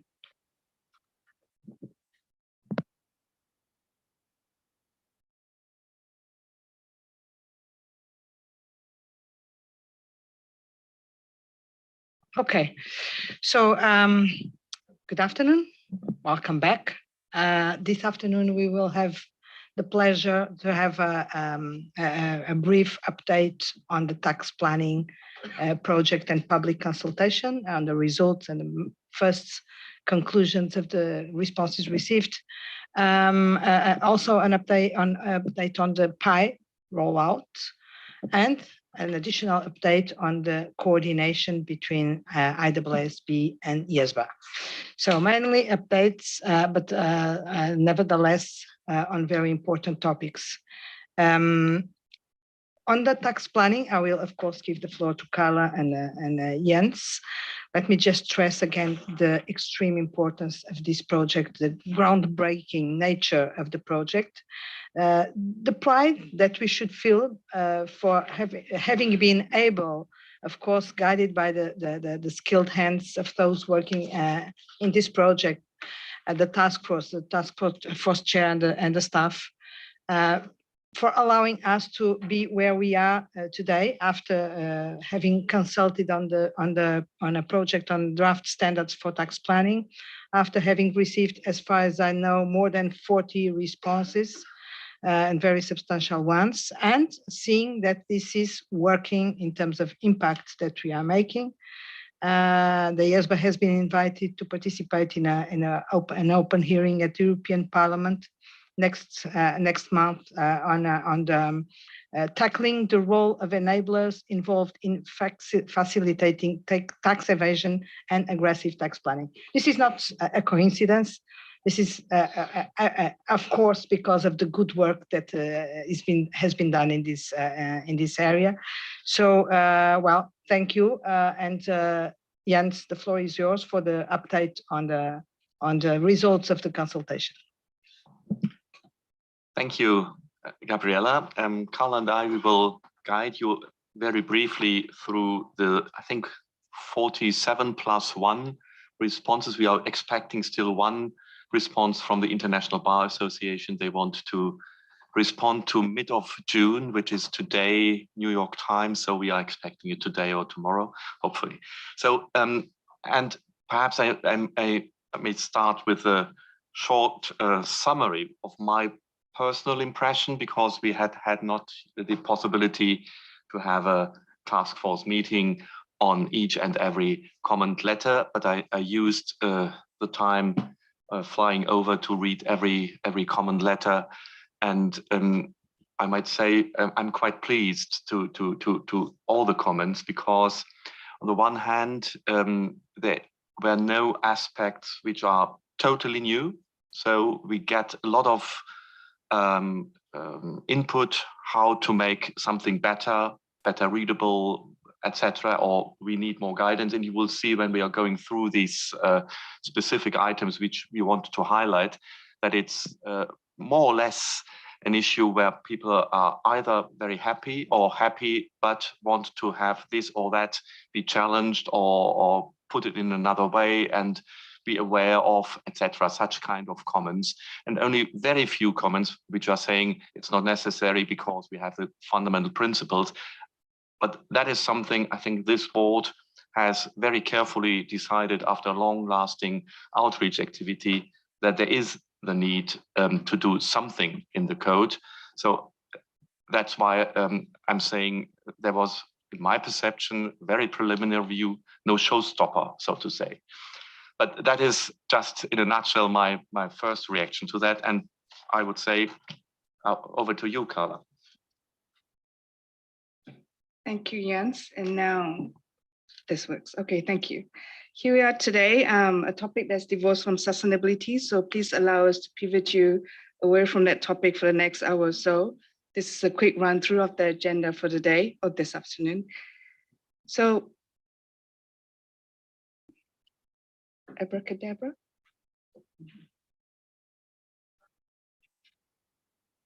This one? Okay, thank you.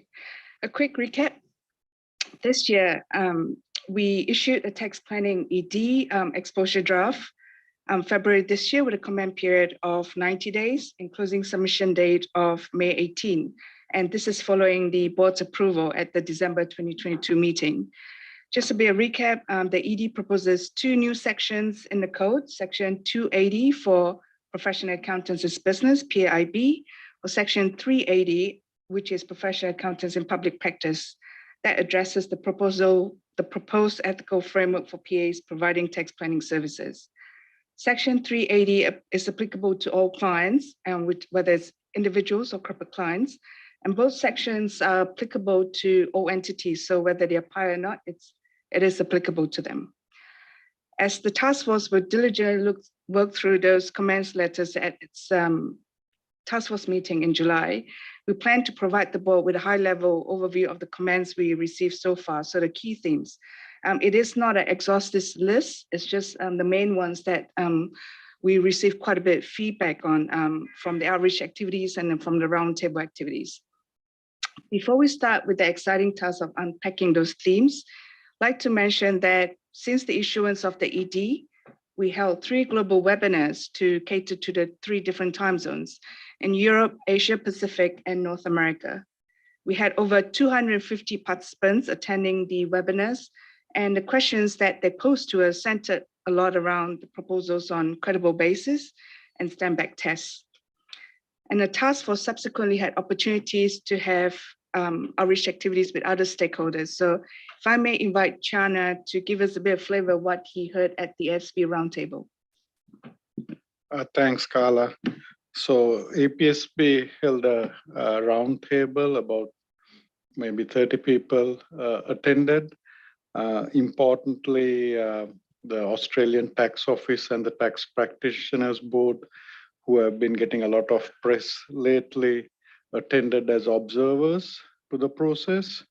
As you said, we got questions on credible basis, stand back tests, and documentation.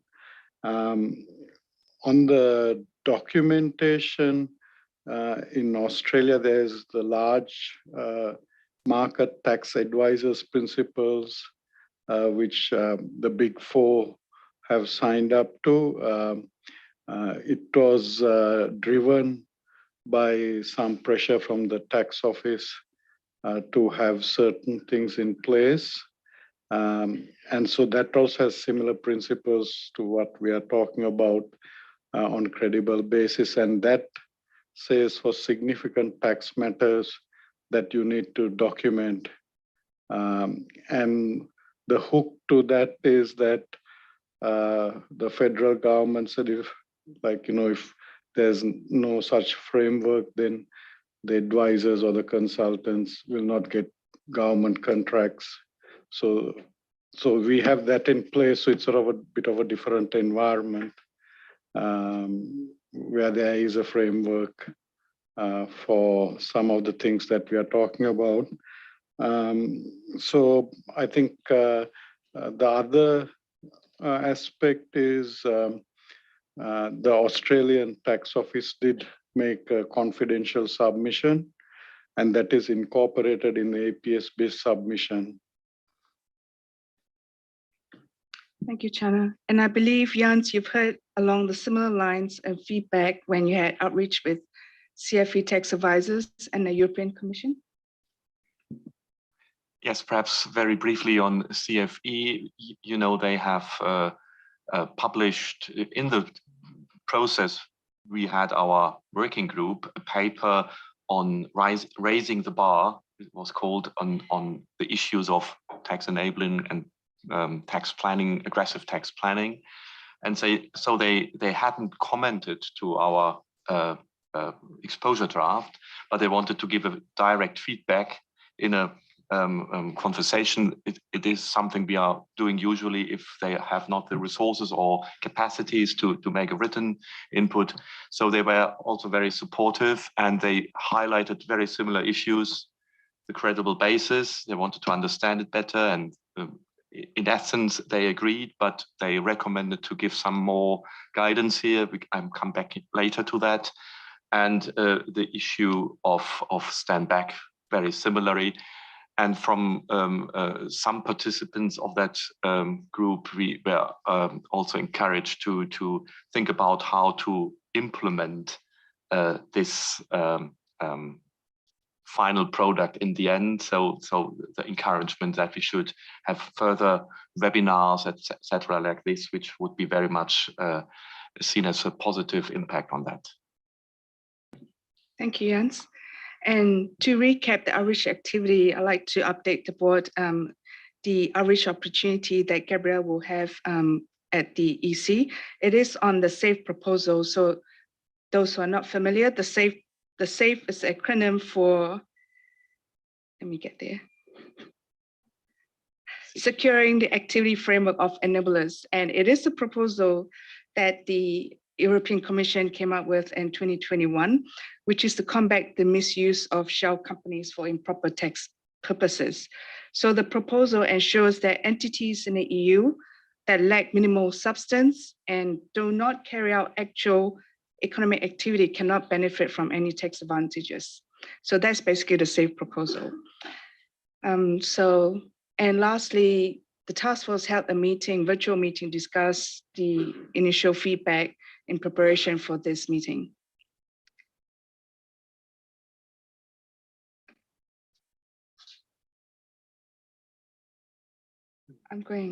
Okay, brilliant.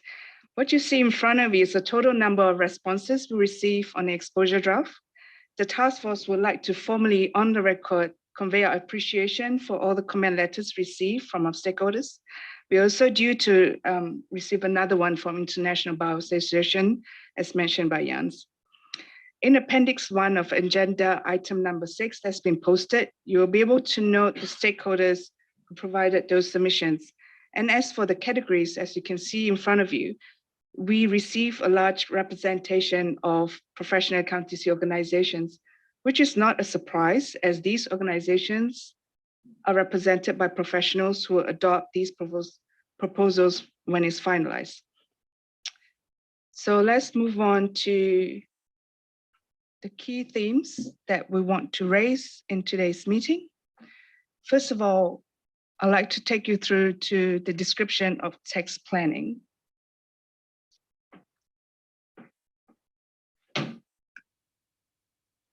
Thank you.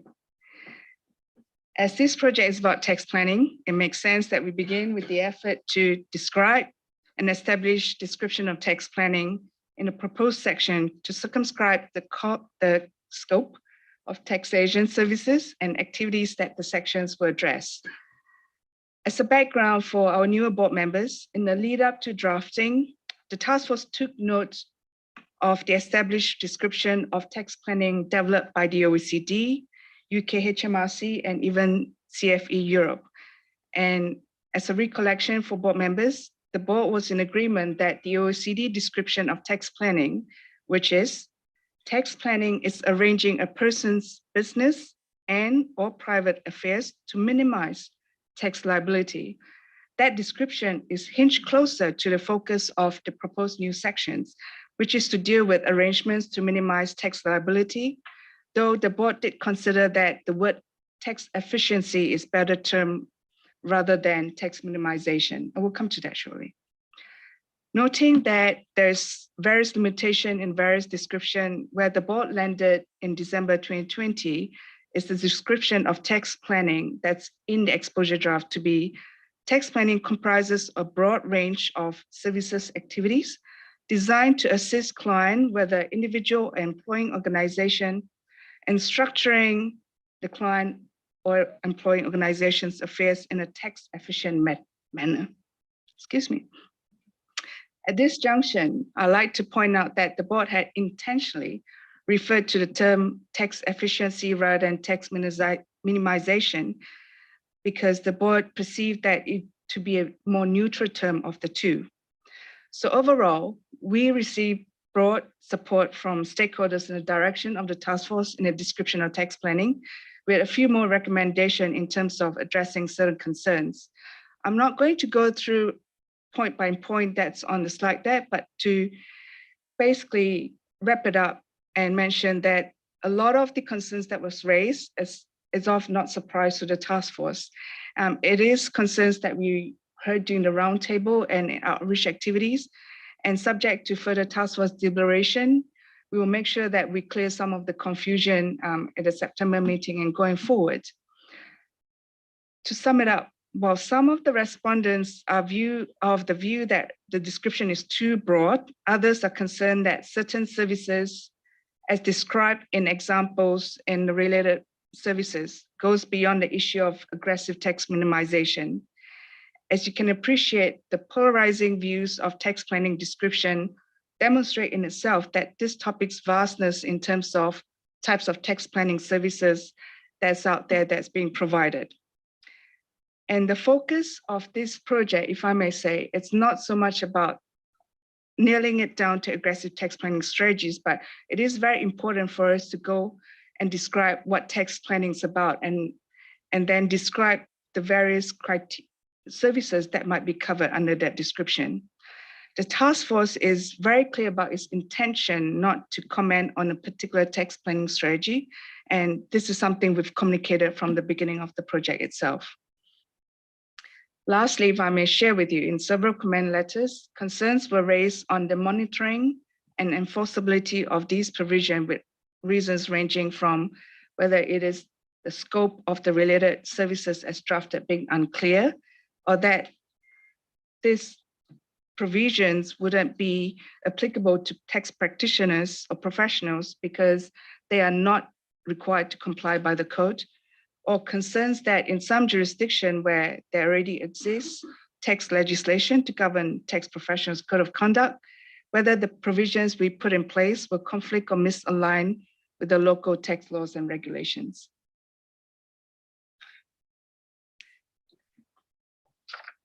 The next theme is the role of PA in acting in the public interest. Over the last few days, you have been quite inundated with the term public interest. It is not exempt from this discussion as well. In fact, during the fact-finding phase of the project, the board noted the benefit of PAs providing text planning services as they play a significant role in supporting and enhancing the effectiveness of text system. It is so important that text planning is so important for employing organization and clients that text advisory services constitute a significant part of the profession's activities worldwide. However, in the media in the last few years and even of recent, concerns about tax advisors' role in assisting tax avoidance has risen significantly. Public mistrust of professional tax advisors has risen to such a level that legislation is being considered to regulate tax advice and tax advisors in some major jurisdictions such as the EU. Hence, in the proposal, the board is of the view that in sections 380 and 280, that we will clearly call out contextual guidance that explains an important part of what acting in a public interest means for the PA is for them to contribute the knowledge, skill, and experience to assist clients in meeting their tax planning goals while complying with tax laws and regulation. Overall, we received broad support for the direction of the proposals, with concern raised whether we're placing too much onus on the PA in situations where ultimately it is still the PA to judge what is in the public interest, rather seemingly the client themselves to be fulfilling the obligation to act in accordance with the public interest. There were also views on how a PA would, in practice, to be able to ascertain who is defined a public interest in, for example, a cross-border situation. It is a game of a musical chair in which jurisdiction would be subject to base erosion versus the other.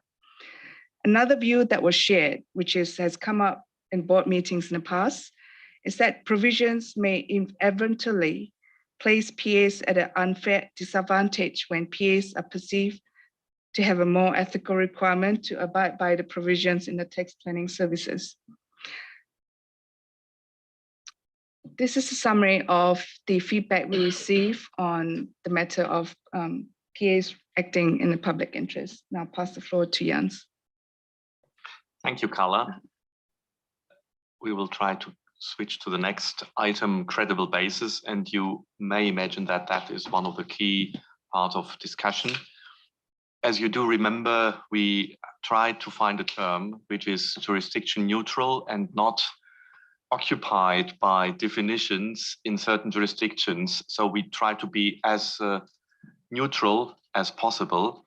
And here we get, I would say, significant support. Most of the people understood what we want to achieve. And it's a situation where we have to deal with all the jurisdictions. And one comment was that the articulation of an appropriate basis in the tax code varies by jurisdiction and no global terminology is possible. We're thinking, yes, the first half of the sentence is true, and that's why we take this generic term, credible basis, which is not jurisdiction driven. But I think what we can learn out of this feedback process and the comment letters is that we should look at the application material and perhaps clarify and answer the one or the other question which was raised to be more precise and for further clarification, and perhaps also to be consistent, because on the one or the other comment is saying there might be an inconsistency inside. So we will look at that. But I think even the critical comments are supporting that we must have such a term, because what is a credible basis? That might be different from jurisdiction to jurisdiction. So some propose to have a little bit more a term where we would say where the tax advice will more likely than not, or other terms we know from the audit issues. But I think we have learned throughout our outreach activities that exactly that term would be very jurisdiction individual. And that's why I think the concept is right, and we will look at some also drafting comments from some comment letters. That is, I would say, one of the biggest tasks we have to do is to get through the application material and look where we can be more precise. The next one is the stand back test, and there doesn't work. Thank you, Astu. And the next slide, yes, we can stand back. I would say we also here good support, but perhaps we have to make crystal clear that it's not a due diligence process which we are accepting here. In a nutshell, what is a stand back test? It is, we have established a credible basis. So we are not in the uncredible gray part. We are in the better part of a possible outcome. And there we are saying, don't stop after having made the assessment, it's legal, I have all the factors considered, but then we think, and that's a proposal in the exposure draft, and that's a little bit driven by, I call it the Starbucks situation, where everything was cleared with the authority, but even though there was then an outcry in the public on that specific situation, and we are saying it is part of the process, we think, that the professional accountant in a situation where he or she has established a credible basis should have a stand back and look at the overall structure and make a final assessment.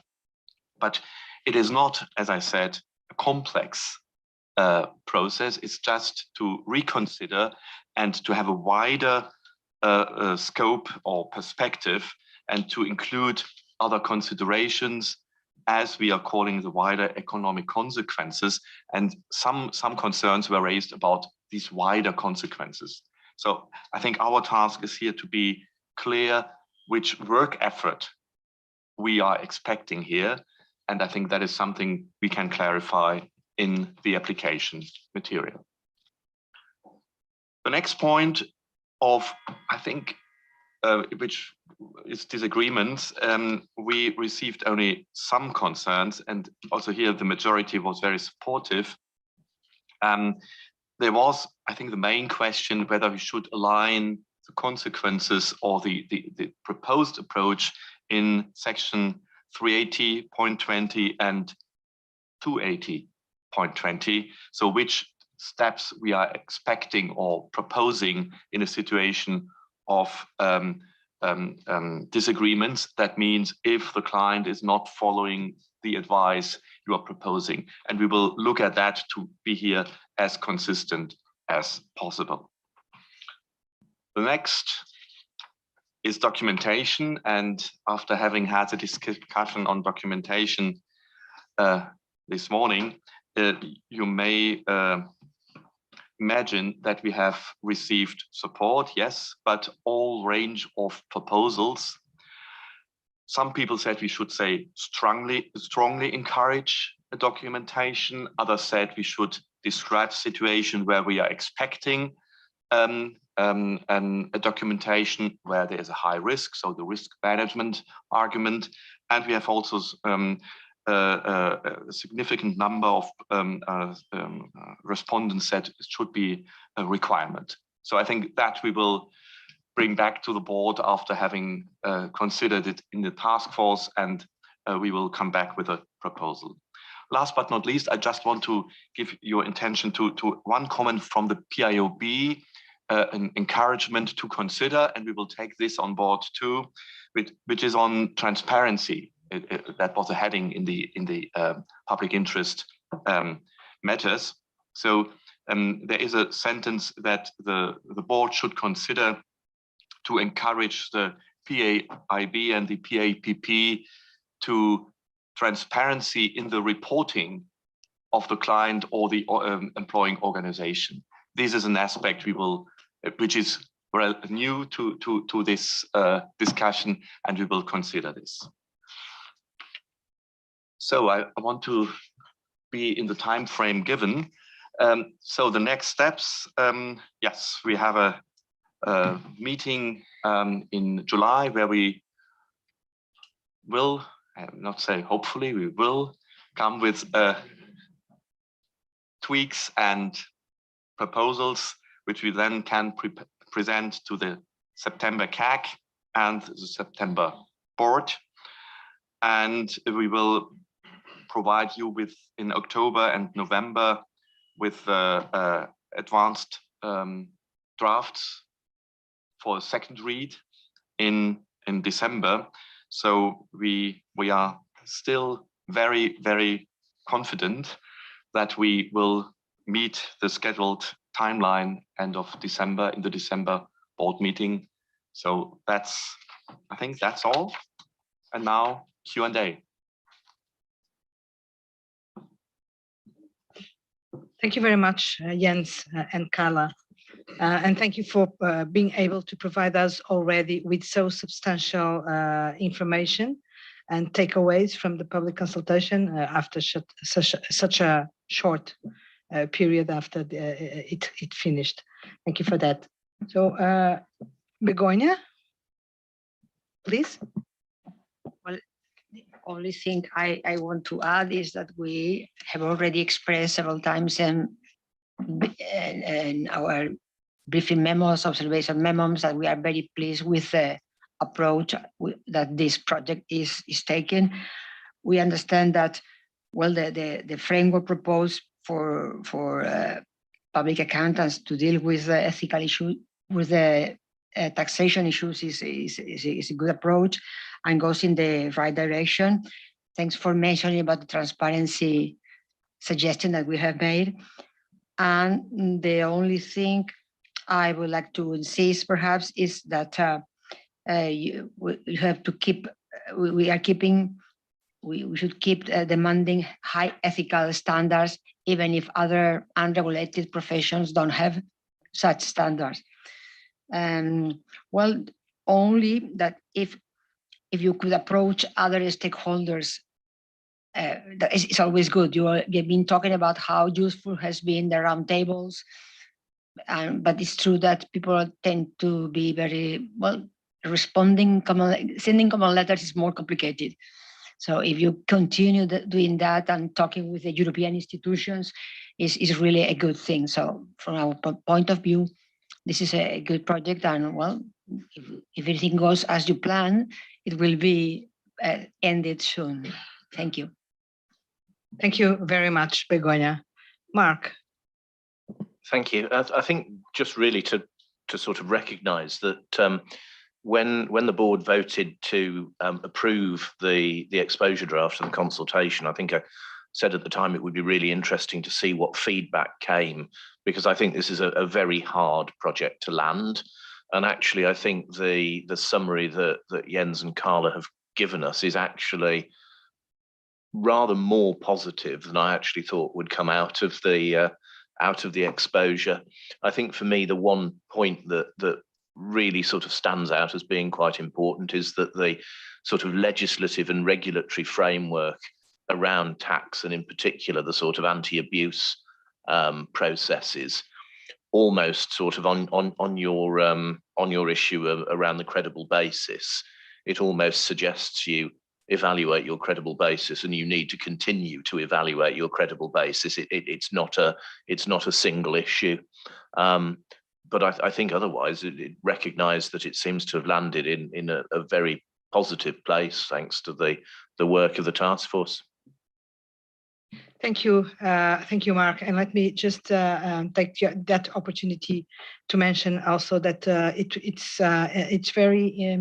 very important to note that we actually got, as you started by saying, respondents are in general very happy or happy, but they have some comments. And I did not want to interrupt you, but I'm happy to know that there are no unhappy respondents. But this is really positive, all the more that as far as I could see, I think that most of the respondents represent the profession, where we could expect a little bit more unhappy people. And so this is even more representative because, well, I hope this is a good sign that we are landing in the right place. Thank you. Rania, no, it was not Hector. Thank you very much. For full disclosure, I practiced tax law for over a decade, and I did a lot of tax planning, ethical, I would like to point. And coming from that perspective, and I'm not sure if maybe I miss it from the exposure draft, but the biggest friend you have when you are trying to steer a tax planning into an acceptable ethical direction and you have pushback from the CFO or somebody else is the board of directors. And you have usually independent members that are not fiscally that involved as others within the company that are willing to say no, that are willing to say this is unacceptable. We cannot have this in the public. What if people knew that we were doing this, as you say in Starbucks case? So I know the tax directorate of the OECD was always pushing in the direction of the directorate where I was on corporate governance, trying to make sure that it was one of the tasks of the board under the principles to review tax planning and make sure that it was not aggressive and it was not, and there was a lot of pushback from the corporate governance people saying we cannot have every topic, compliance, human rights addressed by the board. But I think the world has been moving from when this discussion took place about 10 years ago. I know the principles are being reviewed right now. I'm not as sure if they are included or not, but it would make sense from an ethical point of view that the tax planning has some, if it's relevant, has some sort of buy-in from the board, and especially in the case of a dispute. My practice was when the CFO was saying no, but we need to do this. And I would say, let's go to see the board and ask them, what about headline risk?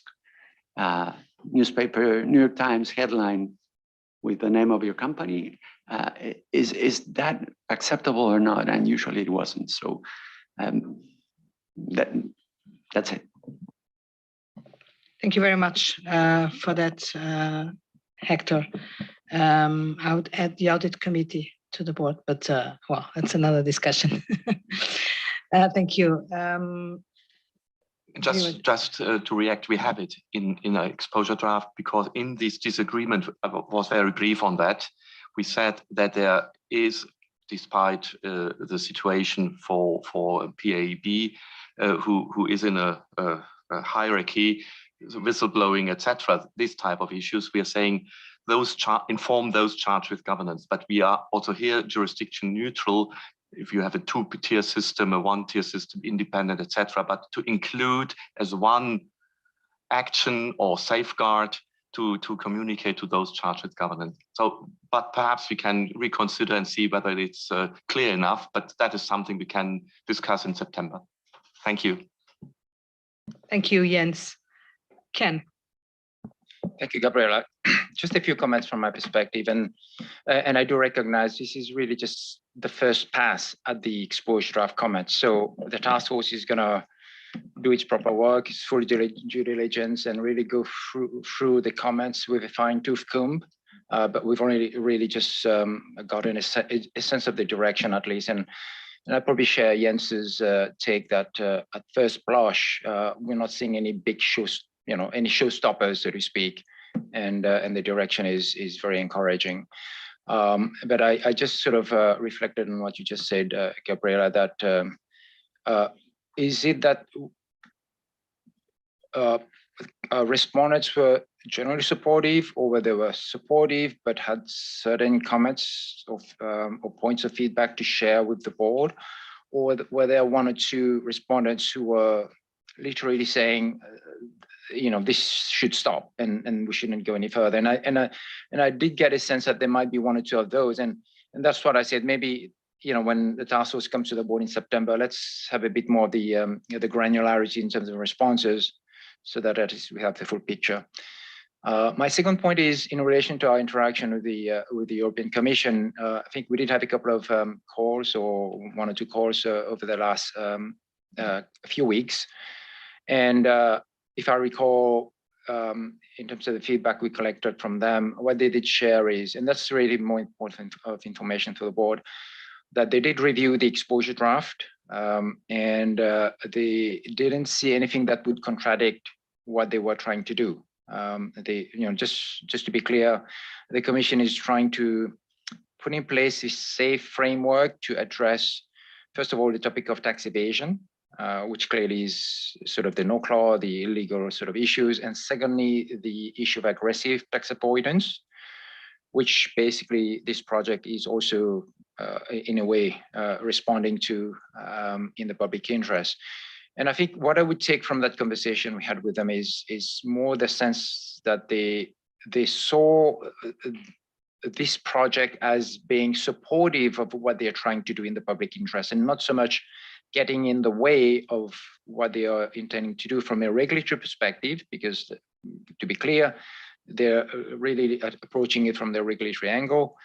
And secondly, equally on their side, they didn't see what they were going to be doing under the SAFE initiative as being or as getting in the way of what this board is also trying to achieve in the public interest. In other words, it's very much a complementary set of actions coming from both sides, both on the IESBA side, from the ethical perspective, in terms of guiding the conduct of accountants who are doing tax planning, and also on their side, looking at it from the regulatory perspective in terms of addressing the particular objectives they would like to achieve, as I say, on the sort of two areas of tax evasion and aggressive tax avoidance. So that's, I think, just to inform the board as to where they're going, and clearly we will see where they end up in terms of their proposals over the coming months.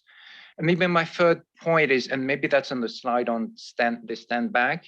I think there was one comment or one bullet point that I just want to maybe highlight. I don't know if Carla, if you can just flick back to that.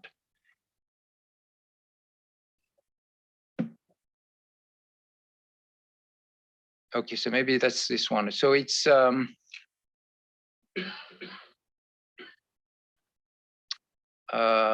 is it or maybe it's on the credible basis. Maybe it's a credible base. Oh no, this is a credible. So if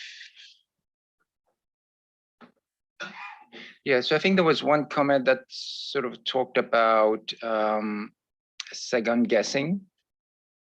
Or maybe it's yeah. So anyway, there's a comment there that I think, Carla, you summarized about a concern that's come through about these provisions basically putting accountants in jeopardy in terms of essentially exposing them to second guessing.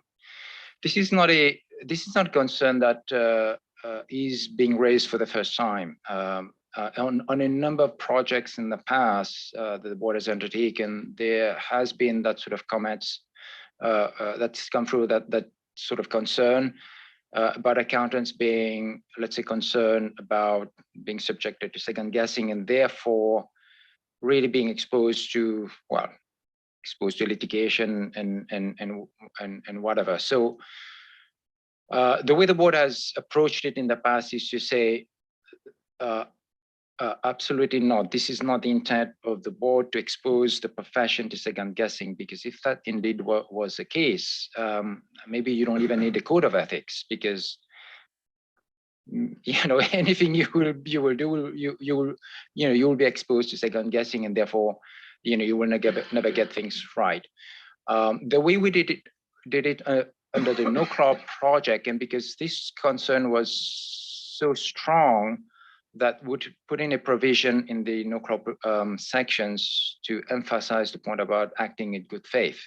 And I cannot recall whether we had something in the exposure draft about an expectation that accountants in undertaking tax planning would be acting in good faith. And maybe that's a good antidote, if I can put it that way, to really demonstrate that the board is sensitive to that concern, but at the same time acknowledging that this is not the intent of the board to expose accountants to second guessing, because that's never going to be the case in terms of the ethics standards. So that I thought that's an important point to emphasize, and maybe on a go-forward basis as the task force looks to turning around the document, etc., for September, that we just pay attention to this, but also recognizing that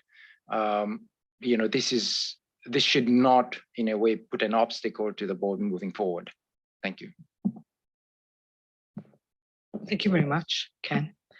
Rania, please. Okay, thank you. So actually my question, it's not the comment, it's a question. It's basically in reaction to the discussion we had over lunch. It had me thinking about sustainability and taxation. So my question is the following.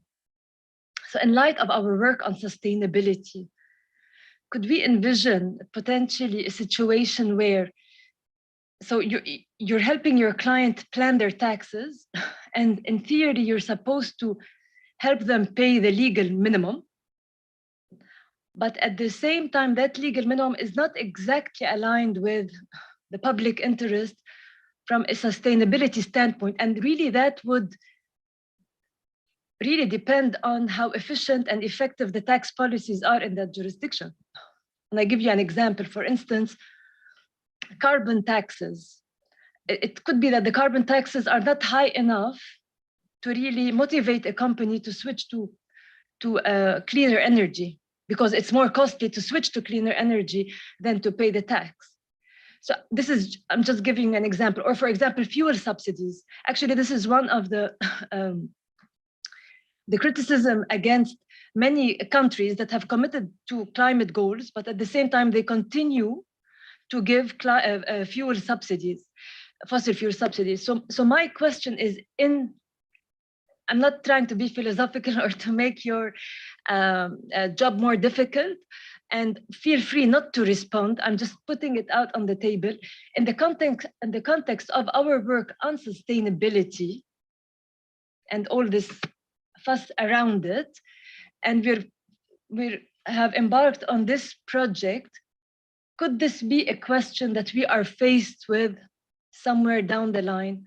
Just something to think of and to be ready, perhaps, if possible, with an answer. Thank you.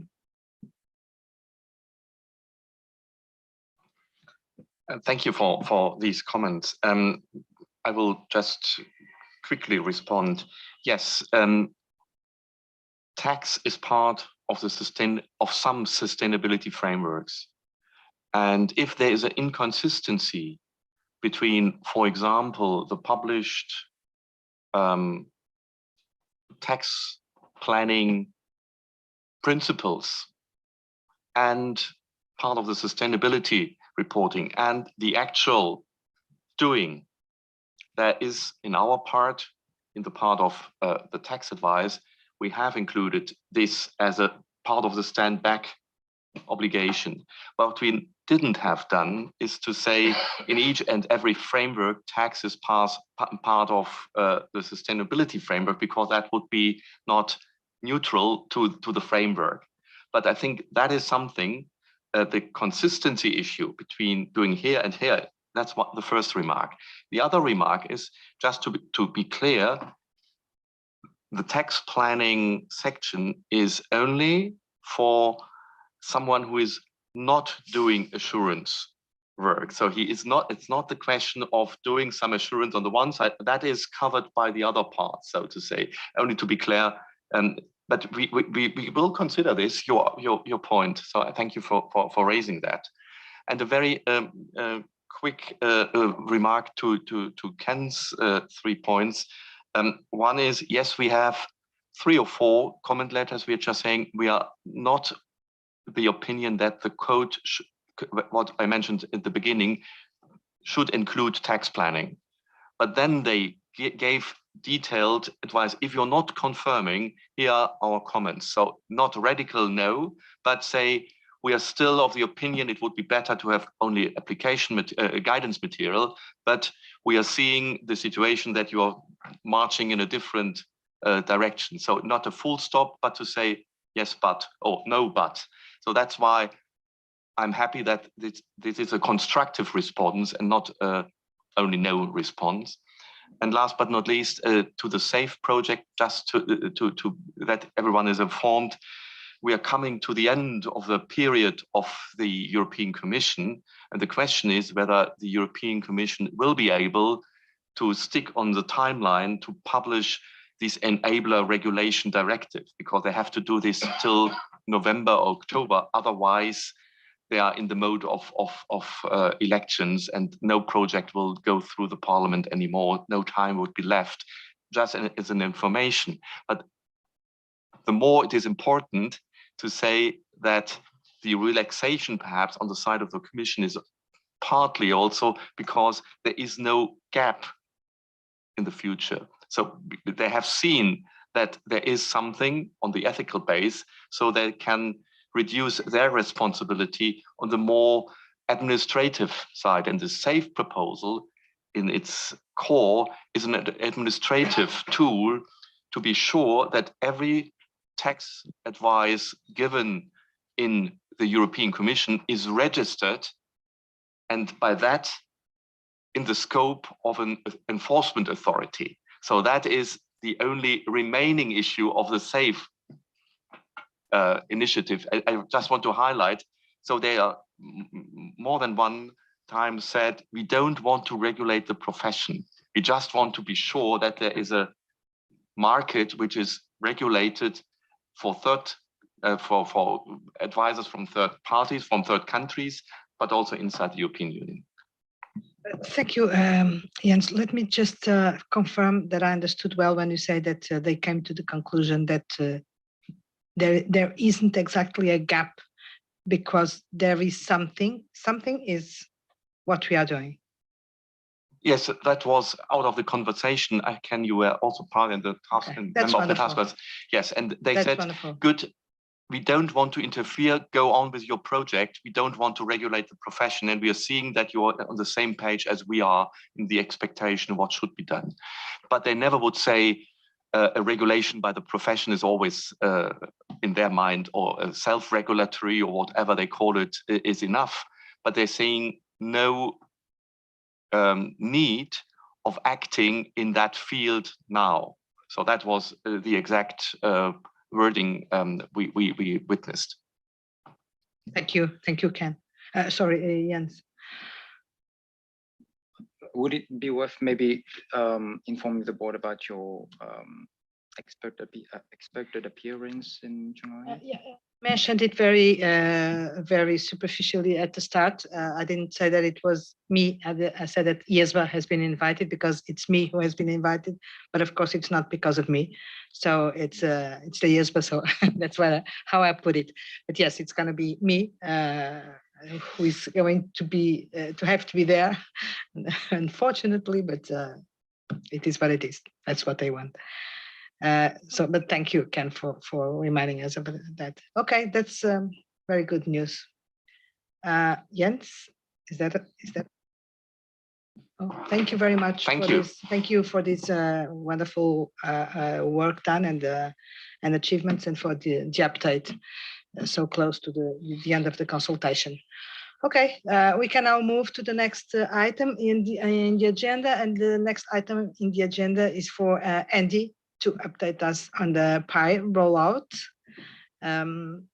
Thank you for the work that you keep on doing, and for being here once again.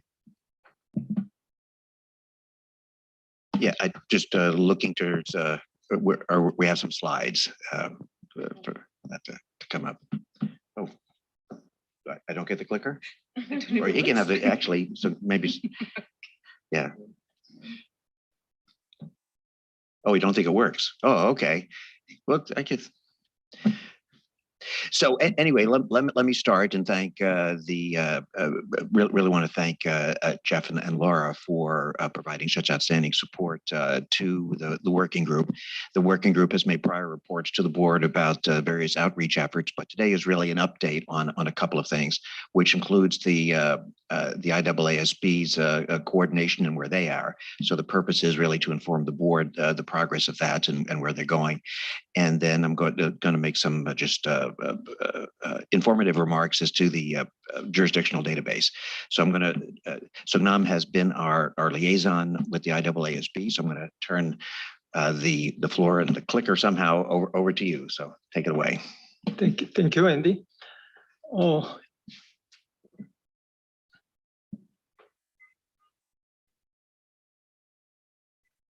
Okay. Yeah, we are here. Okay, so as a background of IEESB PI project, our board approved the revisions to the definitions of listed entity and public interest entity PI in December 2021. In response to the revisions, IEESB approved the project proposal in March 2022 with 4 objectives to achieve to serve the public interest. One of the 4 objectives is to define whether an audit report is an appropriate mechanism to enhance transparency about the relevant ethical requirements for independence for certain entities when performing an audit of financial statements. 2, operationalize the transparency provision in paragraph 400.20 in our PI revisions. IEESB decided to bifurcate its project into 2 tracks in consideration of the urgency of finalizing its amendments regarding the transparency provision given the effective date of December 2024 in our PI revisions. Track 1 is a fast-moving track dealing with the objective I just mentioned. Track 2 will deal with the rest of the projects.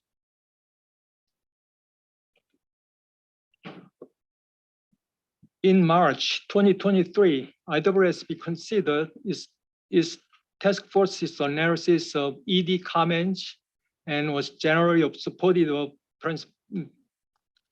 task force's views and proposals as follows.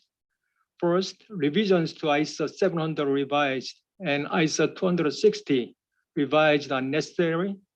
Second, auditor's report provides a clear mechanism to operationalize the transparency provision in our PI revisions. Third, the conditional approach in paragraph 28C of ISO 700 revised is maintained as was proposed in the ED.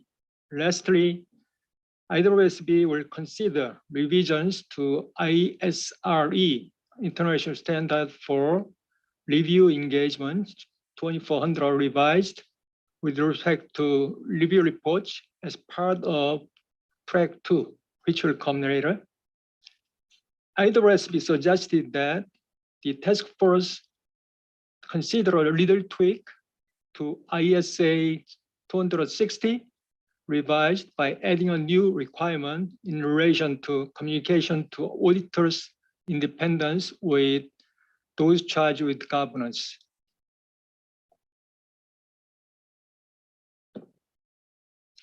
In March, in Abu Dhabi, IESBA, our board considered working group's analysis of IESB task force's proposal and did not raise any issue. Our board supported the working group's proposal to only consider the IESB exposure draft respondent's suggestion about limited distribution of auditor's report after the IESB's approval of track 1, which will come next week.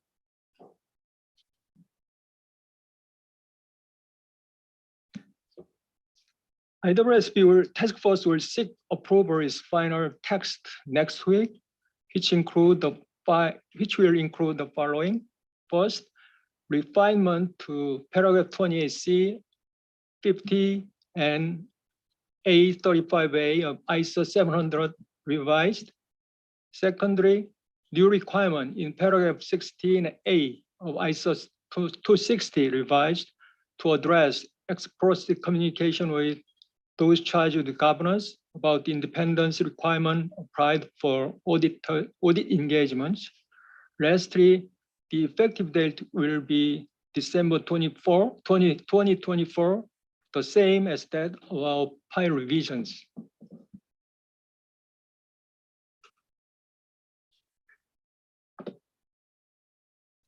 So here is the our working group's proposal. Working group supports the revisions proposed by the IESB's task force in that first, the proposed text in paragraph 28C, 50, and 835A effectively operationalizes the transparency provision in our PI revisions. Second, no other issue that needs to be raised to IESB has been identified from the perspective of operationalization of the transparency requirement. Lastly, the proposed effective date aligns with our effective date, which is December 2024. This is the last slide for me. This is the next step forward.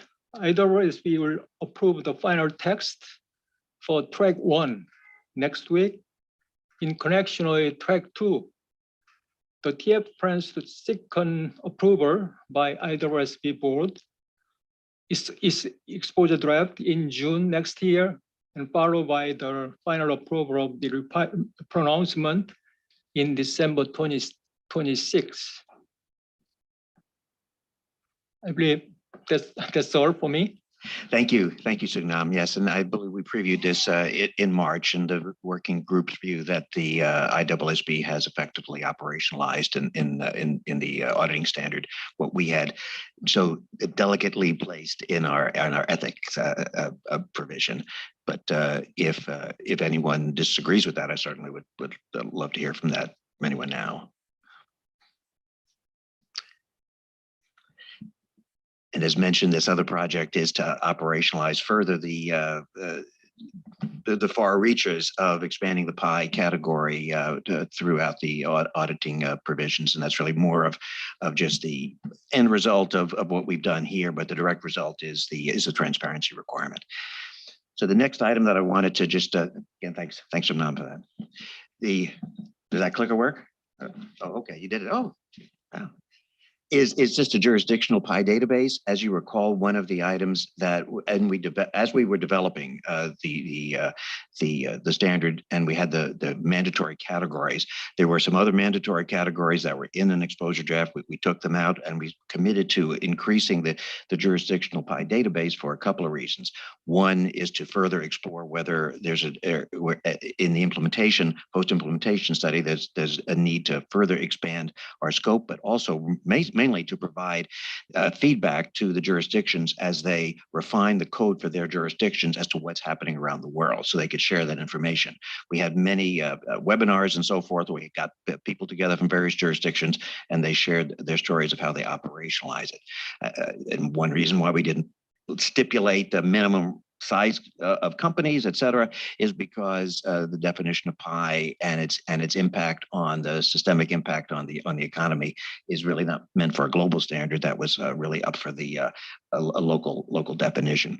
And so that project was recently completed. Again, thanks Laura and Jeff for that. There's about 78 jurisdictions.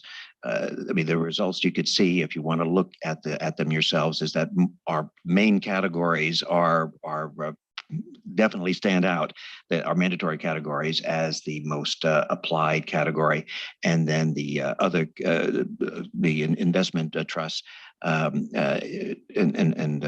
pension schemes are there as well, meeting some level of threshold. But go ahead, Jeff. I was just going to add, want to thank Jean as well, because she did most of the work on the PI database. Oh, well, thank you, and apologies on that. I did want to, not quite a part of the jurisdictional database, but carrying on with that, I did take note that the AICP has issued their exposure draft. Was it today? Or yeah, today on getting through the process, and I just mentioned that because I was not participating for separation of so forth. I certainly didn't participate in the draft of that, but I did give it a read, and it does certainly look like it operationalizes for this jurisdiction the substantial requirements of the standard with an effective date aligning with our effective date. So congratulations to them. So forgive the indulgence. I figured I'd mention that as well. So that was basically it right now. It's more of an information sharing. IESBA is on track to just put this aside, and we're going to get it in the auditing standards with the same effective date. So the transparency requirement will have no uncertainty, and that the implementation is carrying on as the local jurisdictions are considering what to do. The jurisdictional database will be helpful in that. But certainly happy to take any questions, especially if they're about the PI rollout. Thank you very much, Andy. Sadia, please. Thank you, Andy. This is so pleasing to see that we're getting coordination aligned with the PI definition, and we're having exciting news about jurisdictions releasing their exposure drafts. I would encourage the board to use social media to share this information. I think as jurisdictions are looking at their own definitions, they want to be aware of what other jurisdictions are doing to kind of liaise on why there's differences in the approaches that has been taken. I think that sharing of information, if we could do it, would be very helpful. Thank you. Yeah, thank you. That's a terrific idea. And I do recall, I think I recall a LinkedIn post when the jurisdictional database went live, but we should be sharing that to our respective networks too, so that it has the broader distribution. Yeah, and maybe make some reminders later along the way. Thank you for that, Sadia. Chana, please.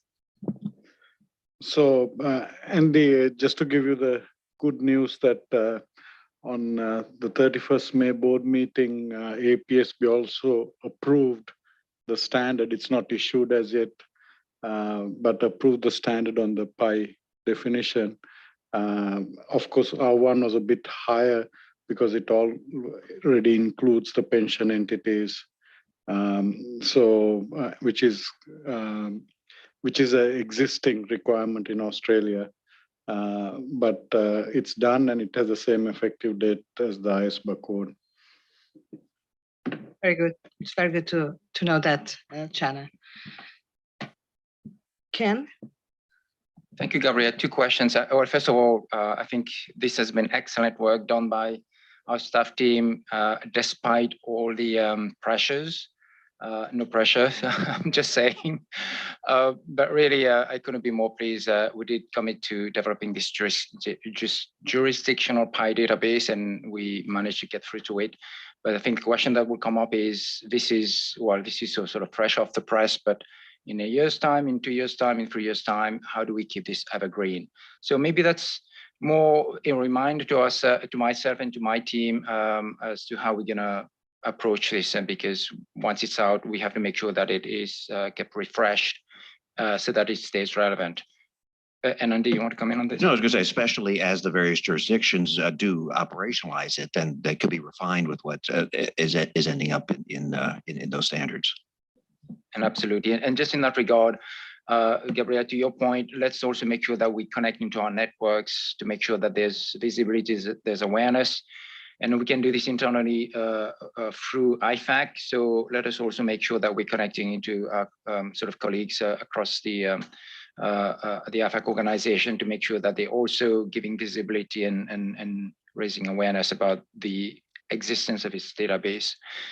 And my second question is more a practical question, Andy, and that's to your point on the track one issue. You did mention that the working group was going to come back to the board on this open question as to when there is going to be limited distribution to the auditor's report, and the working group is going to look at this once the audit board has finalized its track one revisions.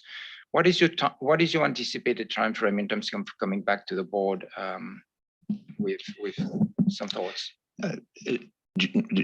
It would be not today, but Jeff, do we have a anticipated time, or we got? I would say not tomorrow either. Yes. But I think just leave that with staff to organize the time. But certainly this side, in the next 2 quarters or the second half of the year, we would definitely come back to the board with some suggestions and at least what the working group has discussed. Yes. Yeah. No pressure. Well, is there anything else we're doing? So no. Thank you very much. Thank you very much, Ken, and thank you again, Andy. Sorry, Begoña. Just a brief comment to say that, well, it's a pleasure to see this database with all this information, which is very interesting, very important. I know the definition of PIs was a bit complicated, but it went well. And having this detail is pretty important. So if you can, well, make it more publicity about its existence, it will be good because it's going to be used. Thank you. Thank you, Begoña. I was going to mention the same. This was before my time and before your time, I think. But we know that it was a very hard, difficult project with a lot of involvement from Stavros, Tomadakis in it. It's more than due that we use this very good material as much as possible and spread it as much as possible. So thank you for mentioning that as well. And well, thank you, Andy. Thank you, staff, for this very good work. Thank you, Sungnam. These databases will be appropriately disseminated among our stakeholders as it must be. Well, can we move to the next topic? So next topic is the topic of coordination between IESBA and IESBA. And I confess that I'm not absolutely sure about who is going to make this presentation. It's Sadia? Okay. So good afternoon, everyone. Let me first Sorry, I'm looking at screen to see if we can see the attendees. I just want to welcome Julie Cordon, the IASB chair of ISA 240 revised task group and IASB staff that may be on the call. Thank you for joining us, and we're looking forward to your presentation a bit. You made a call at our last meeting in Abu Dhabi. We promised to give you a short update and do this biannually, but we couldn't stay away. So please indulge us with a short update in this quarter as well.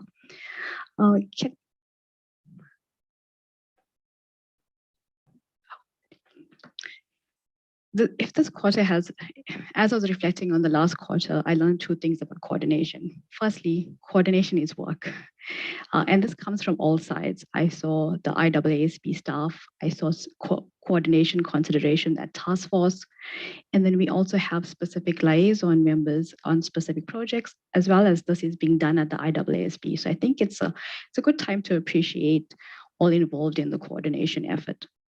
The second thing I learned about coordination is that it's a bit of a dance. Sometimes we lead, sometimes we follow, sometimes it's quick tempo, and sometimes it's a long waltz. But all of this is done with deliberately and with clear purpose. And I'm sure we're all experiencing that.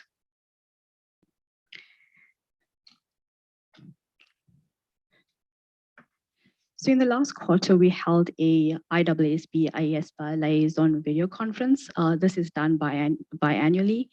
Anecdotally, we keep a spreadsheet of all coordination efforts, and we are at the stage where we are looking at archiving some of those worksheets. So that's testament to the number of projects that we have done, that we actually have to focus on what's currently open and what has already gone to rest. As a reminder, we also have Rich, who is our liaison, an IESBA liaison member to the IAASB Sustainability Task Force. And we just heard from Songnam, who's the IESBA liaison member to the IAASB listed entities and PI Task Force. Thank you for representing us. In the case of fraud, Ken, Carla, and myself, we had 2 calls on this topic, and we also provided some comments, but I'm not going to steal any more thunder from Julie's update. Let me hand over to Carla. Thank you, Sadia. Next slide, please.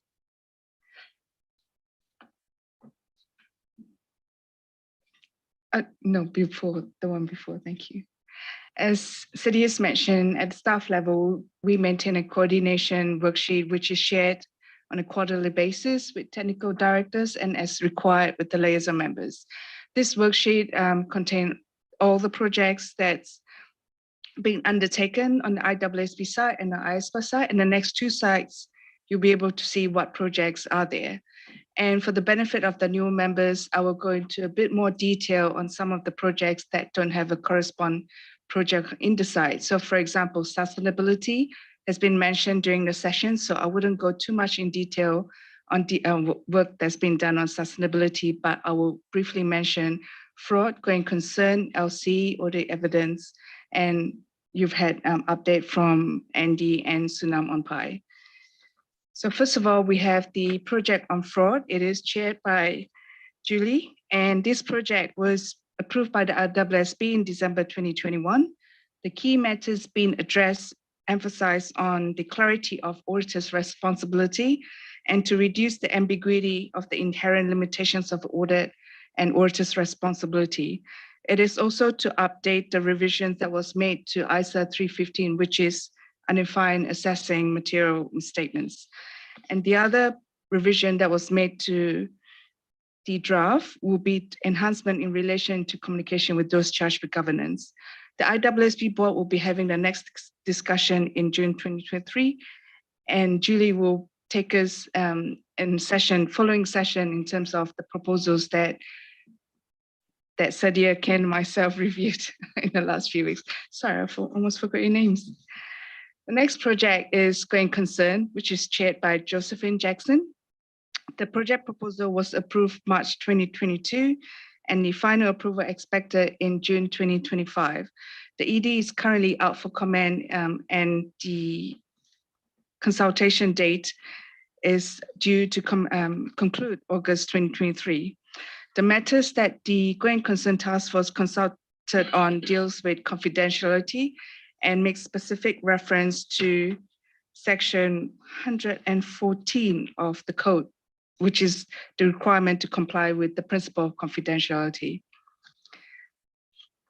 On the project for audit of less complex entities chaired by Kai Morgan, the project proposal was approved December 2020, and it is to deal with separate standard on the audits of financial statements of less complex entities to address issues dealing with complexity, understandability, scalability on proportionality of LC audits. The proposed standard is due to be discussed at the June 2030 meeting with the anticipated approval of the standard at September 2023. The coordination matters that's been discussed at the liaison level is the alignment of definition of PI and listed entities as adopted in the code. And obviously, our board's been very busy in the last few years, so there needs to be an update to referencing to the code where relevant in terms of what's proposed in the standard. Lastly is the project on audit evidence, which is chaired by Sue Arman. The ED was issued September 2022 with comment periods closed in April 2023. The next board discussion is anticipated to be December 2023 with final approval by the IESBA board at June 2024. The feedback on the ED was provided by Sadia and Ken on before it went out for market consultation in last year. The matters for alignment was the role and mindset provisions and the provision on management experts' objectivity. And the next slide, please. On this slide is the IESBA project initiatives. And as I mentioned, these projects have corresponding project on the IESBA side, and there's coordination efforts that's ongoing on a frequent basis. So I wouldn't go too much in detail. On the next slide, please. As Sadia mentioned earlier, we had coordination with the Fraud Task Force IESBA site, and we reviewed the proposed ISA 220 revised in April, and we had 2 teleconferences. And at this point, I'll invite Julie to come in and engage with the board in terms of the proposals that the Fraud Task Force is taking to the June meeting. Thank you, Julie. Thank you. Carla, can you hear me okay? Okay, good. Yes, we can. Thank you. Okay, and happy to be here. I did have a couple of slides, so hoping we can pull that up. But I have taken over as the chair of the Fraud Task Force. You may have interacted with Lynn Provost in the past, who was the previous chair, but I'm happy to be the task force chair now. And this is a significant project for the IESBA, and also a project for which we had identified a number of areas of coordination with the IESBA board as part of our project proposal. So I'm just going to quickly cover what we, I guess, maybe a quick round the tour of what we had in our project proposal around our coordination. I'll go into a few more details as to what Carla was referring to on our conference calls that we had with herself, Ken, and Sadia. And then and I'll give you a little bit of a way forward or a timeline. So in our project proposal, and that does go back to December 2021, we had 3 main areas where we had identified a coordination between the 2 boards. The first one was just titled coordination, and we are engaged in that. And as mentioned, we have had those 2 conference calls just recently, and had discussed some proposed requirements or proposed content into proposed ISA 240 that we will discuss at our board meeting next week. So we do have time set aside at the June meeting to go through the standard, and we are now presenting the IESBA with a full markup of proposed ISA 240. So that will be the first time that we'll see it all sort of put back together after we've talked about specific topics. What we focused on in that coordination call and the proposed drafting was focusing on relevant ethical requirements, including linkages to the code, where we could draw those linkages and make that link stronger for the auditor. And I'll go into detail in a couple minutes on those items.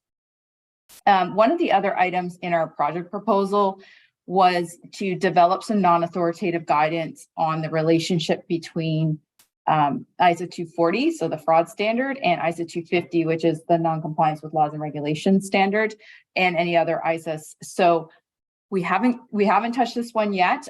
We do have a number of non-authoritative guidance documents in our project proposal, which we will get to in due time.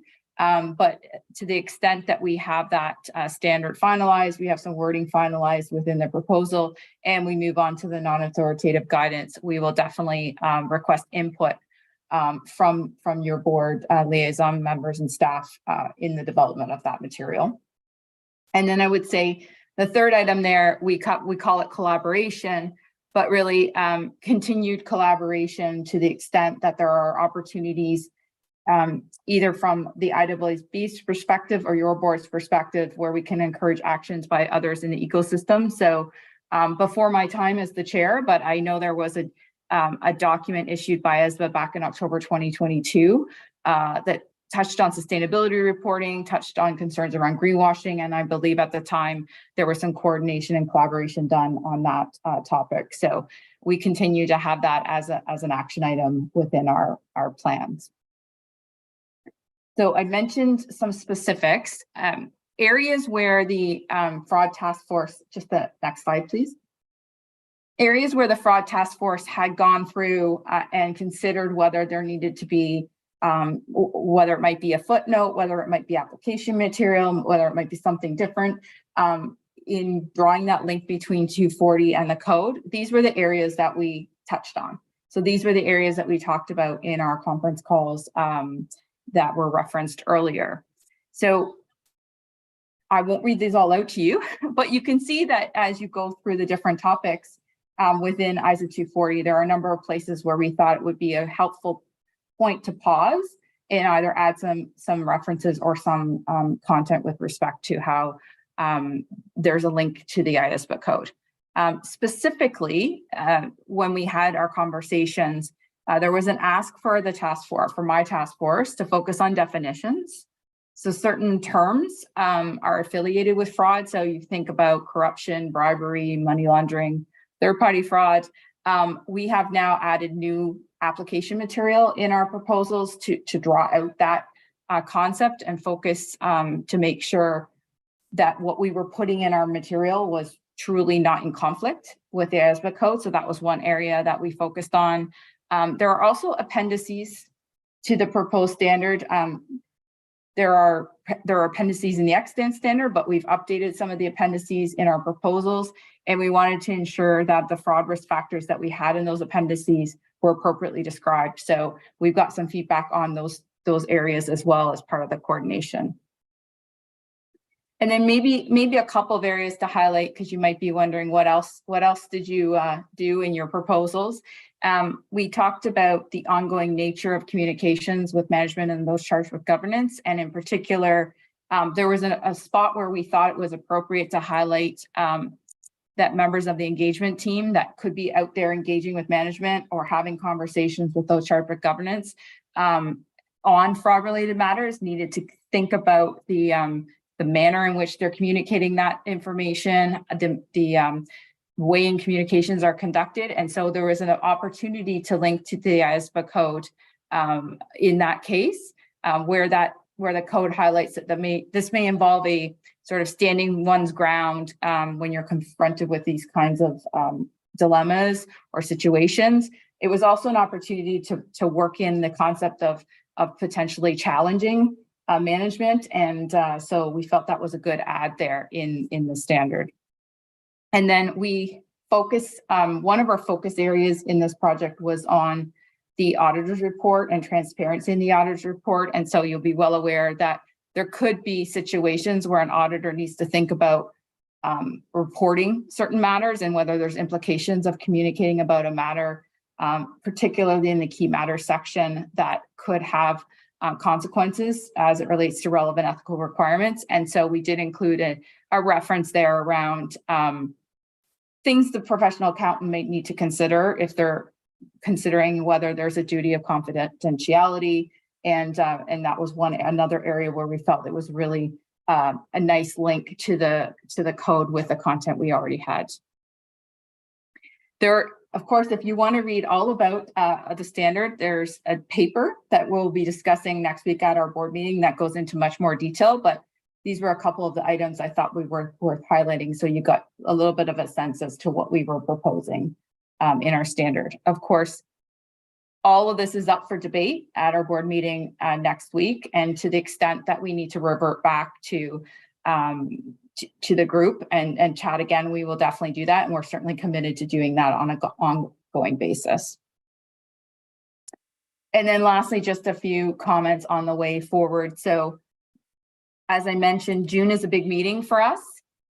We are bringing a full draft of the standard, but we're expecting a fair amount of discussion at our board meeting on that standard, particularly since we hadn't brought it to the March meeting. And so there's been a bit of a time period that's gone by where we've been working very hard on the standard, but we haven't discussed it at a board. And so that will be a significant conversation for next week. If I could just have the next slide.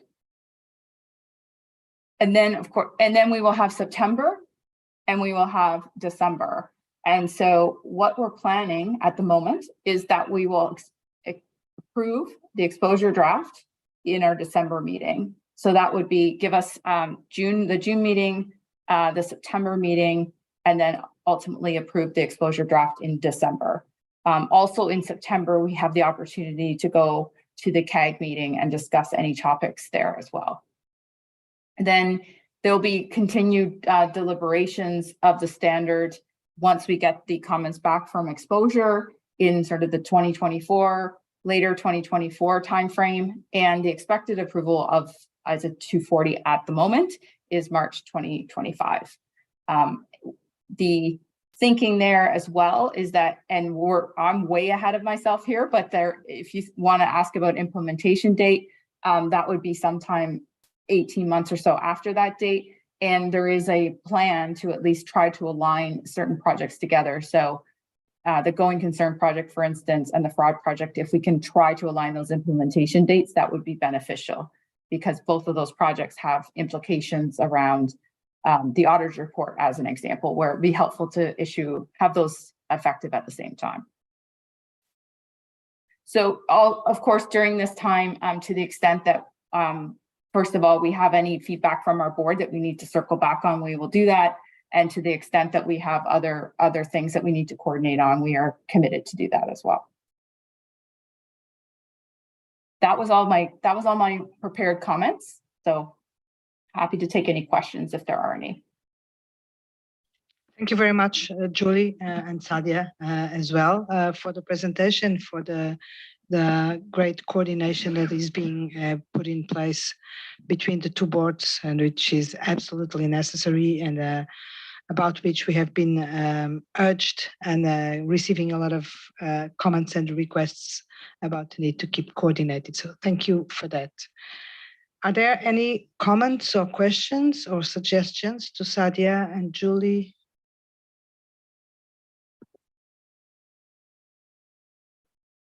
Vanya, please.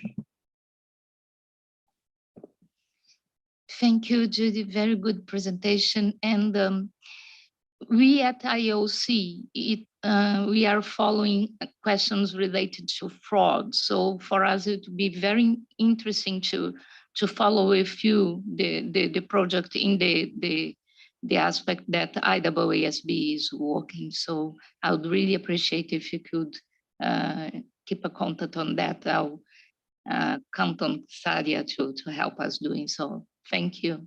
Okay. Thank you, Vanya. Point taken. Any other comments? If not, thank you very much, Julie, once more, and Sadia. And for today, we are ready to go and read, because I think it's what's expected from us until tomorrow. so as to be ready for the discussions tomorrow morning and make sure that as far as possible, we will finish our board meeting with a solid, robust decisions and agreements around the direction to take in the various projects.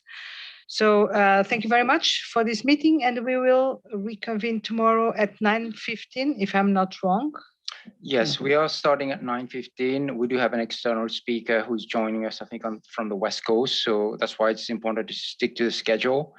But just in terms of reading material, we've been very sensitive to how much the board has gone through already this week. So therefore, we didn't want to put too much pressure on the board in terms of further reading. So the two work streams have been very, very kind and very diligent to put together slides for the board, which will be shared by enough today.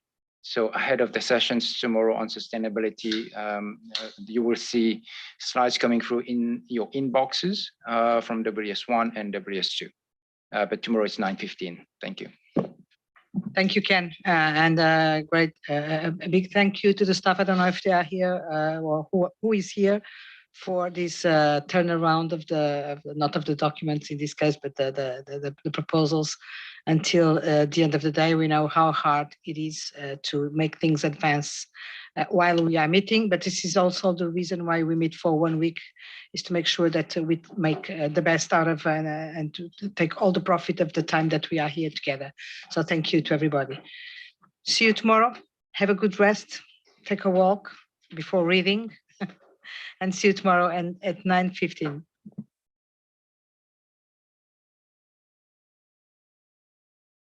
Sorry? Be careful what you wish for, Mark.